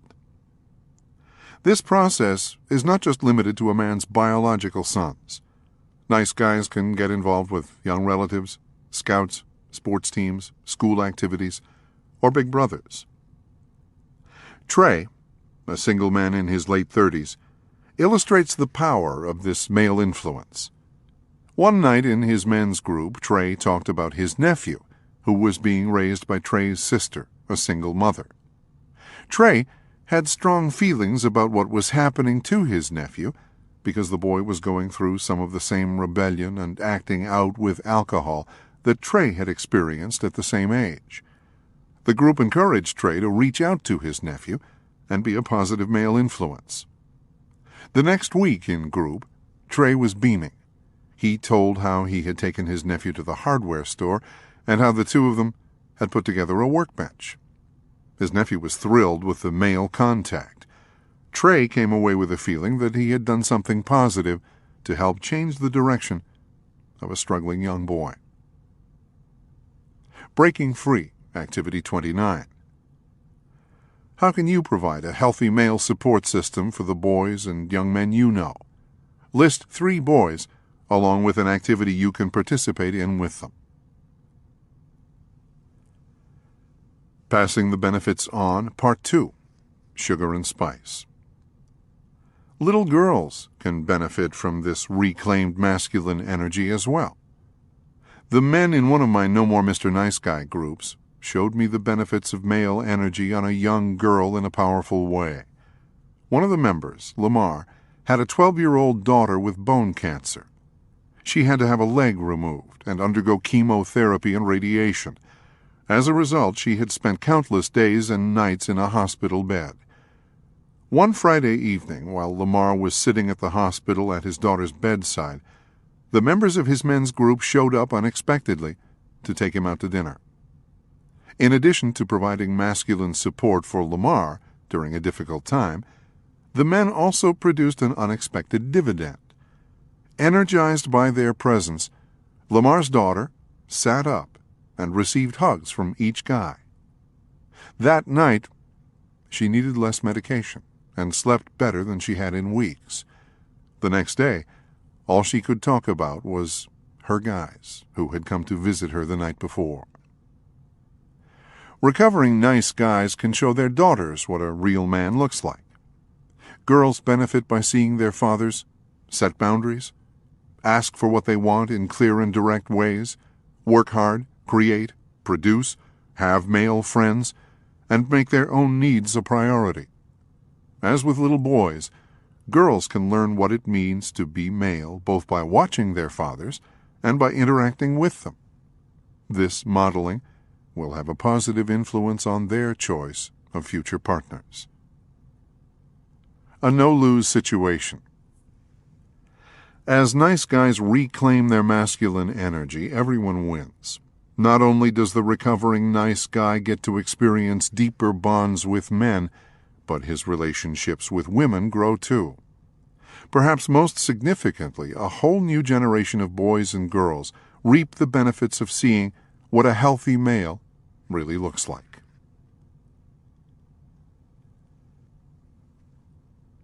Chapter 7. Get the Love You Want.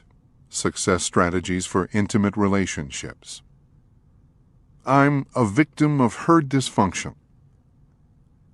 Carl, a successful businessman in his mid-30s, began his first counseling session with the preceding analysis of his relationship with his wife Danita. Though over 6'2" and professionally dressed in a dark suit and tie, Carl looked like a little boy sitting on the sofa in my office. Carl's frustration and helplessness regarding his most intimate relationship was unmistakable. As Carl continued to talk about his marriage, it became apparent that he was intimidated by his wife Danita. He claimed she was angry all the time.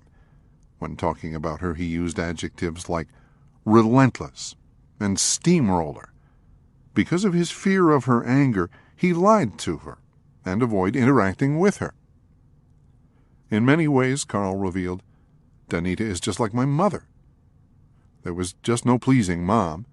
I learned to just avoid her and tune her out when she was bitching. I really got good at lying and hiding what I didn't want her to know about. I guess I'm still pretty good at that today. As Carl brought the discussion back to the present, he revealed, every other area of my life is great. If it wasn't for Danita, my life would be perfect. I just don't think she knows how to be happy. Intimate strangers. In general, nice guys end up in my office for one of two reasons. Sometimes some hidden behavior, an affair, surfing for pornography on the internet, smoking pot, has blown up in their face and created a crisis with their wife or girlfriend.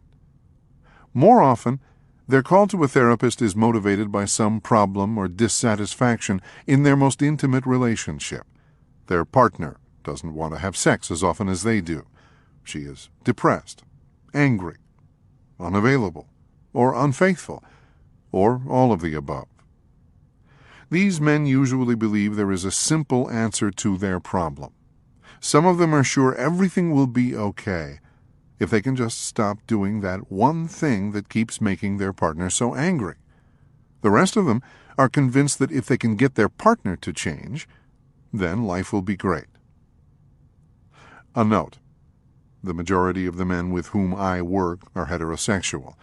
Though I have observed similar relationship issues with gay men, many of the examples I use in this chapter reflect male-female relationships. More often than not, I will use the pronoun she or her when referring to the nice guy's partner. Intimate relationships are often an area of great frustration and bewilderment for nice guys. Most nice guys profess a great desire for intimacy and happiness with their significant other. Nevertheless, intimacy represents an enigmatic riddle for the majority of these men.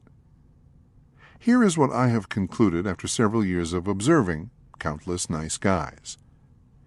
Even though nice guys often profess a deep desire to be intimately connected with another individual, their internalized toxic shame and childhood survival mechanisms makes such connections difficult and problematic. Why nice guys struggle to get the love they want. There are a number of reasons why nice guys have difficulty getting the love they want. These include their toxic shame, the dysfunctional relationships they co-create, their patterns of enmeshment and avoidance, the familiar childhood relationship dynamics they recreate, their unconscious need to remain monogamous to their mother. They are bad enders. Toxic shame prevents nice guys from getting the love they want. Intimacy implies vulnerability. I define intimacy as knowing the self, being known by another, and knowing another. Intimacy requires two people who are willing to courageously look inward and make themselves totally visible to another.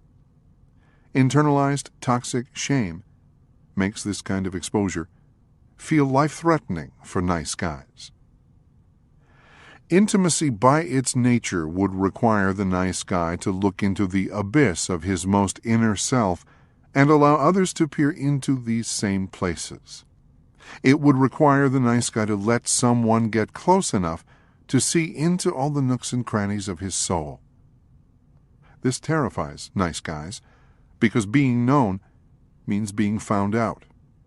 All nice guys have worked their entire lives to become what they believe others want them to be, while trying to hide their perceived flaws. The demands of intimacy represent everything nice guys fear most. Co-creating dysfunctional relationships prevents nice guys from getting the love they want.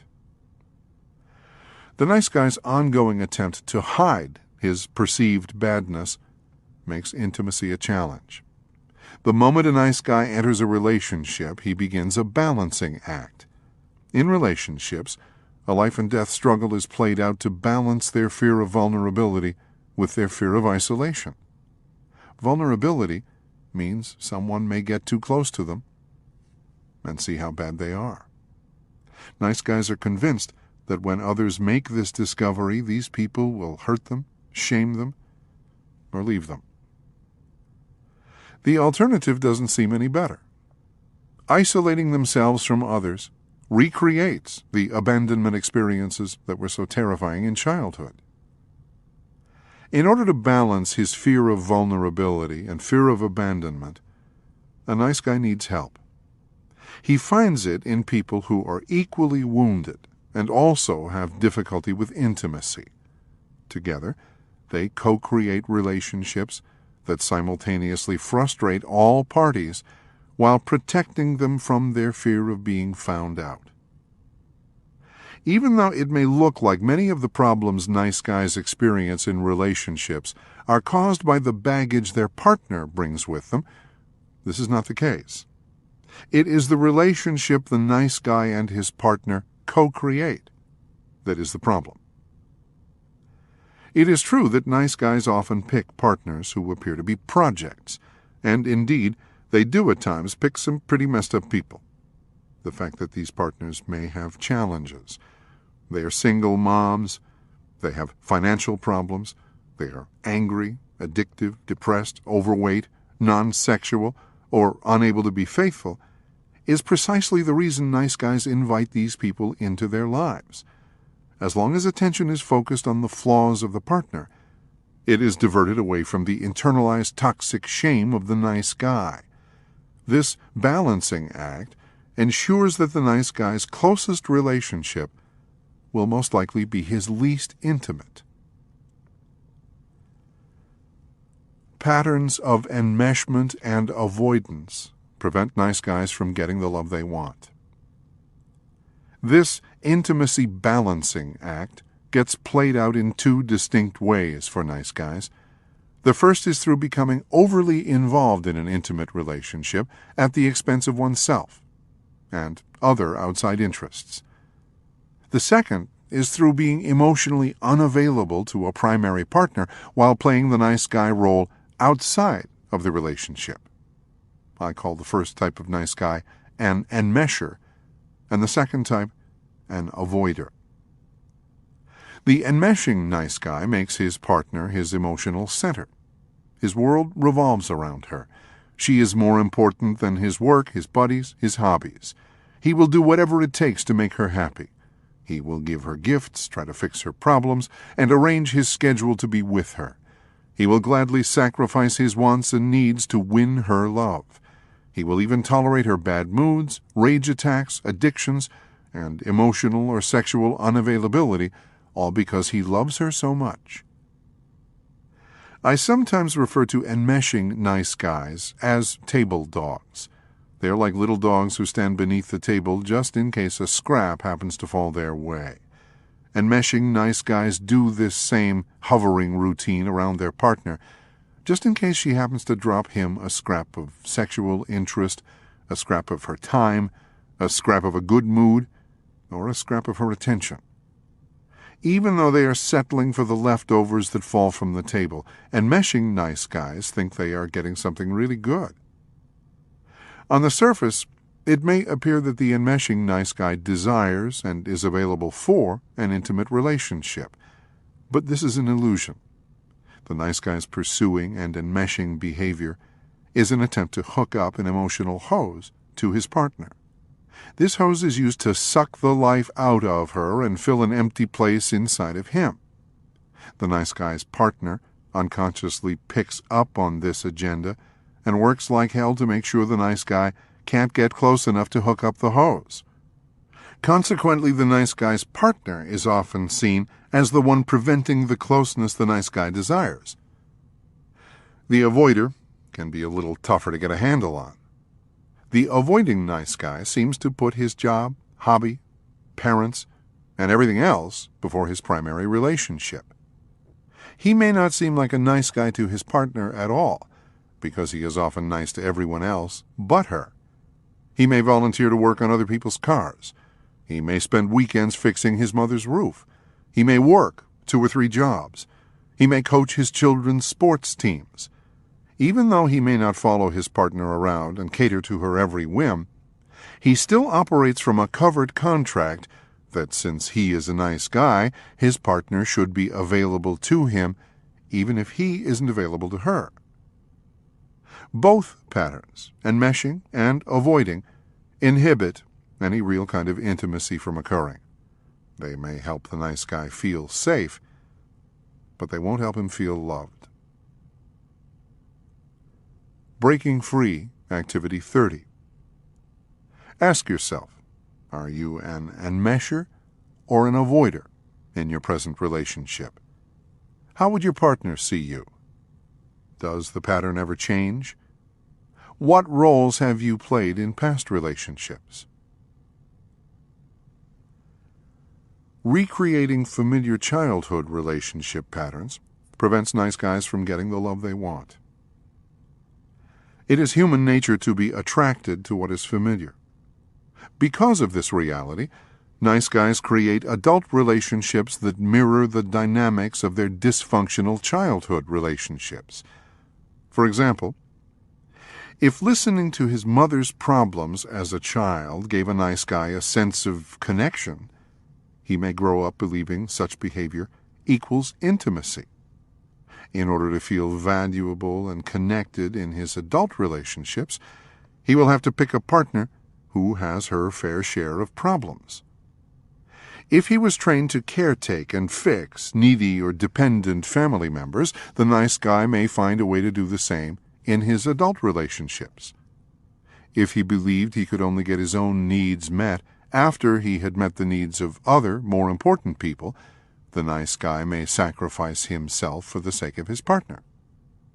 If he was abandoned in childhood, he may choose partners who are unavailable or unfaithful.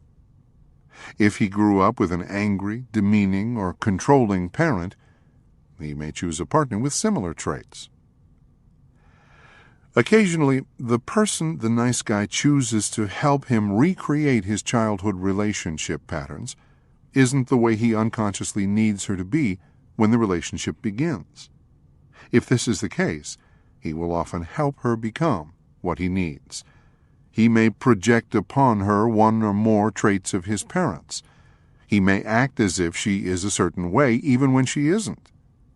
His unconscious dysfunctional needs may literally force his partner to respond in an equally dysfunctional way.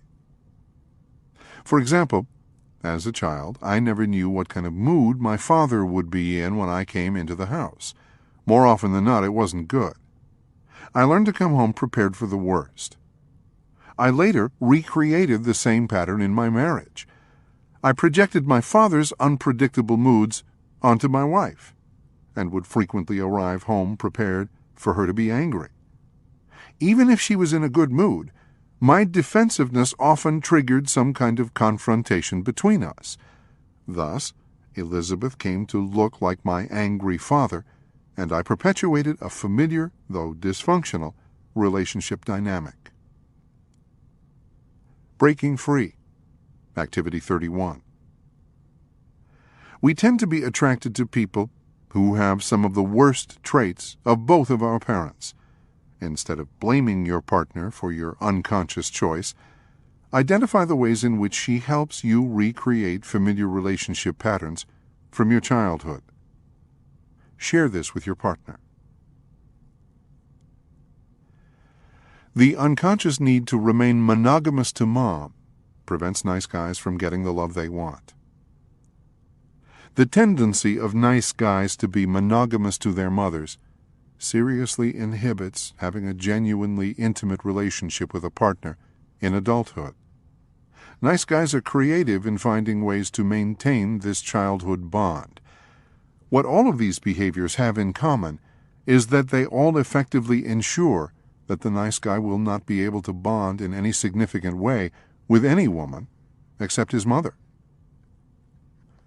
Breaking free. Activity 32. The following are a few of the ways nice guys unconsciously maintain a monogamous bond to their mothers. Look over the list. Note any of the behavior patterns that may serve to keep you monogamous to your mother. Share this information with a safe person. Over-involvement with work or hobbies. Creating relationships with people who need fixing. Addictions to drugs or alcohol. Sexual addictions to pornography, masturbation, fantasy, chat lines, or hookers. Affairs. Sexual dysfunction, lack of desire, inability to get or maintain an erection, or premature ejaculation. Forming relationships with women who are angry, sick, depressive, compulsive, addicted, unfaithful, or otherwise unavailable. Avoiding intercourse, or taking vows of celibacy. Being bad enders prevents nice guys from getting the love they want. Finally, nice guys have difficulty getting the love they want because they spend too much time trying to make bad relationships work. Basically, nice guys suffer from the age-old problem of looking for love in all the wrong places. If a nice guy spends all of his time stuck in a bad relationship, it pretty much guarantees he won't find one that might work better. When healthy individuals recognize that they have created a relationship that is not a good fit, or that a partner they have chosen lacks the basic qualities they desire, they move on. Not nice guys. Due to their conditioning, nice guys just keep trying harder to get a non-workable situation to work, or get someone to be something they are not. This tendency frustrates everybody involved. Even when nice guys do try to end a relationship, they are not very good at it. They frequently do it too late, and in indirect, blaming, or deceitful ways. They typically have to do it several times before it sticks. I often joke that on average it takes nice guys about 9 attempts to end a relationship. Unfortunately, this isn't far from the truth. Strategies for building successful relationships. There are no perfect relationships. There are no perfect partners. Relationships by their very nature are chaotic, eventful, and challenging. The second part of this chapter is not a plan for finding a perfect partner or creating the perfect relationship. It is simply a strategy for doing what works. By adapting the points below and changing the way in which they live their lives, recovering nice guys will change the way they have relationships. Nice guys can approve of themselves, put themselves first, reveal themselves to safe people, eliminate covered contracts, take responsibility for their own needs, surrender, dwell in reality, express their feelings, develop integrity, set boundaries, embrace their masculinity.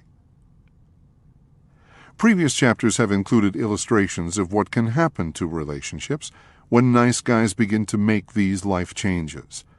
Let's examine a little more closely how applying a couple of these life strategies can help recovering nice guys get the love they want.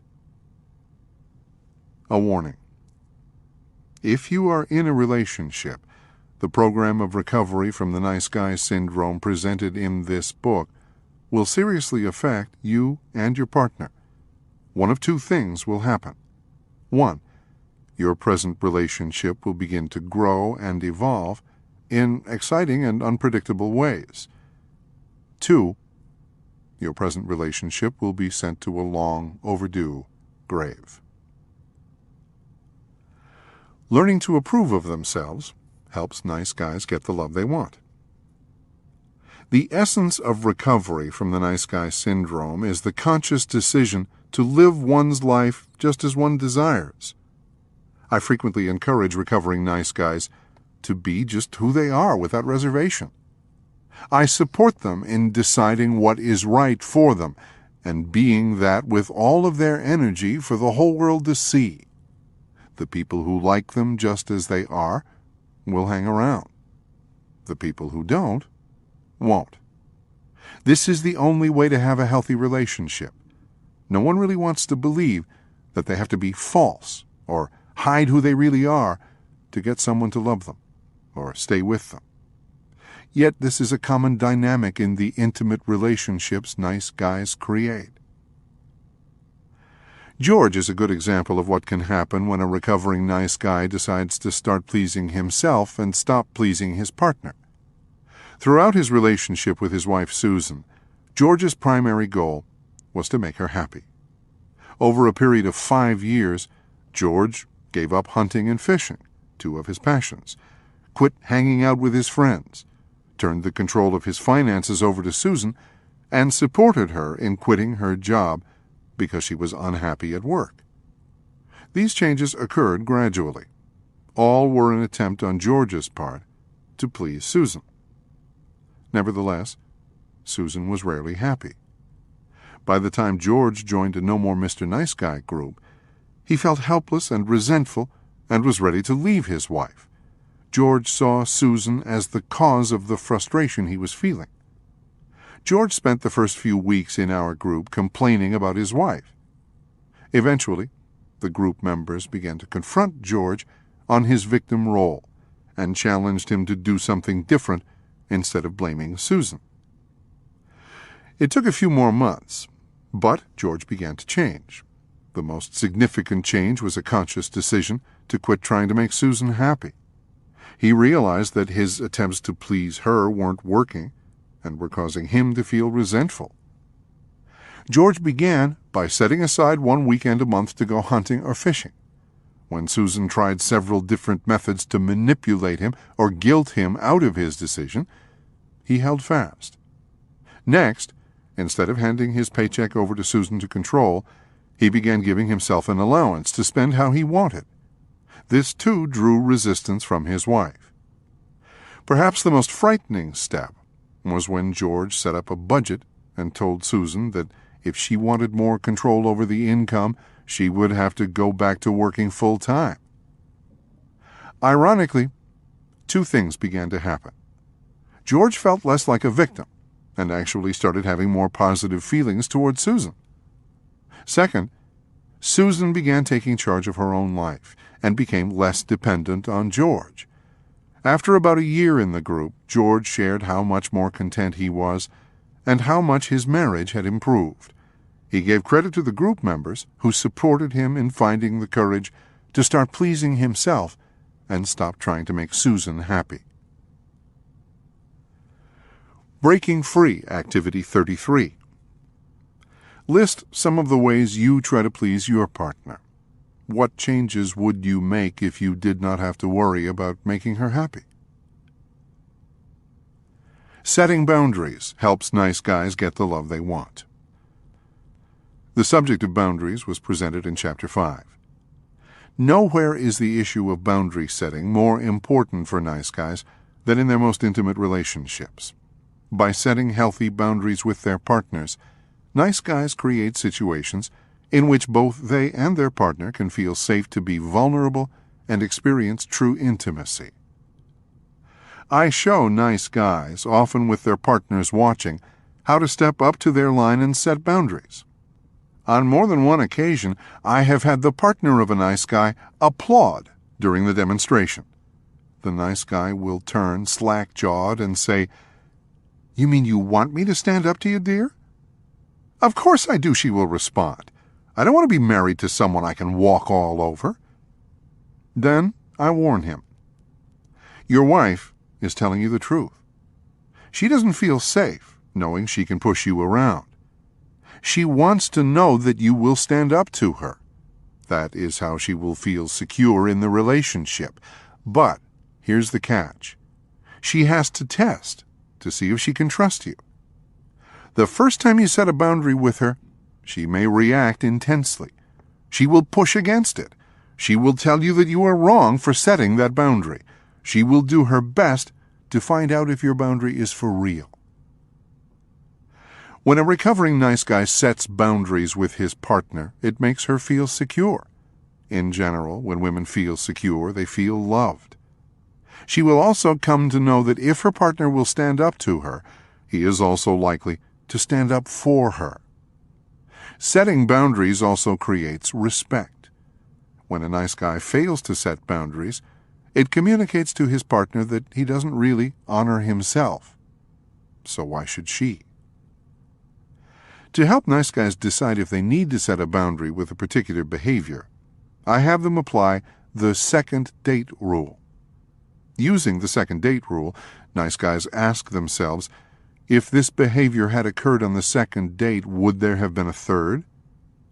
This question helps them see if they have been putting up with something that they shouldn't. When trying to decide how to deal with a behavior they have deemed unacceptable, I encourage nice guys to apply the healthy male rule. Following this rule of thumb, they simply ask themselves, how would a healthy male handle this situation? For some reason, just asking this question connects them with their intuitive wisdom and helps them access the power they need to respond appropriately.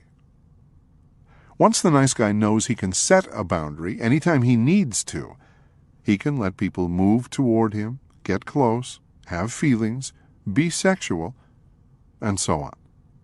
He can let these things happen because he is confident that at any point, if he begins to feel uncomfortable, he can say stop, no, or slow down, or can remove himself. He can do whatever he needs to do to take care of himself. Breaking Free, Activity 34. Are there any areas in your personal relationships in which you avoid setting appropriate boundaries? Do you tolerate intolerable behavior? Avoid dealing with a situation because it might cause conflict? Not ask for what you want? Sacrifice yourself to keep the peace? If you applied the second date rule or the healthy male rule to these situations, how might you change your behavior? Additional strategies for happy, healthy relationships. In addition to the program of recovery presented in previous chapters of No More Mr. Nice Guy, there are a few additional strategies that will help nice guys get the love they want. These include focusing on the relationship, not their partner.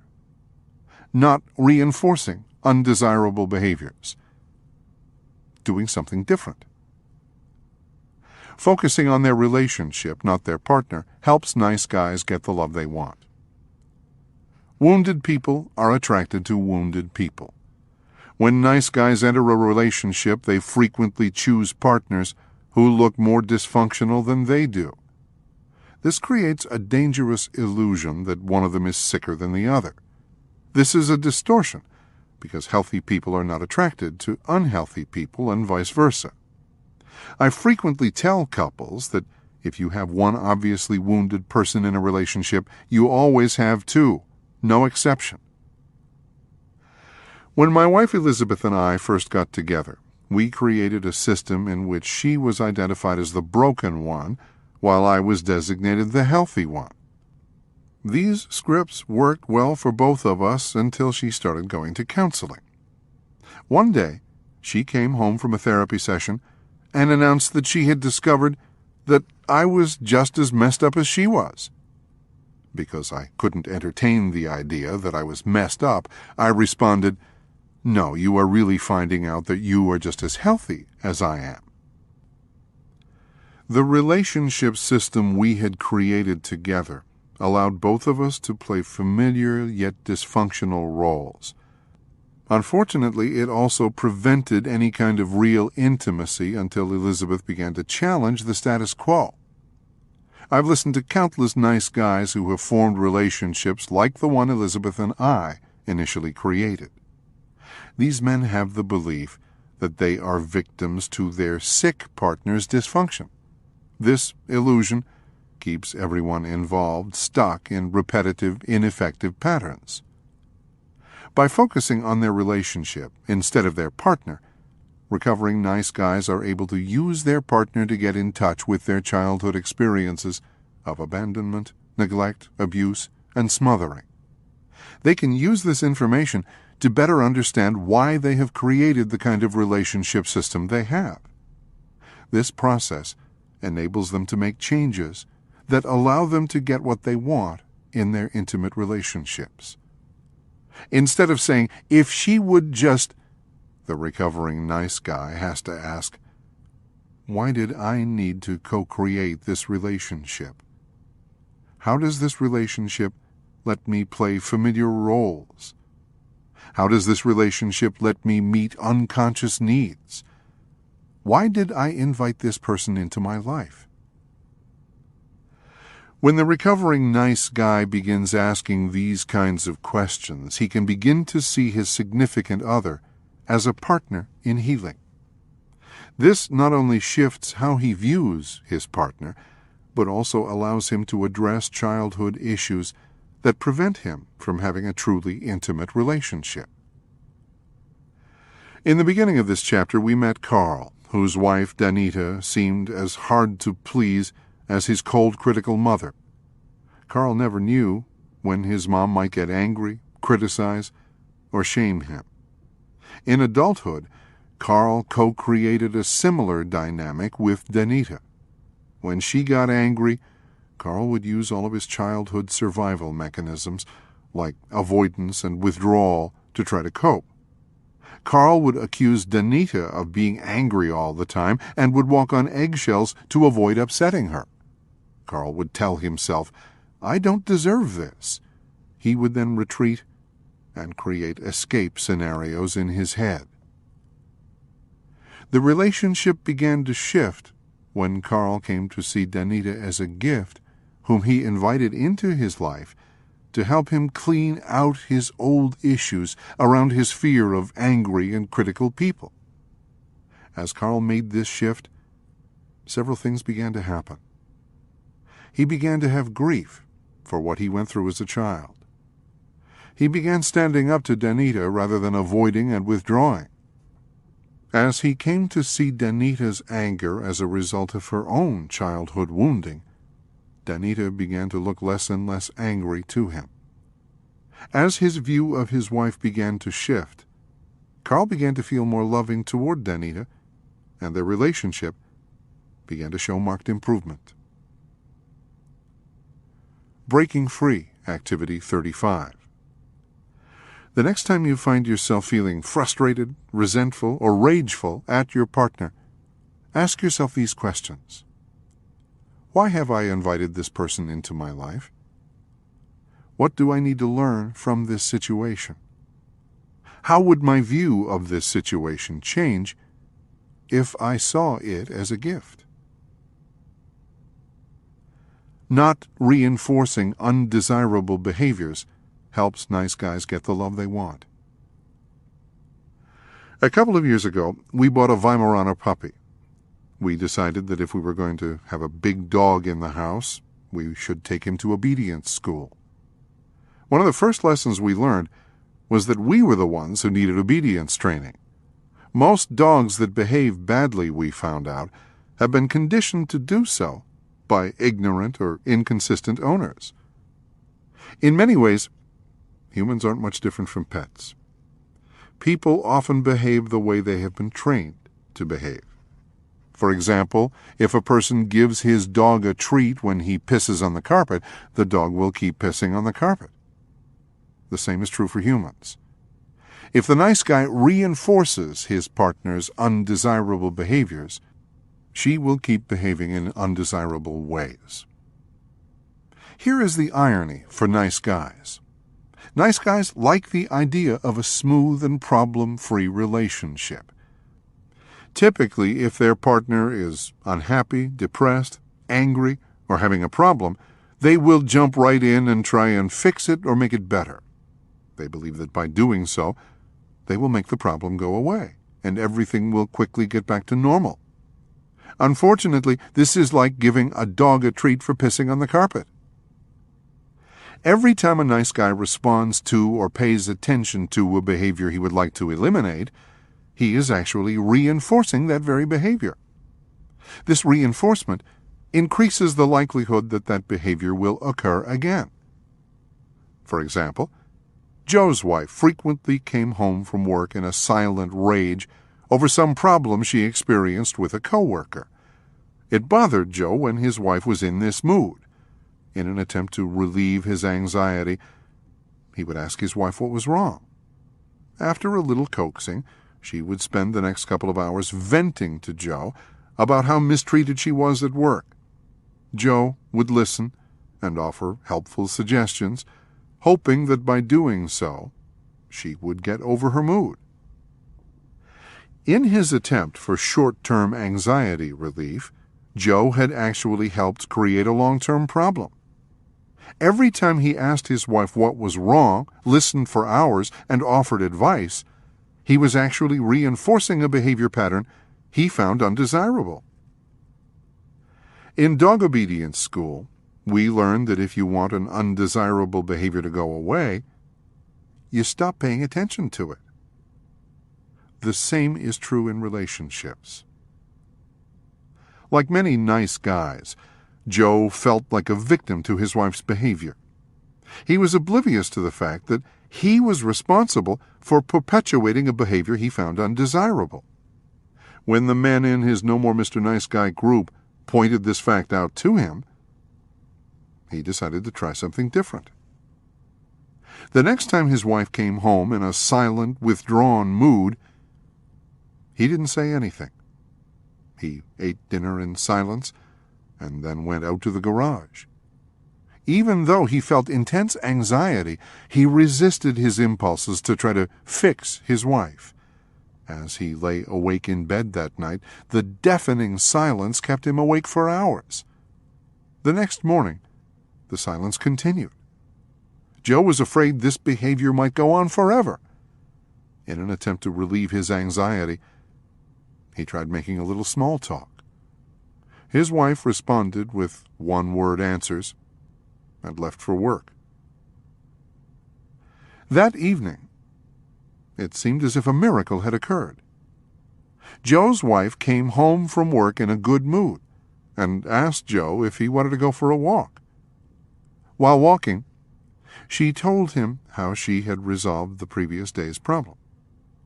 Joe revealed to his wife how uncomfortable it had made him to not try to fix her problem the previous evening. She responded by telling Joe that she didn't want him to try to fix her problems, and that she liked it better that he had given her some space to work it out on her own. Doing something different when beginning a new relationship helps nice guys get the love they want. For nice guys who see a relationship come to an end, or for the ones who are presently single, I encourage them to take a different approach when beginning new relationships. Relationships are messy, and there is no way to eliminate the bumps and potholes, but we don't have to make them any more difficult than they already are. This is one area where I strongly encourage nice guys to do something different. That is, enter relationships with a healthy agenda rather than an unconscious, dysfunctional one. Doing something different means choosing a different kind of partner. A fixer-upper may be a fun challenge when it comes to restoring a car, but it's a terrible way to choose a partner. Nice guys have a tendency, due to their own insecurities, to pick partners who seem like they need a little polishing. Because they don't know why a healthy or independent person would want them, they settle for a diamond in the rough. They tend to pick partners who have had troubled childhoods, are sexual abuse survivors, have had a string of bad relationships, are depressed, are having money problems, are overweight, or are struggling single moms. Then they go to work operating from a covered contract, fixing, caretaking, and pleasing, all with the hope that she will turn out to be a polished gem. Unfortunately, this strategy rarely works. When recovering nice guys create relationships with people who don't need fixing, they improve their odds of finding the love they want. This doesn't mean searching for the perfect partner, just one who is already taking responsibility for her own life. Over time, the members of my No More Mr. Nice Guy groups have come up with a number of traits to consciously look for when creating new relationships. These traits include, in no particular order, passion, integrity, happiness, intelligence, sexual assertiveness, financial responsibility, commitment to personal growth. Nice guys who are already in a relationship may find it unsettling if their current partner doesn't fare well by this list, especially if it is the nice guy doing the evaluating. That doesn't mean they need to jump out of the relationship and go looking for greener pastures. Instead, I encourage these men to first begin addressing their own behaviors and look at why they needed to create the kind of relationship they have with their present partner. Finding a new partner won't be the solution if the nice guy still needs the same kind of relationship. I have found that when recovering nice guys begin dealing with their own dysfunctional patterns, their relationships also begin changing. At times, these changes cause them to reevaluate their desire to get out. Sometimes they confirm it is time for a change. Nice guys have a strong tendency to try to do everything right. This list isn't meant as a magic formula. There are no perfect people and no perfect relationships. But by consciously looking for the traits listed above in a prospective partner, nice guys can save themselves a lot of grief and improve their chances of actually finding what they are looking for. Doing something different also means refraining from being sexual in new relationships. Nice guys must give themselves a chance to accurately evaluate the traits listed above by staying out of bed with a person until they really get to know her. Once the sex begins in relationships, the learning stops. Sex creates such a powerful bond that it is difficult to accurately evaluate the appropriateness of a new relationship. Nice guys may often be aware of various traits or behaviors they find unacceptable in a new partner, but if they are already having sex, it is difficult to address these issues and even tougher to end the relationship. Embrace the challenge. Recovering nice guys can have fulfilling, intimate relationships. Life is a challenge, and so are relationships. As they implement the recovery strategies presented in this book, recovering nice guys put themselves in the position to embrace these challenges and get the love they want. Chapter 8. Get the sex you want. Success strategies for satisfying sex. Take everything written about nice guys in this book. Their shame, their sacrifice of self, their approval seeking. They're doing the opposite of what works. Their indirectness, their caretaking, their covert contracts, their controlling behavior, their fear, their dishonesty, their difficulty receiving, their dysfunctional relationships, their loss of masculine energy. Now, put them all in a great big container, shake them up, open the lid, look inside, and you'll have a pretty good view of how nice guys do sex. For nice guys, sex is where all of their abandonment experiences, toxic shame, and dysfunctional survival mechanisms are focused and magnified. I believe it is safe to say that every nice guy with whom I have ever worked has had some significant problem with sex. These problems are manifested in many ways, but the most common are not getting enough. This is by far the most common sexual complaint of nice guys. The focus of this problem is frequently directed at a seemingly sexually inhibited or unavailable partner, or the unavailability of women in general. Having to settle for less than satisfying sex. Nice guys often settle for bad sex, believing that it is better than no sex at all. Again, the blame is often focused on the nice guy's partner. Sexual dysfunction.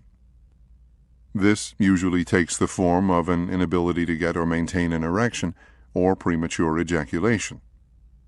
Sexual repression. Some nice guys claim to have little or no interest in sex. More often than not, these men are actually engaged in some form of sexual activity that they believe is best kept out of sight. Compulsive sexual behavior. This can include compulsive masturbation, addiction to pornography, affairs, peep shows, 900 numbers, cybersex, and prostitution. When you add all of these dynamics together, you end up with a breed of men who don't have very much sex and/or don't have very much good sex. Even though most nice guys have a tendency to focus on factors outside of themselves as the cause of this problem, the opposite is closer to the truth. It is nice guys themselves who are masters at making sure that their sex lives are less than satisfying. Shame and fear. The difficulty nice guys have with sex can be directly linked to two issues: shame and fear. All nice guys have shame and fear about being sexual and about being sexual beings. In my experience, this is probably the most difficult concept for nice guys to understand and accept about themselves. This is so important, I will say it again. All nice guys have shame and fear about being sexual and about being sexual beings. If you could peel back a nice guy's brain and find the part of the unconscious mind that controls sex, here is what you would find. Memories of childhood experiences that made him feel like he was bad. The pain of not getting his needs met in a timely, healthy manner. The effects of growing up with sexually wounded parents. The sexual distortions and illusions of a really screwed-up society. The absence of accurate sexual information when it was needed. The sexual guilt and shame associated with centuries of religious influence. The effects of covert sexual bonds created by his mother. The trauma of sexual violations. The memories of early sexual experiences wrapped in secrecy. The distorted and unrealistic images of bodies and sex in pornography. The shame of hidden compulsive behaviors. The memories of previous sexual failures or rejections. Every time a nice guy has a sexual feeling or is in a sexual situation, he must negotiate through all of this unconscious baggage. Nice guys find numerous creative ways to avoid or distract themselves from their sexual shame and fear. Unfortunately, these avoidance and distraction mechanisms prevent nice guys from having much of anything that resembles a good sex life. These avoidance and distraction mechanisms include avoiding sexual situations and sexual opportunities, trying to be a good lover, hiding compulsive sexual behaviors, repressing their life energy, settling for bad sex. Avoidance of sexual situations and sexual opportunities prevents nice guys from getting the sex they want. As odd as it may sound, nice guys find many creative ways to avoid sex. I have coined the term vagophobia to describe this propensity. Vagophobia is a syndrome where the penis tries to stay out of vaginas or gets out quickly once it is in. While this survival mechanism may help protect the nice guy from having to experience his shame and fear, it also guarantees he won't have very much sex. Alan could be the vagophobia poster child. Alan began therapy due to a problematic habit of entering into sexualized relationships outside of his marriage. Some of these trysts became overtly sexual, yet none were ever consummated with intercourse. The problem came to a head after he began a relationship with one of his wife's girlfriends, and his wife found an incriminating note in his coat pocket. In therapy, Alan revealed that he liked the attention of women. In social situations, he always felt more comfortable connecting with women. Over time, it became apparent that, due to childhood conditioning, a monogamous bond with his mother, the decision to be different from his father, and the effects of fundamentalist religious teachings, Alan found creative ways to get the attention of women while avoiding putting his penis in their vaginas. I refer to this common nice guy behavior as flirting without fucking. As long as the nice guy doesn't put his penis in a vagina, he can exchange all kinds of sexual energy, yet convince himself he hasn't really had sex, or hasn't done anything wrong. On one occasion, Alan shared an example with his No More Mr. Nice Guy group of this behavior. Alan had been on a business trip, traveling with a coworker, a young woman whom Alan found very attractive. During the trip, they flirted and exchanged sexual innuendos. One evening they sat in the bar and talked about their lives. The evening ended with some slow dancing. The next evening, after drinks, the woman invited Alan to join her in the hot tub. She showed up in a revealing string bikini. While in the hot tub, she sat on Alan's lap, and they kissed passionately. Even though he was very aroused, he turned down her offer to go up to her room because he didn't want to jeopardize their working relationship. This story is consistent with Alan's lifelong avoidance of vaginas. Alan had a couple of girlfriends in high school, but whenever the girls got serious and wanted to move beyond petting, Alan felt smothered and broke up. Alan portrayed his wife as being sexually withdrawn. One factor that contributed to this situation was that Alan would never directly initiate sex. He believed women thought sex was bad, and he was convinced that if he was too direct in letting them know he wanted to have sex, they would think he was bad. Alan used his frustration over his wife's sexual unavailability to justify his sexualized behavior with other women. Interestingly enough, Alan had a consistent knack of only flirting with women that weren't very likely to be available to consummate a relationship with him. On the rare occasion that he guessed wrong, Alan would find some good reason to not follow through with what he had started. Trying to be a good lover prevents nice guys from getting the sex they want. It is not unusual for nice guys to pride themselves on being good lovers. Being a good lover can be an attachment these men use to feel valuable. It can be a way to convince themselves they are different from other men. It can also be a very effective mechanism for allowing them to have sex while staying distracted from their internalized shame and fear. As long as they are focused on the arousal and pleasure of their partner, nice guys can distract themselves from their own toxic shame, feelings of inadequacy, or fear of being smothered.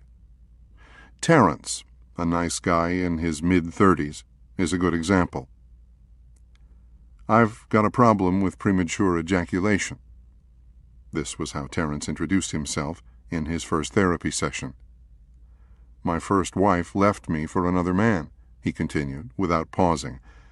"That was devastating. The good news is I met a wonderful, sensual, sexual woman, and we're engaged to get married. There's only one problem. I come too fast. She turns me on so much I just get too excited." Terence went on to describe how hard he worked to please his girlfriend when they made love. Whenever they had sex, Terence would try to make sure his girlfriend had 2 or 3 orgasms by stimulating her orally before he put his penis inside her vagina. He then tried to bring her to 1 more climax vaginally. Unfortunately, he frequently ejaculated before she had her final orgasm. Terence was so seemingly selfless that he told his fiancée that he didn't care if he never had an orgasm as long as she was satisfied. "Everything is great except this one issue," Terence claimed. "Her kids love me. Her parents love me. She says she loves everything about me except she feels like 30% is missing. She doesn't seem to want to make love anymore and is talking about postponing the wedding until I can get this thing fixed." Most of the time, nice guys like Terence are totally unaware of how much they are missing by trying to be great lovers. When nice guys set out to be great lovers, they are actually creating a recipe for boring sex. Sex that focuses on trying to please the other guarantees a routine, do-what-worked-last-time kind of experience. Trying to be a great lover pretty much ensures that a nice guy will not have many passionate, reciprocal, spontaneous, serendipitous, or intimate sexual experiences. Hardly a recipe for good sex. Hiding compulsive sexual behaviors prevents nice guys from getting the sex they want. Imagine the financial jackpot of inventing a pill to take away loneliness, cure boredom, alleviate feelings of worthlessness, smooth over conflict, create feelings of being loved, relieve stress, and generally solve all personal problems. Nice guys believe such a drug exists. They call it sex. Many nice guys discovered at an early age that sexual arousal was a good distraction from the isolation, turmoil, unrealistic demands, and abandonment experiences of their childhood. Unfortunately, when nice guys bring their sensual security blanket into adulthood, it prevents them from experiencing intimate and fulfilling sex with another individual. I have found nice guys to be prone to hidden compulsive sexual behavior. I have developed a theory that states the nicer the guy, the darker the sexual secrets. I find this to be consistently true. Sex is a basic human drive. Because most nice guys believe they are bad for being sexual, or believe that other people will think they are bad, sexual impulses have to be kept hidden from view. The nice guy's sexuality doesn't go away, it just goes underground. Therefore, the more dependent a man is on external approval, the deeper he is going to have to hide his sexual behavior. Lyle, a computer programmer in his mid-40s, provides a poignant example of this connection. Everybody liked Lyle. He was one of those guys who didn't seem to have any rough edges. A devout Christian, Lyle taught Sunday school and was always willing to help anyone in need. Lyle's life seemed perfect. There was only one hitch. He was secretly addicted to pornography. Growing up in an evangelical Christian home, he first discovered this drug when he was 9. A loner as a child, Lyle would spend hours in his tree fort looking at pictures of naked women. With his pornography, he never felt alone. 15 years into his marriage, Lyle's habit remained a well-kept secret. Over the years, his compulsive behavior expanded to renting adult videos, visiting peep shows and strip bars, and calling 900 numbers. Most recently, his obsession had found flight in cyberspace. Frequenting sex chat rooms, he carried on a number of sexual relationships with faceless surfers on the internet. Periodically during their marriage, Lyle's wife would confront him over their lackluster sex life. She would protest that it just wasn't normal to go months without having sex. Lyle would validate her feelings and assert that he, too, would like more sex. He would then fall back on the excuse that he was usually too tired from work and too stressed with the demands of family life. Many times throughout his life, Lyle promised himself he would quit visiting his secret sexual world. Time and time again, he would throw out his stash of magazines or swear off the videos and chat rooms. He would breathe a sigh of relief, only to find himself back at it again weeks or months later. Lyle, like numerous nice guys, invested so much time and energy in his hidden compulsive sexual behavior that there was little left for a real person-to-person sexual relationship. Repressing their life energy prevents nice guys from getting the sex they want. When a boy reaches adolescence, he must begin negotiating the turbulent seas of learning to relate to the opposite sex.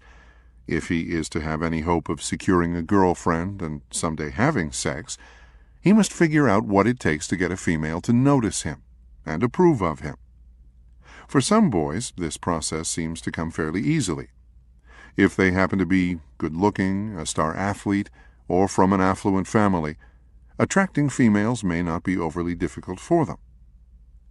Once you exclude the minority of adolescent males listed above, that leaves the majority of teenage boys who have no clue of what it will take to get a girl to like them. It is at this point that many young men decide that maybe by being nice, they will stand out from the other guys and might gain the approval of some member of the opposite sex. This decision is especially important if the young man has already been conditioned to believe that he is not okay just as he is. It is this strategy formed in adolescence, trying to attract a woman and her sexual favor by being nice, that many nice guys carry into adulthood. It is not uncommon for nice guys to believe that a woman would be lucky to have them, while simultaneously wondering why any woman would want them. Because they can't think of any other reason why a woman would be attracted to them or want to have sex with them, nice guys hang on to their strategy of being nice even when it consistently proves ineffective in getting them the sex they want. Ironically, trying to be nice robs a man of his life energy. The more a nice guy seeks approval and tries to do it right, the tighter he clamps a lid down on any kind of energy that might actually draw a person to him. This is why I frequently hear nice guys lament about women not being attracted to them. The problem is, once they have repressed all of their life energy, there is little about them to get anyone's attention or turn them on. Women consistently tell me that even though they may be initially drawn to a nice guy's pleasing demeanor, over time they find it difficult to get excited about having sex with him. Often the partner feels defective, but it is really not her fault. There is just very little about the nice guy persona to flip a switch or arouse a prospective partner. Once again, by doing the opposite of what works, nice guys prevent themselves from getting the sex they want. Settling for bad sex prevents nice guys from getting the sex they want. The wife of a nice guy in her late 20s shared with me how her partner would pester her for sex. When she would say no, he would pout and withdraw. When she did consent to being sexual, he would focus on her arousal, while she did little to reciprocate. With pithy awareness, she revealed, "I could tell him it would really turn me on if he set himself on fire. He would gladly do it and think he was getting good sex because it made me happy." By settling for bad sex, nice guys ensure that they won't get to experience very much good sex. Aaron provides a good example of a pretty common way nice guys create bad sex. Let's visit his bedroom and observe a typical sexual scenario between him and his wife Hannah. Aaron and Hannah haven't had sex in several weeks, a common occurrence in their relationship. Tonight, Aaron is feeling sexual, but instead of telling Hannah that he wants to make love, he goes into a pattern of indirectly trying to arouse her. Even though Hannah has let Aaron know on several occasions she resents his pestering, he moves up behind her in bed and begins to rub her back. As he massages her shoulders, he momentarily tunes out his resentment over her sexual unavailability. As he slowly moves his hands down to rub her buttocks, he also tunes out that her body is totally unreceptive to his touch. He hopes that by moving slowly and not alarming her by being too overtly sexual, she will get in the mood. This approach has occasionally worked in the past.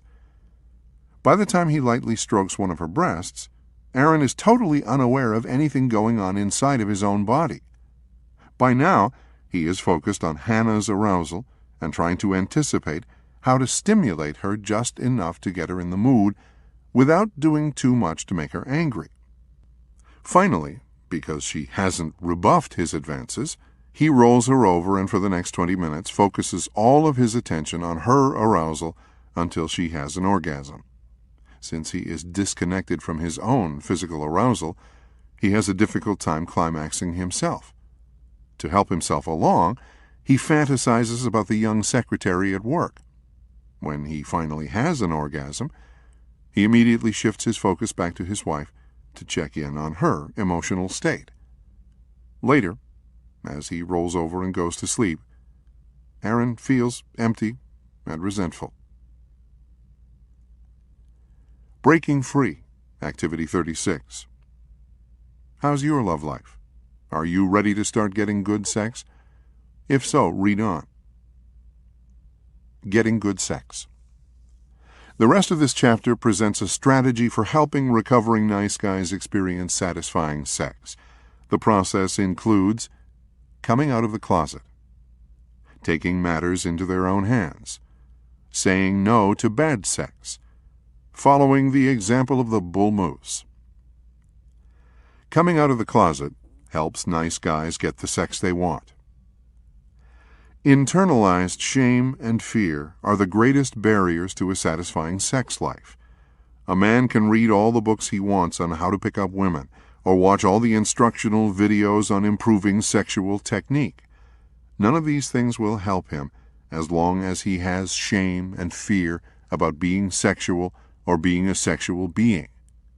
Getting good sex is dependent on recovering nice guys bringing their shame and fear out of the closet and into the open, where they can be looked at and released. This step cannot be skipped. Breaking Free. Pop quiz. Most nice guys initially deny having any shame and fear about sex. Take the following quiz to see if you are in denial about your own sexual shame and fear. 1. Think back to your first sexual experience. Was it A, a joyous experience which you could share with family and friends? B, hidden, rushed, guilt-ridden, or in a less than ideal situation? C, painful, abusive, or frightening? 2. When it comes to masturbation, A, do you and your partner talk openly and comfortably about the subject? B, would there be a crisis if your partner caught you doing it? C, do you do it compulsively or in secret? 3. When it comes to your sexual experiences, thoughts, or impulses, A, you are comfortable revealing everything about yourself to your partner. B, you have secrets that you have never shared with anyone. C, some aspect of your sexuality has caused a crisis in an intimate relationship. D, at some time in your life you have tried to eliminate or limit some problematic sexual behavior. If you answered anything but A on any of the questions, you have sexual shame and fear. Read on. Cleaning out sexual shame requires accepting, non-judgmental people. A nice guy cannot do this work on his own. To release sexual shame and fear, the recovering nice guy must expose every aspect of his sexual self to safe, supportive people. This revealing allows the nice guy to release his shame and fear and free up the emotional energy it took to keep them hidden and repressed. These safe people can also give the nice guy supportive messages that it is not bad for him to be a sexual being. Lyle, introduced earlier in the chapter, is a good example of how recovering nice guys can bring their sexual shame and fear out of the closet. Lyle was a good Christian husband and father who struggled with compulsive sexual behavior. Everything came crashing down for Lyle when his wife found a phone bill and called some of the strange numbers. She was bewildered and devastated. Never in her wildest dreams, or nightmares, did she think that Lyle might be involved in anything like pornography or phone sex. Little did she know she had just discovered the tip of the iceberg. Confronted with the evidence, Lyle initially feigned surprise and denied any knowledge of its origin. Finally, he broke down and told all. Well, almost all. It took several more weeks, several more emotional confrontations, and a call to me, before everything came out. After a couple of sessions of individual therapy, I suggested that Lyle start attending a 12-step group for sexual addicts. This idea initially terrified Lyle, but he knew he would have to do something radically different if he wanted to free himself of his compulsion and experience true sexual intimacy. To his surprise, revealing his long-kept secrets in the presence of other recovering sex addicts wasn't as difficult as he feared. In time, he began to look forward to the opportunity to talk about himself with safe people. Every time he revealed some secret thought or act, he felt a sense of relief, as if a weight had been lifted from his shoulders.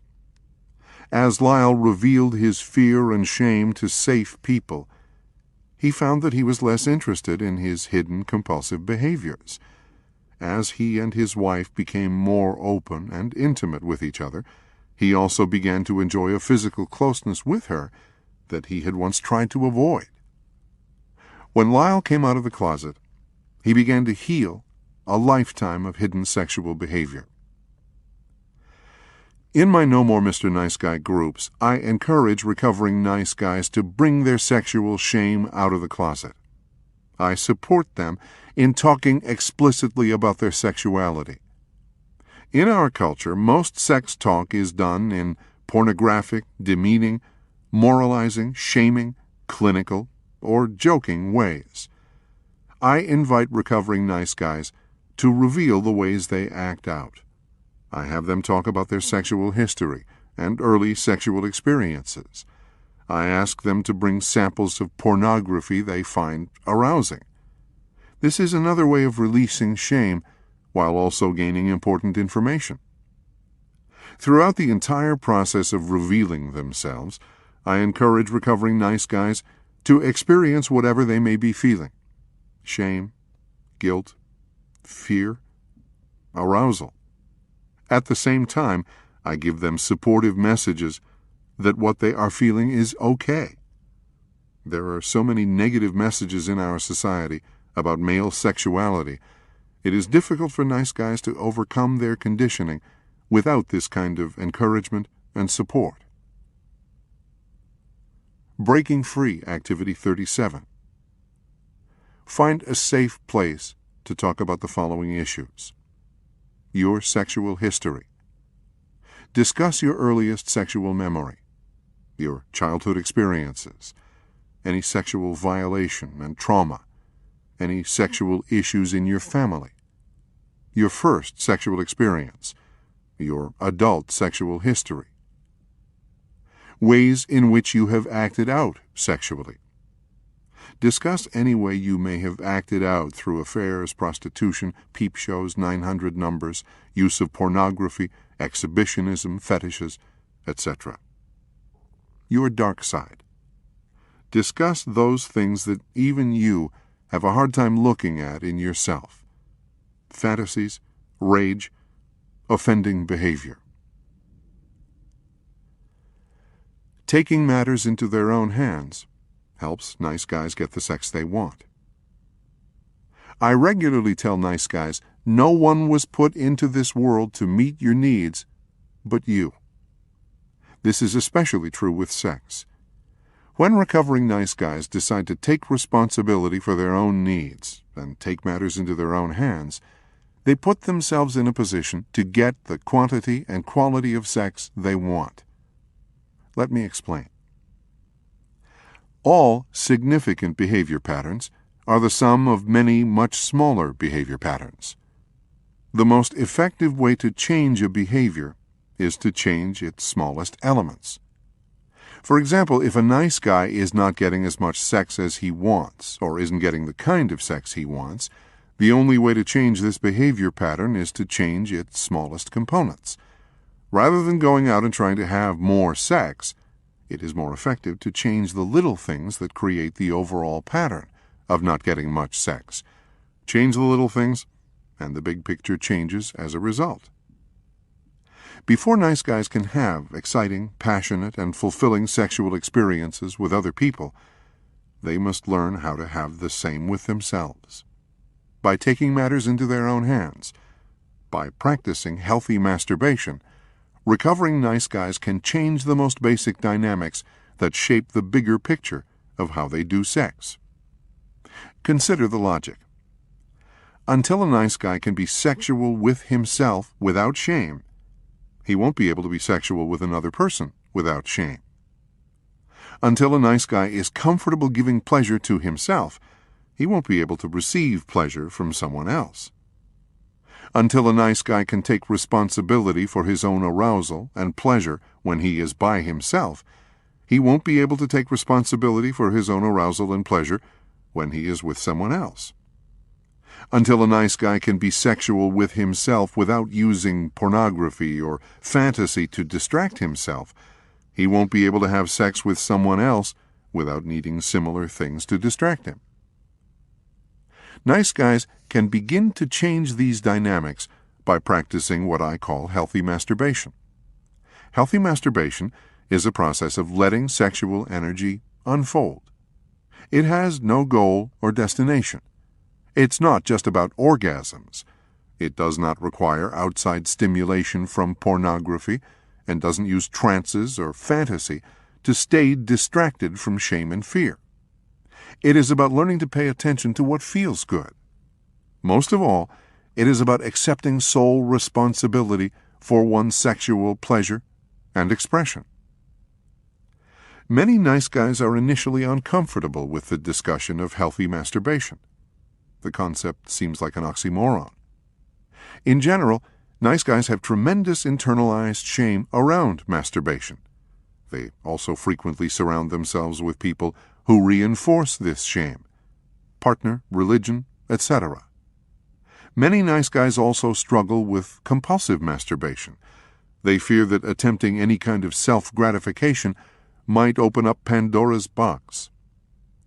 I have found that when recovering nice guys work on learning how to pleasure themselves without using fantasy or pornography, there is no way for their behavior to become compulsive. I have also found that when they share the experience with other non-judgmental men, their shame diminishes rapidly. A note about pornography. I am not opposed to pornography legally or morally, but I think it is bad for men for several reasons. Pornography creates unrealistic expectations of what people should like and what sex should be like. Pornography addicts men to bodies and body parts. Pornography can easily become a substitute for a real sexual relationship. Pornography creates a trance in which men can be sexual while staying distracted from their shame and fear. Pornography compounds shame because it is usually hidden and used in secret. I tell nice guys, if you are going to use pornography, do it openly. Doing so tends to break the trance and takes the buzz out of it. A note about fantasy. Fantasy is a form of dissociation. the process of separating one's body from one's mind. When a person fantasizes while being sexual, he is purposefully and actively leaving his body. While some sex therapists advocate fantasy as a way of improving a sex life, it is actually the best way I know to kill it. Fantasizing during sex makes about as much sense as thinking about a Big Mac while eating a gourmet meal. About the only thing fantasy accomplishes is to distract a person from his shame and fear, or cover up the fact that he is having bad sex. Healthy masturbation helps the recovering nice guy change the core dynamics that prevent him from getting good sex. Healthy masturbation helps remove the shame and fear of being sexual, puts the nice guy in charge of his own sexual needs, removes dependency on unavailable partners or pornography, helps the nice guy learn to please the person that matters most, himself, gives the nice guy permission to have as much good sex as he wants, puts the nice guy in charge of his own pleasure. Changing these dynamics through healthy masturbation enhances and intensifies the experience of making love with another person. Terence provides a good example. Terence originally came to therapy looking for a quick fix to his problem so his fiancée would not break up with him. In the first several sessions, I focused on the subject of him making his needs a priority. As with most nice guys, this initially made him uncomfortable, to put it mildly. Terence was terrified that if he wasn't a great lover and didn't keep his girlfriend happy, she would leave him like his ex-wife did. I began by encouraging Terence to do a few non-sexual things just for himself. I reassured him regularly that this would make him more attractive to his fiancée, not less. As he began to discover that making his needs a priority didn't drive his girlfriend away, we took it to the next step. I talked with Terence about healthy masturbation. I encouraged him to find a time when he would be undisturbed, in which he could focus on his own pleasure and arousal. I suggested that he do this without having a goal of climaxing and without using fantasy or pornography. I encouraged him to pay attention to what felt good to him, and to observe the ways he unconsciously tried to distract himself from his shame and fear. It took a few weeks for Terence to carry out the assignment. The first time he tried it, he reported not feeling much of anything. I encouraged him to continue the assignment at least once a week. After a few weeks, he reported that he was actually beginning to enjoy pleasuring himself, but felt some shame and fear that his fiancée would be mad at him. I invited Terence to bring his fiancée to therapy to work on shifting their sexual patterns. We talked about Terence taking his focus off her arousal and orgasms and beginning to focus more on himself. His girlfriend actually expressed relief. She revealed that it felt like a burden when Terence expected her to have multiple orgasms. Instead of telling him this in the past, she had just faked it. As they communicated about their experience of making love, the patterns began to shift. They actually began spending more time talking with each other about what they liked and didn't like while they were having sex. Even though it was initially difficult, Terence shared with his fiancée what he had found out about himself from his own healthy masturbation. He was surprised when she expressed interest in pleasuring him and having a reciprocal sexual relationship with him. After a few months, Terence and his fiancée got married as planned. Both expressed how relieved they were to discard their old way of doing sex for a more intimate, connecting way. Breaking Free Activity 38. Set aside a time to practice healthy masturbation. Choose a comfortable place where you will not be disturbed. Practice by looking at yourself and touching yourself without using pornography or fantasy. Pay attention to how it feels to experience your sexuality without any goals or agendas, such as having an orgasm. Also, observe any tendency to distract yourself from what you are experiencing. going into fantasy, becoming goal-oriented, having distracting thoughts, loss of physical sensation. Just observe these experiences and use them as information about your shame and fear. Saying no to bad sex helps nice guys get the sex they want. When it comes to sex, nice guys are consummate bottom feeders. They settle for scraps and come back begging for more. Nice guys settle for distorted images of bodies in pornography. They settle for the faceless sex of 900 numbers in chat rooms. They settle for trying to persuade unavailable people to begrudgingly be sexual with them. They settle for quick, compulsive masturbation. They settle for passionless, mechanical love-making. They settle for trances and fantasy. Nice guys do a lot of settling. As long as a nice guy is willing to settle for bad sex, he limits his opportunities to experience good sex. I regularly tell nice guys, you have to be willing to let go of what you've got to get what you want. Good sex can occur only when a recovering nice guy decides to stop settling for bad sex. So what does good sex look like? If we base our answer on what we see in movies or pornography, we will only keep perpetuating a formula for bad sex. Here is how I define good sex. Good sex consists of two people taking full responsibility for meeting their own needs. It has no goal. It is free of agendas and expectations. Rather than being a performance, it is an unfolding of sexual energy. It is about two people revealing themselves in the most intimate and vulnerable of ways. Good sex occurs when two people focus on their own pleasure, passion, and arousal, and stay connected to those same things in their partner.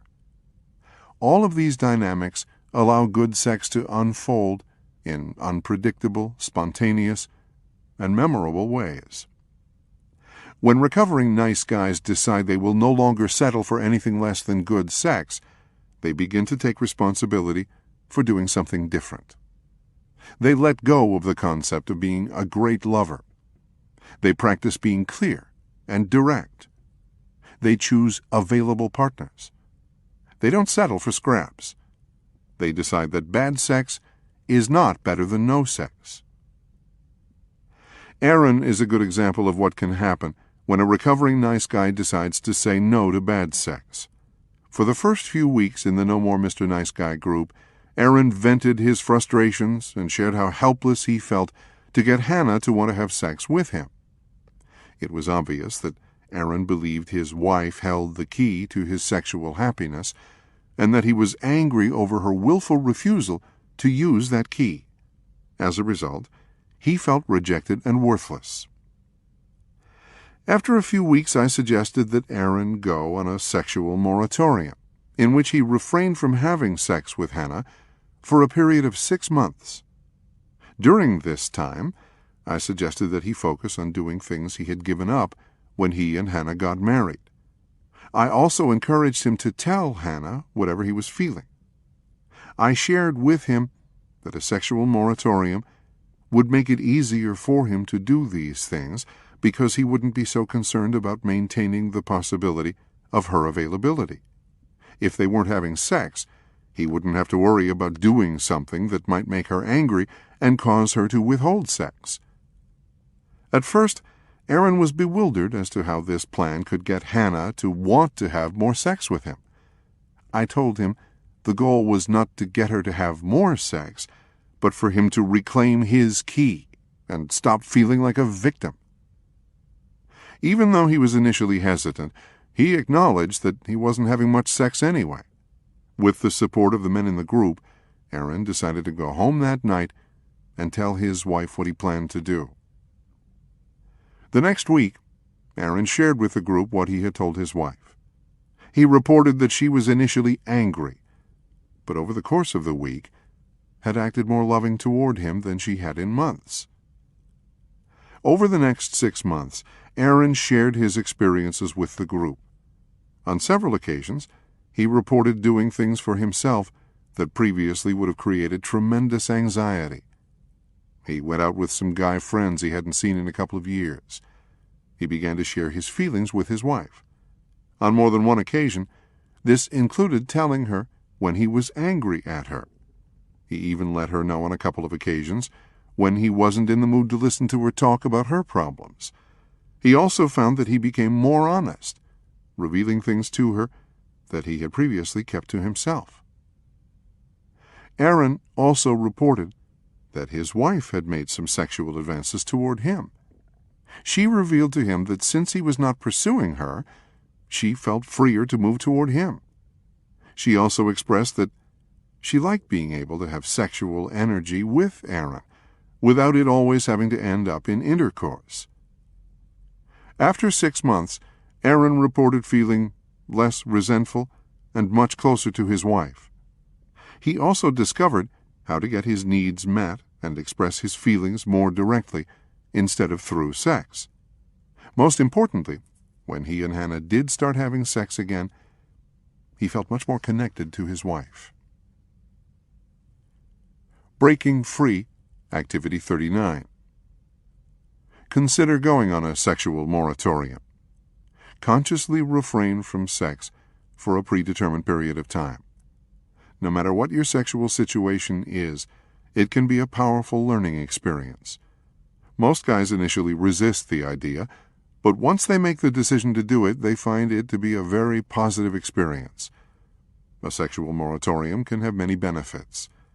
Helps break dysfunctional cycles. Eliminates pursuing and distancing. Releases resentment. Allows the nice guy to see that he can live without sex. Helps the nice guy realize that no one else but him holds the key to his sexual experience. Helps the nice guy see how he settles for bad sex.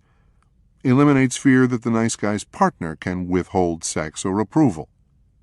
Helps the nice guy pay attention to the meaning of sexual impulses.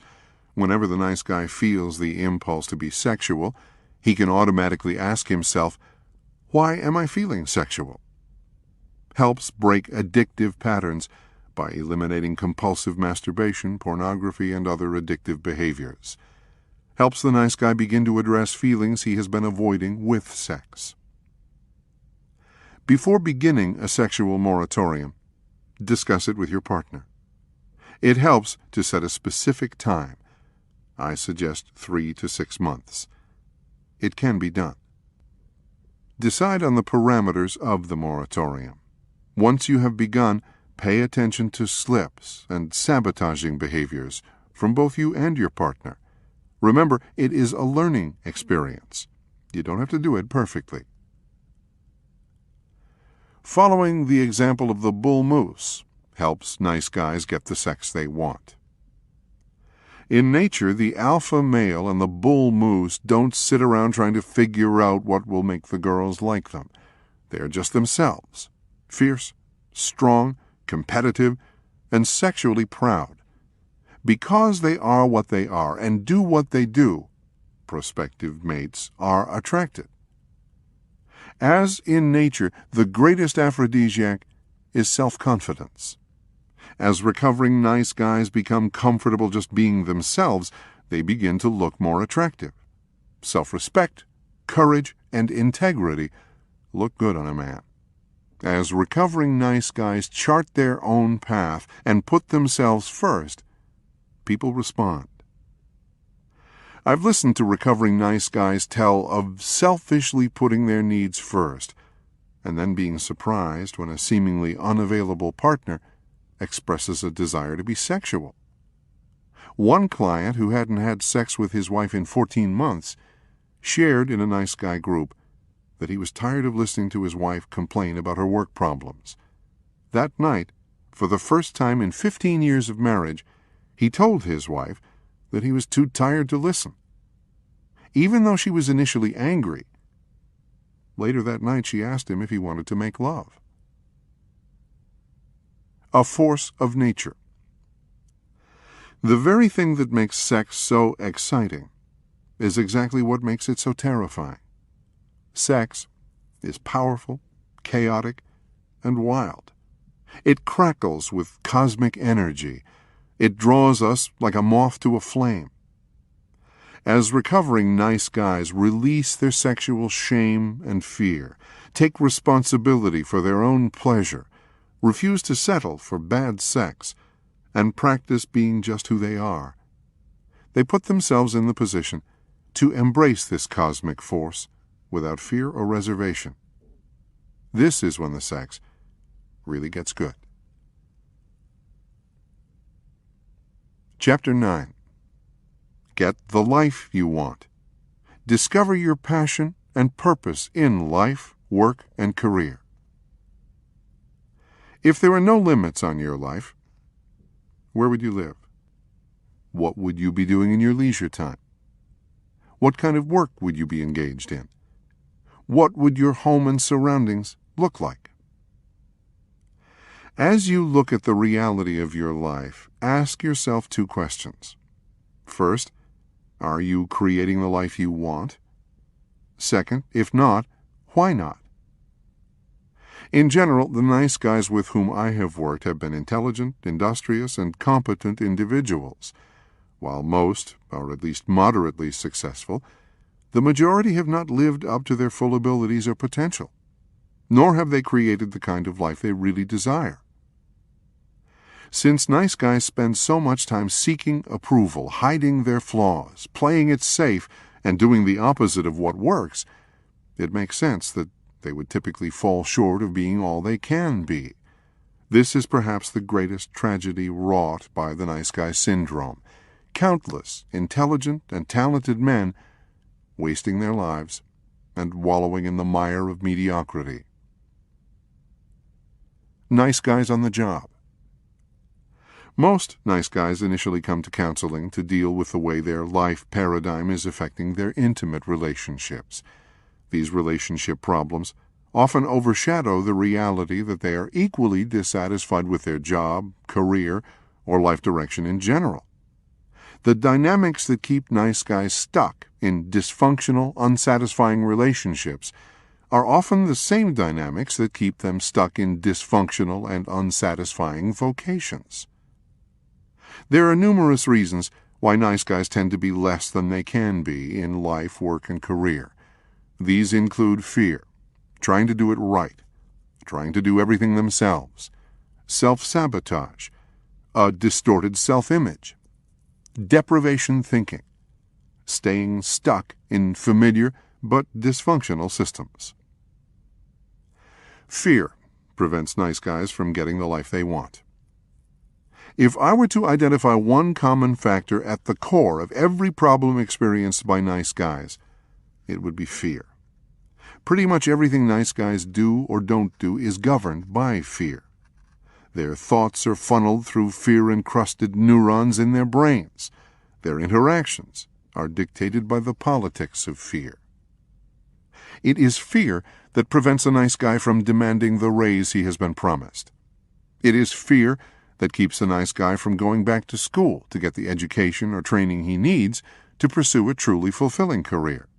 It is fear that prevents a nice guy from quitting a job he despises. It is fear that gets in the way of a nice guy starting the business of his dreams. It is fear that prevents a nice guy from living where he really wants to live and doing what he really wants to do. Nice guys are afraid of making a mistake, afraid of doing it wrong, afraid of failure, afraid of losing it all. Right alongside these fears of disaster is the paradoxical fear of success. Nice guys are typically afraid that if they are truly successful, they will be found out to be frauds. They won't be able to live up to people's expectations. They will be criticized. They won't be able to handle the increased expectations. They will lose control over their lives. They will do something to mess up everything. Rather than facing these fears, real or imagined, nice guys typically settle for operating at a fraction of their full potential. Trying to do it right prevents nice guys from getting the life they want. The essence of all life is evolution and change. In order for this process to occur naturally and completely in an individual, a person has to be willing to let go of control. Letting go allows the beautiful, serendipitous chaos of creation to resonate through oneself. The result is a dynamic, fulfilling life. Nice guys are obsessed with trying to keep their lives smooth and uneventful. They do this by trying to do it right and following the rules. Unfortunately, this life strategy is the most effective way to put a lid on any creative life energy. This lid kills their passion and prevents nice guys from living up to their full potential. Trying to do it right robs nice guys of their creativity and productivity. Striving for perfection keeps nice guys focused on their imperfections. Seeking external validation and approval keeps nice guys stuck in mediocrity. Attempting to hide flaws and mistakes prevents nice guys from taking risks or trying something new. Following the rules makes nice guys rigid, cautious, and fearful. It is because of these self-imposed limits that many nice guys are dissatisfied, bored, or unhappy with their life and vocation. Trying to do everything themselves prevents nice guys from getting the life they want. As children, nice guys did not get their needs met in timely, judicious ways. Some were neglected, some were used, some were abused, some were abandoned. All grew up believing that it was a bad or dangerous thing for them to have needs. All grew up convinced that if they were going to have anything in life, it would be up to them. Consequently, nice guys are terrible receivers. They are terrified of asking for help. They are completely miserable when others try to give to them. They have difficulty delegating to others. Because they believe they have to do it all themselves, nice guys rarely live up to their full potential. Nobody can be good at everything or succeed all on their own. Nice guys believe they should be able to. They might be jacks of all trades, but they are typically masters of none. This childhood conditioning ensures that they will never be all they can be in any area of life. Self-sabotage prevents nice guys from getting the life they want. Because of their fear of success, nice guys are masters of self-sabotage. They undermine their success by wasting time, making excuses, not finishing projects, caretaking other people, having too many projects going at once, getting caught up in chaotic relationships, procrastinating, not setting boundaries. Nice guys are typically good at appearing competent, but to be really great, to really rise to the top, invites too much unwanted attention and scrutiny. The bright lights of success threaten to illuminate their self-perceived cracks and flaws. Consequently, nice guys find many creative ways to make sure they are never too successful. If they don't start something, they won't fail. If they don't finish something, they won't be criticized.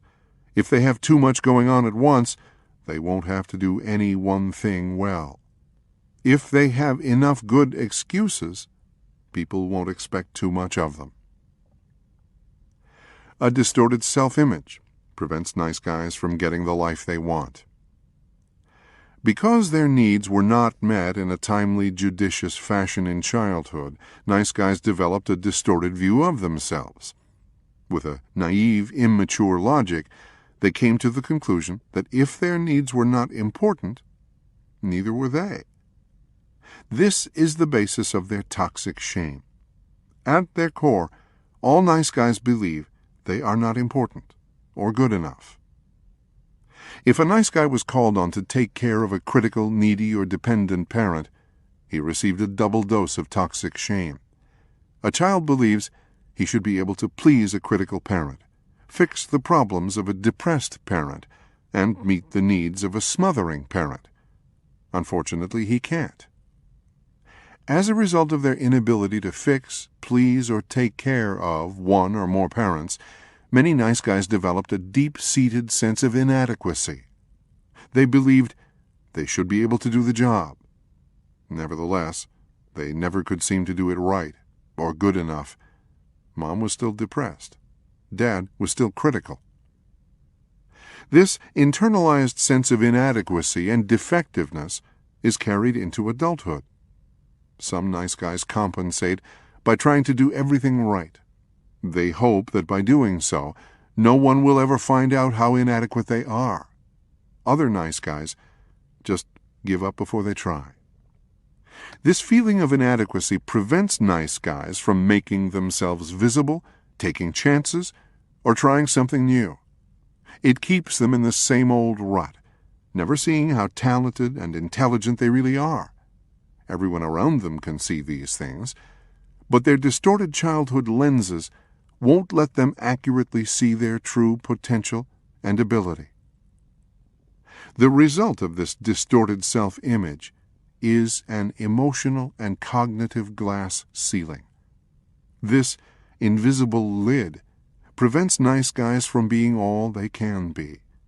If they do try to rise above it, they bump their heads and tumble down to more familiar territory. Deprivation thinking prevents nice guys from getting the life they want. Not having their needs adequately met in childhood created a belief for nice guys that there wasn't enough of what they needed to go around. This deprivation experience became the lens through which they viewed the world. This paradigm of scarcity and deprivation makes nice guys manipulative and controlling. It causes them to believe they better hang on to what they've got and not take too many chances. It leads them to resent other people who seem to have what they lack. Because of their deprivation thinking, nice guys think small. They don't believe they deserve to have good things. They find all kinds of ways to make sure their view of the world is never challenged. They settle for scraps and think it is all they deserve. They create all kinds of rationalizations to explain why they will never have what they really desire. Because of their self-fulfilling beliefs, nice guys rarely live up to their potential or get what they really want in life. Staying stuck in dysfunctional but familiar systems prevents nice guys from getting the life they want. As stated in previous chapters, two major factors prevent nice guys from getting what they want in love. The first is that they tend to recreate familiar yet dissatisfying relationships.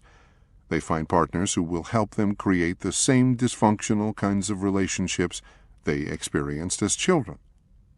These men then frequently see themselves as being victims to the dysfunction of their partners. Nice guys have a difficult time seeing that they were attracted to these people for a reason. Second, nice guys rarely experience the kind of relationships they want because they are bad enders. When a healthy person would pack up and move on, nice guys just keep doing more of the same, hoping that something will miraculously change. Nice guys aren't much different in their jobs. They are attracted to careers and work situations that allow them to recreate the dysfunctional roles, relationships, and rules of their childhood. They often see themselves as helpless victims to these situations. Rarely do they see why they need these systems to be the way they are, and that they have the choice to leave. Unconsciously recreating familiar family patterns in their jobs and careers keeps nice guys stuck and dissatisfied. While they are perpetuating the dysfunction of their childhood, they rarely do what they really want or rise to the top of their chosen vocation. Realizing your passion and potential. I frequently tell the men in my No More Mr. Nice Guy groups that my goal is for every one of them to leave the group a millionaire. This statement really has very little to do with money or material wealth. It is about discovering passion and living up to potential. As stated above, the nice guys I counsel are generally intelligent, talented men. As these men work on recovering from the nice guy syndrome, they begin to accept themselves just as they are. This acceptance of the self allows them to embrace their passions and face their fears. The formation of a more accurate view of the self and the world allows the abundance of the universe to begin flowing freely into their lives. Sometimes this takes the form of money. Sometimes it takes the form of love. Sometimes it takes the form of sex.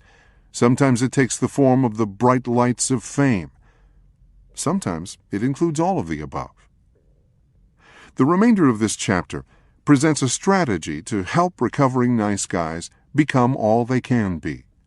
The following pages present a plan that has already helped countless nice guys discover their passion and live up to their potential. It can do the same for you. Facing fears allows nice guys to get the life they want. Charlie could have been the poster child for passionless, underachieving nice guys. When I first met Charlie, he was stuck in a job he hated and living a life characterized by mediocrity and fear. Charlie had completed his engineering degree a couple of years before, yet he was still working at the same job he had held before starting college. Charlie's employers had promised him a big promotion upon graduation. When they failed to keep their promise, Charlie just stifled his resentment and kept on doing the same old thing he had always done. Charlie's single passion was flying. In spite of warnings of disaster from his mother, he had begun taking flying lessons after he finished college. Though Charlie dreamed of earning his pilot's license, he never seemed to be able to complete the necessary requirements to achieve his goal. A woman at his work introduced Charlie to my website. When he read the description of a nice guy, he was mortified. He couldn't figure out how someone could know him so well. It took him 6 months before he worked up the nerve to send me an email. It took him another 2 months to send me a second. From the first time Charlie looked at my website, he knew he needed to join a men's group, but the idea of being that vulnerable terrified him. It was at that point that Charlie made a decision that changed his life. Charlie decided that if something frightened him that much, he needed to face his fear and do it. Little did he know then, but that decision was just the beginning of a journey that would lead Charlie toward the rediscovery of his passion and purpose in life. Over the next year and a half, Charlie lived by one credo. If he was afraid of something, he confronted that fear. Charlie's progress was slow but steady. Basically, he crawled until he could walk. He took baby steps until he could run. Once he got going, there was no stopping him. Over a period of about 18 months, Charlie took several steps toward rediscovering his passion and purpose in life. He became more and more active in his No More Mr. Nice Guy men's group, revealing himself and confronting fellow group members. He began looking at the neglect he experienced and the distorted fear-based messages he received in his family. He asked his father to come to counseling with him, where he confronted him on his unavailability and lack of concern for his well-being in childhood. He quit blaming his lack of money for flying lessons on his girlfriend. He changed flying schools when his current school was unable to provide him with the type of instruction and equipment he needed. He began interviewing for jobs that took advantage of his engineering degree. He began confronting his feelings of inadequacy, family messages about playing it safe, and distorted beliefs about his qualifications as an engineer. He confronted his girlfriend, whom he was initially terrified of, about her lack of participation in household responsibilities. He took his solo flight and got his pilot's license. He allowed his men's group to take him out for his birthday to a restaurant where he faced his fear of being the center of attention. He applied for and got a job with an engineering firm that expressed a belief that he was capable, talented, and had something to offer their company. When Charlie told the group about getting the job, I realized that I had witnessed a metamorphosis of epic proportions. Charlie had gone from being an introverted, frightened, and passive nice guy to an evolving man with passion and purpose. I asked Charlie to send me an email with his formula for success. Here is what he wrote. Bob, here is roughly how I arrived at the new job. 1. Very first, before anything else could happen, I had to stop being a victim. 2. I began by setting boundaries. At first they were small ones, and they grew with time. 3. From the boundaries being set and respected, I started believing in myself. 4. Honesty came along somewhere during this time. 5. Believing that I am an adult. I have an education, and I am qualified to take on the role of an industrial engineer. 6. I always knew that my previous employer was dysfunctional, and that it was comfortable for a reason. When I finally realized and accepted that I did not need that system to survive, I could finally move on. Charlie. Charting their own path allows nice guys to get the life they want. Most folks, nice guys included, do not consciously take responsibility for creating the kind of life they want. Most people just accept where they are and act as if they have little power in shaping an exciting, productive, and fulfilling life. When I talk with nice guys about taking charge of their lives, most have a difficult time wrapping their brain around the concept. It just doesn't fit their paradigm that they can make choices and act to make these choices a reality. I encourage nice guys to visualize creating a life where they do what they love and get paid for it. Most of them have difficulty with this concept. They act as if I am asking them to believe a fairy tale. Occasionally, they will dismiss the idea with the excuse, "Not everybody can be lucky like you," referring to me, and have a job they really love and get paid well for it too. For a while I accepted this logic, until it dawned on me that the life I was living had nothing to do with luck. Earning a PhD involved a conscious decision, persistence, and hard work, not luck. Building a counseling practice involved facing fears, quitting a secure, well-paying job, making sacrifices, working a second job to pay bills, learning by trial and error, and living through a period of poverty, not luck. Developing my skills as a therapist involved a commitment to personal growth, constant evolution, and a financial investment in my own therapeutic process, not luck. Writing a book, building a website, and getting published required persistence and the confrontation of numerous fears, not luck. I'm not anything special. I'm an ordinary guy with ordinary talents. I have many of the same fears as the nice guys with whom I work. I don't have any special talent or skill that the majority of my clients don't have. What's the difference? A conscious decision to face fears. A conscious decision to not settle for mediocrity. A conscious decision to make my own rules. Think about the people you respect or look up to. Most probably started with nothing but still found ways to create interesting, productive, and passionate lives. These people charted their own paths and made their own rules. What makes them different? Most are just ordinary people who took charge of their lives. Here's the good news. If they can do it, so can you. One of my favorite affirmations is, "What one man can do, another man can do." Think about it. If others have taken charge and created lives worth emulating, so can you. The only thing stopping you from having the kind of life you really want is you.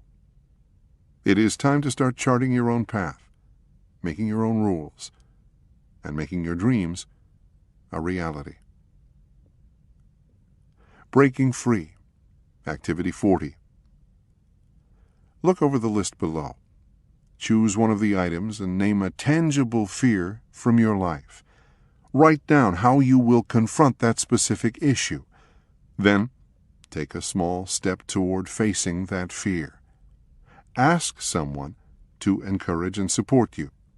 Don't try to do it alone. Remember, no matter what happens, you will handle it. Ask for a raise or promotion. Quit an unsatisfying job. Start your own business. Go back to school. Confront a conflict situation. Promote an idea or something you have created. Pursue a lifelong goal. Spend more time with a hobby or interest. Breaking Free Activity 41. What do you really want in life? What prevents you from making it happen? Write down 3 things you want to make happen in your life.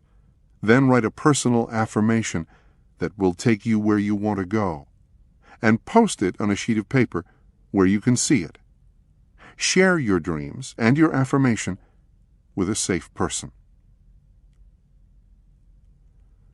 Letting go of trying to do it right allows nice guys to get the life they want. This book began as a few chapters I planned to write to give to the men in my first No More Mr. Nice Guy group. Initially, when there was no agenda or goal, my writing was a spontaneous recording of my growing insight into the nice guy syndrome. Before long, clients and family members began suggesting that I write a book. It seemed like a logical extension of what I was already doing, so the idea made perfect sense. It was at that time that something began to change. Rather than being just a few insights and illustrations written for the benefit of a handful of clients, my effort became directed at producing something that would be deserving of publication and widespread distribution. I began hearing people suggest things like bestseller, Oprah, and get rich. What was once an effortless labor of love began to falter under the weight of expectation.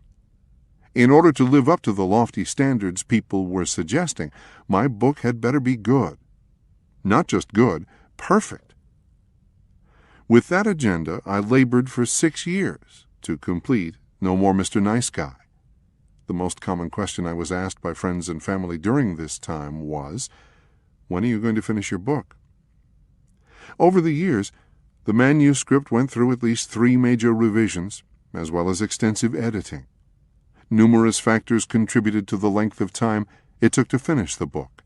But the number one reason was that I thought it had to be perfect. I thought the book had to be perfect to be published. I thought it had to be perfect for anyone to buy it. I thought it had to be perfect for it to help anyone. Unfortunately, this gross misperception had a number of detrimental consequences. I believed I had to write everything I knew about the nice guy syndrome. The original manuscript of this book was probably 4 times its present length. I believed I had to be an eloquent writer. I believed the text had to be flawless. I went to therapy to find out why I couldn't finish my book. My children became disillusioned, predicting that I never would finish. My wife half-seriously threatened to leave me if I didn't finish. Finally, after years of frustration, I had a breakthrough. A very wise person suggested that I give myself permission to never publish the book. I felt an immediate sense of relief. I realized that I had gotten away from my original goal, to write a few insights that would help a few men live better lives.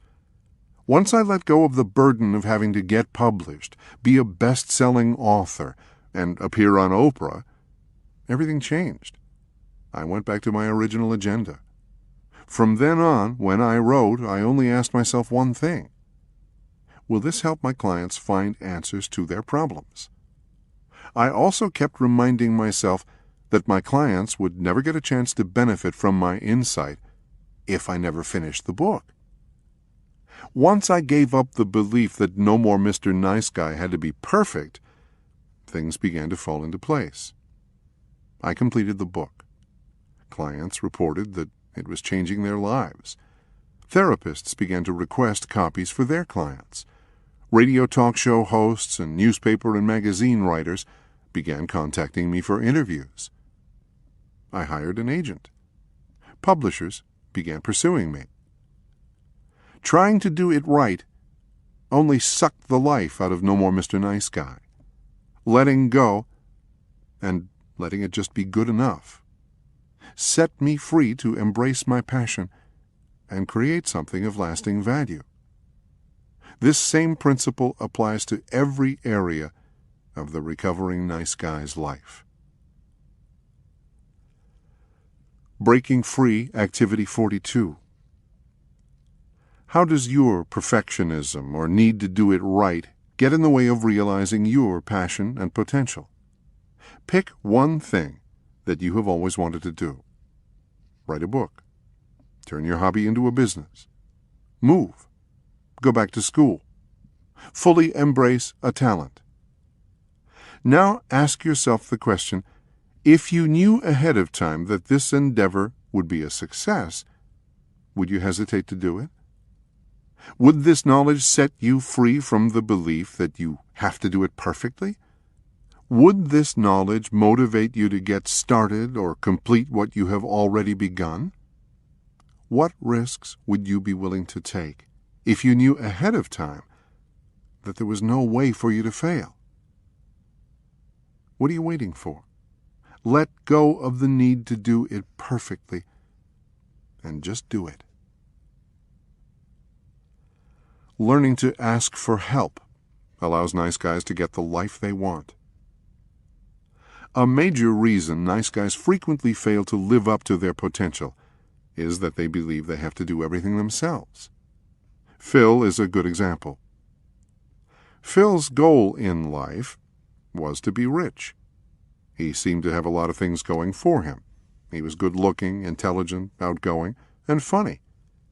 Yet Phil always seemed to fall way short of achieving his lofty goals and dreams. A number of things got in the way. Taking shortcuts, procrastination, and insecurities about whether he deserved to get what he really wanted. Perhaps Phil's greatest roadblock was his difficulty asking people for help. Phil had a number of faulty core beliefs about people helping him. He didn't believe he deserved to get what he wanted. He didn't believe his needs were important to other people. He believed the surest way not to get his needs met was to ask in clear and direct ways.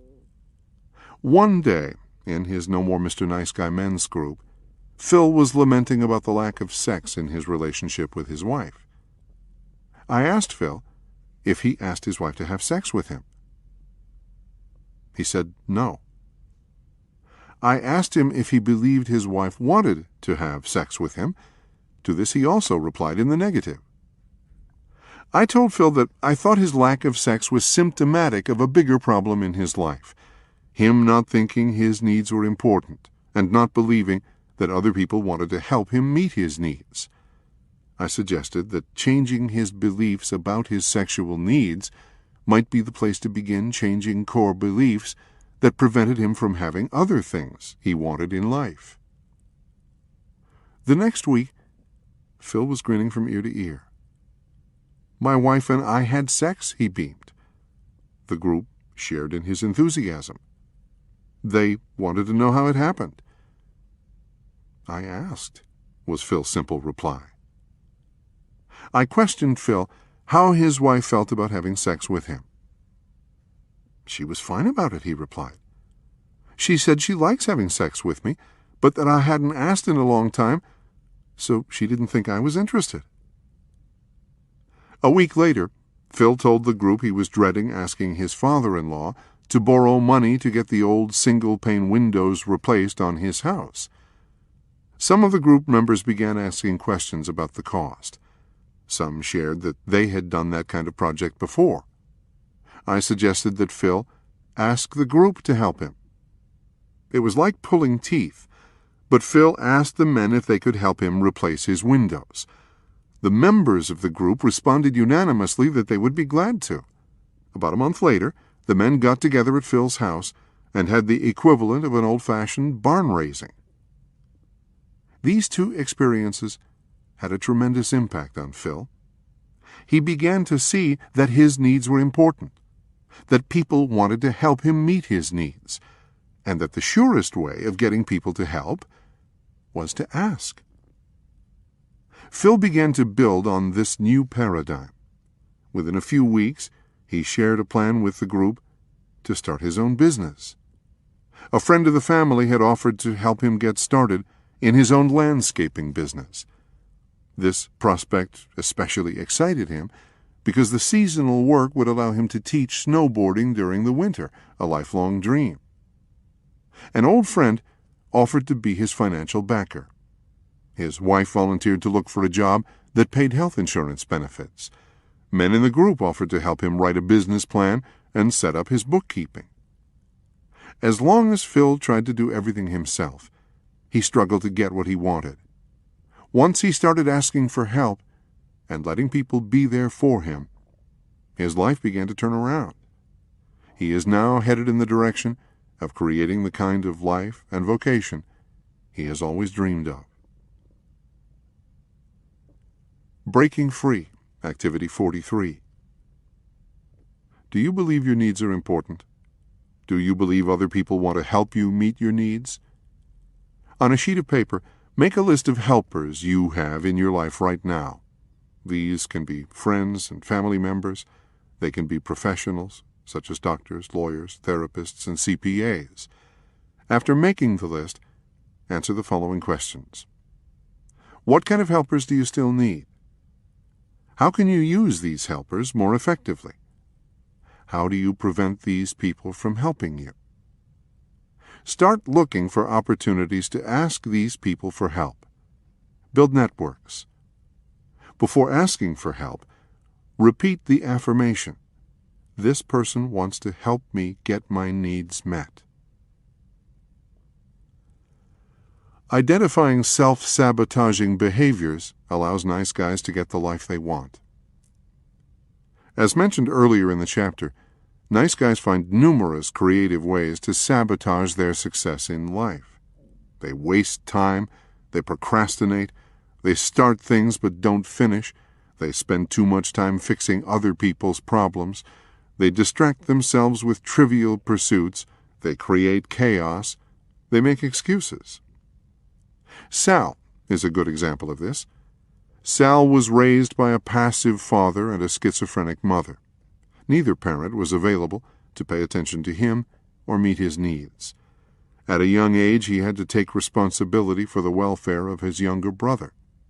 Sal had virtually no options as a child. When he felt frightened or overwhelmed, he would just hunker down and trudge ahead with dogged determination.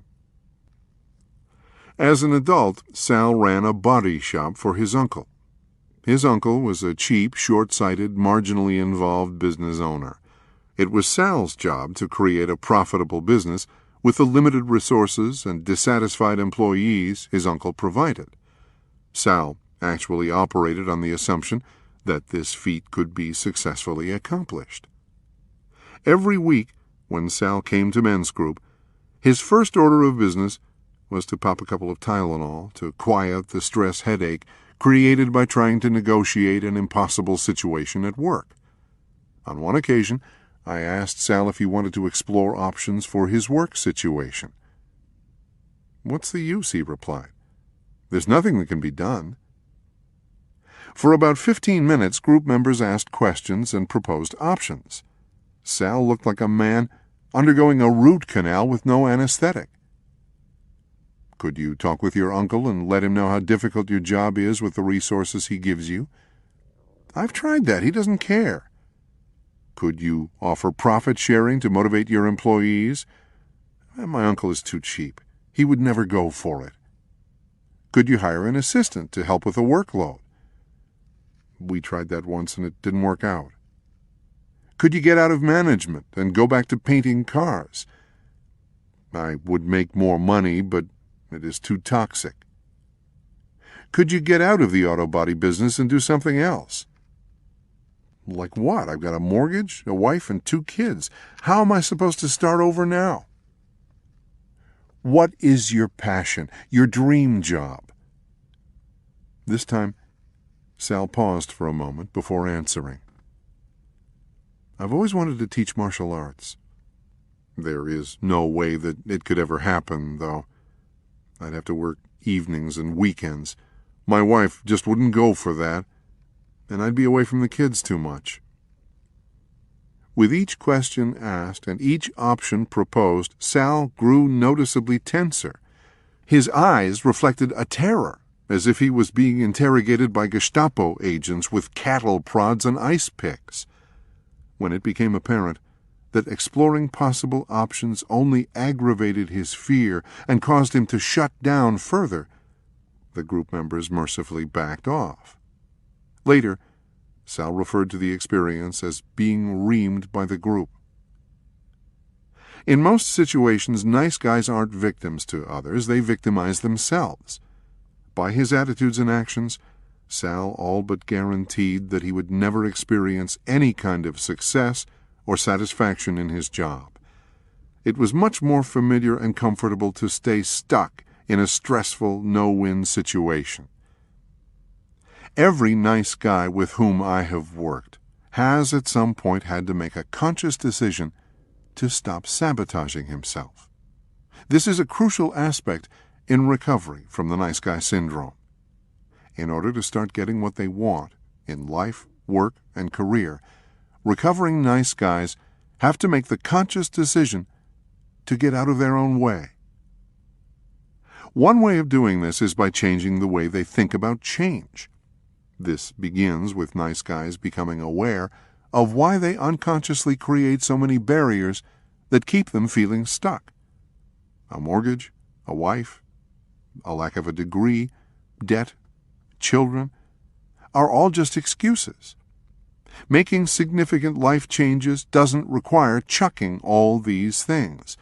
It means seeing them for what they really are, excuses, and taking small steps in the direction one wants to be going. For example, Sal could begin teaching martial arts one evening per week. He could begin working at paying down personal debt to enable him to change jobs in the future. He could refocus time spent on trivial, unsatisfying activities. Breaking free, activity 44.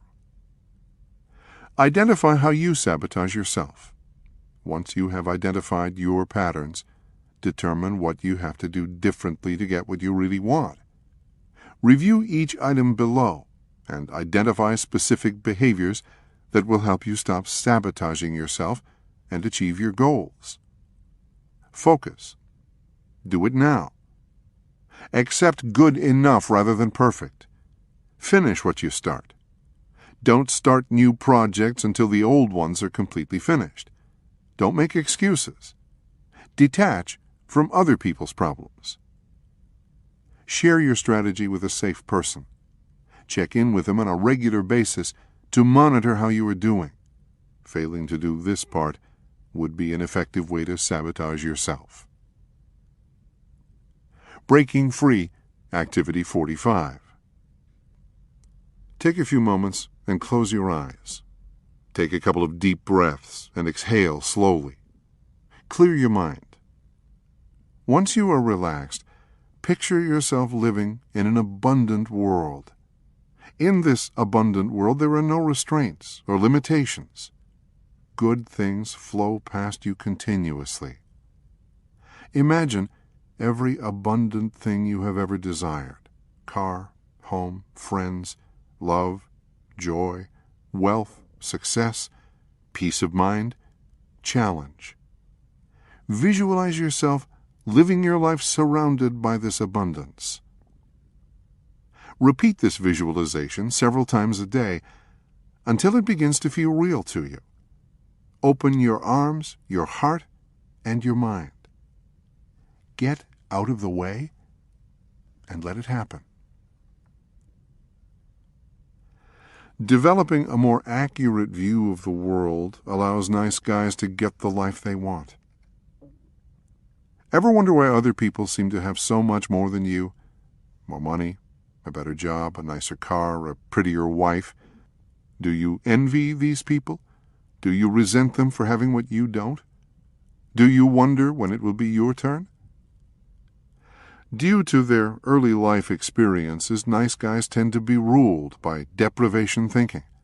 They believe there is only so much to go around, and if someone else already has a lot, there is less for them. Nice guys have a difficult time comprehending that we live in an abundant, ever-expanding universe.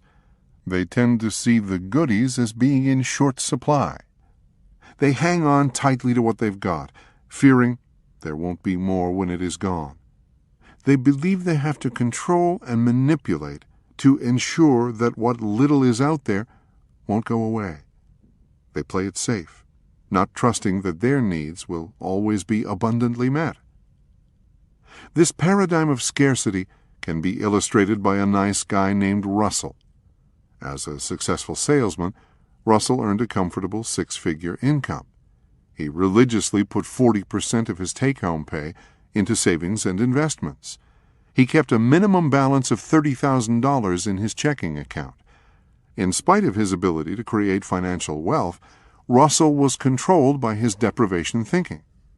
Russell was so afraid of financial ruin that he would not allow his wife to buy a $9 video for his children at Costco if it wasn't in the budget. Russell's deprivation thinking in regard to money was a reflection of his view of the world in general. His father was miserly and rigid. He seemed to single Russell out for critical treatment, while heaping praise and favor on his two brothers. Later, before he died, his father cut Russell out of his will and gave Russell's share to the church. It is no wonder that Russell viewed the world through lenses clouded by deprivation. When we come to see the world as a place of abundance, we come to realize that there is plenty for everyone. Everything we need is flowing by us. All we have to do is get out of the way of our own small thinking and let it come. Look around at the wealth, the cars people drive, the houses they live in, the trips they take.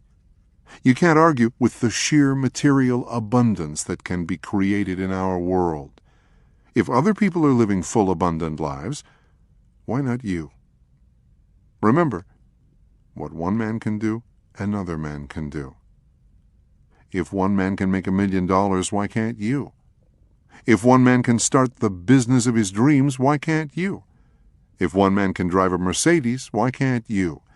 If one man can quit a crummy job and find a better one, why can't you? If one man can be a snowboarding instructor, why can't you? Unfortunately, the world can't give us something that we're not ready to receive. Since deprivation thinking keeps a person holding tightly to what he already has, there is no receptivity for receiving more.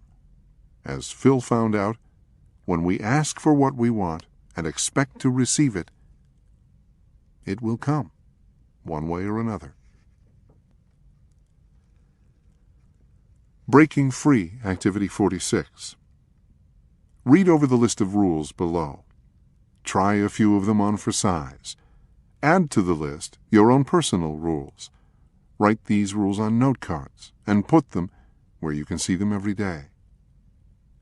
If it frightens you, do it. Don't settle. Every time you settle, you get exactly what you settled for. Put yourself first. No matter what happens, you will handle it. Whatever you do it 100%. If you do what you have always done, you will get what you have always got. You are the only person on this planet responsible for your needs, wants, and happiness. Ask for what you want. If what you are doing isn't working, try something different. Be clear and direct. Learn to say no. Don't make excuses. If you are an adult, you are old enough to make your own rules. Let people help you. Be honest with yourself. Do not let anyone treat you badly. No one, ever. Remove yourself from a bad situation instead of waiting for the situation to change. Don't tolerate the intolerable. Stop blaming. Victims never succeed. Live with integrity.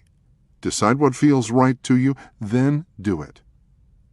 Accept the consequences of your actions. Be good to yourself. Think abundance. Face difficult situations and conflict head on. Don't do anything in secret. Do it now. Be willing to let go of what you have so you can get what you want. Have fun. If you are not having fun, something is wrong. Give yourself room to fail. There are no mistakes, only learning experiences. Control is an illusion. Let go. Let life happen. Get the life you want. The No More Mr. Nice Guy strategy for success. Nice guys believe there is a set of rules that govern all behavior. They are convinced that if they can figure out these rules and successfully abide by them, they will have a smooth, happy life. They also believe that there are dire consequences for failing to discern and obey these rules. Discovering passion and purpose requires figuring out what works and what doesn't. Mature, successful people establish their own rules. These rules are measured by only one standard. Do they work? Over the years, the men in my No More Mr. Nice Guy groups have discovered a number of rules that work for them. These rules have helped them discover their passion and live up to their potential. These rules have helped them create the kind of life and vocation they really desire. It is time to start getting what you want. Breaking free from the nice guy syndrome will allow you to discover your true passion and potential. By taking responsibility for creating the kind of life you really want, you can become all that you were meant to be. Epilogue. It took me 6 years to write this book. During this time, I have worked with countless nice guys and their partners. I have averaged 3 No More Mr. Nice Guy men's groups per week. In group time alone, that's over 1,800 hours of working with nice guys. During this time, I have observed many exciting and profound things. I have watched countless men go from being helpless, passive, controlling, and resentful victims to becoming empowered, integrated males. I have seen numerous relationships dramatically improve, and I've seen just as many die an overdue death. I've listened to unsolicited testimonials and read letters of gratitude from both men and women about the changes they have experienced in their lives. I have received responses from men and women all over the world who have seen themselves or someone they love in the description of the nice guy on my website. Based on observing all of these things, here is my greatest discovery. The tools and insights presented in No More Mr. Nice Guy work. Having finished reading this book, I encourage you to start again at the beginning. Take the time to do the breaking free exercises. If you have not already done so, find a safe person or group to assist you on your journey of recovery from the nice guy syndrome. If you are in a relationship, ask your partner to read the book. Share with him or her the insights you are discovering about yourself. Working the program of recovery presented in No More Mr. Nice Guy is one of the greatest gifts you can give yourself and your loved ones. As you learn to approve of yourself, you will discover within you an unimaginable ability to love and accept love and to live life to its fullest. This kind of expansiveness is initially frightening, but it is the essence of who you are and what you are meant to be. With this discovery of your true self comes unlimited freedom. Freedom to be just who you are. Freedom to stop seeking approval. Freedom to start getting what you want.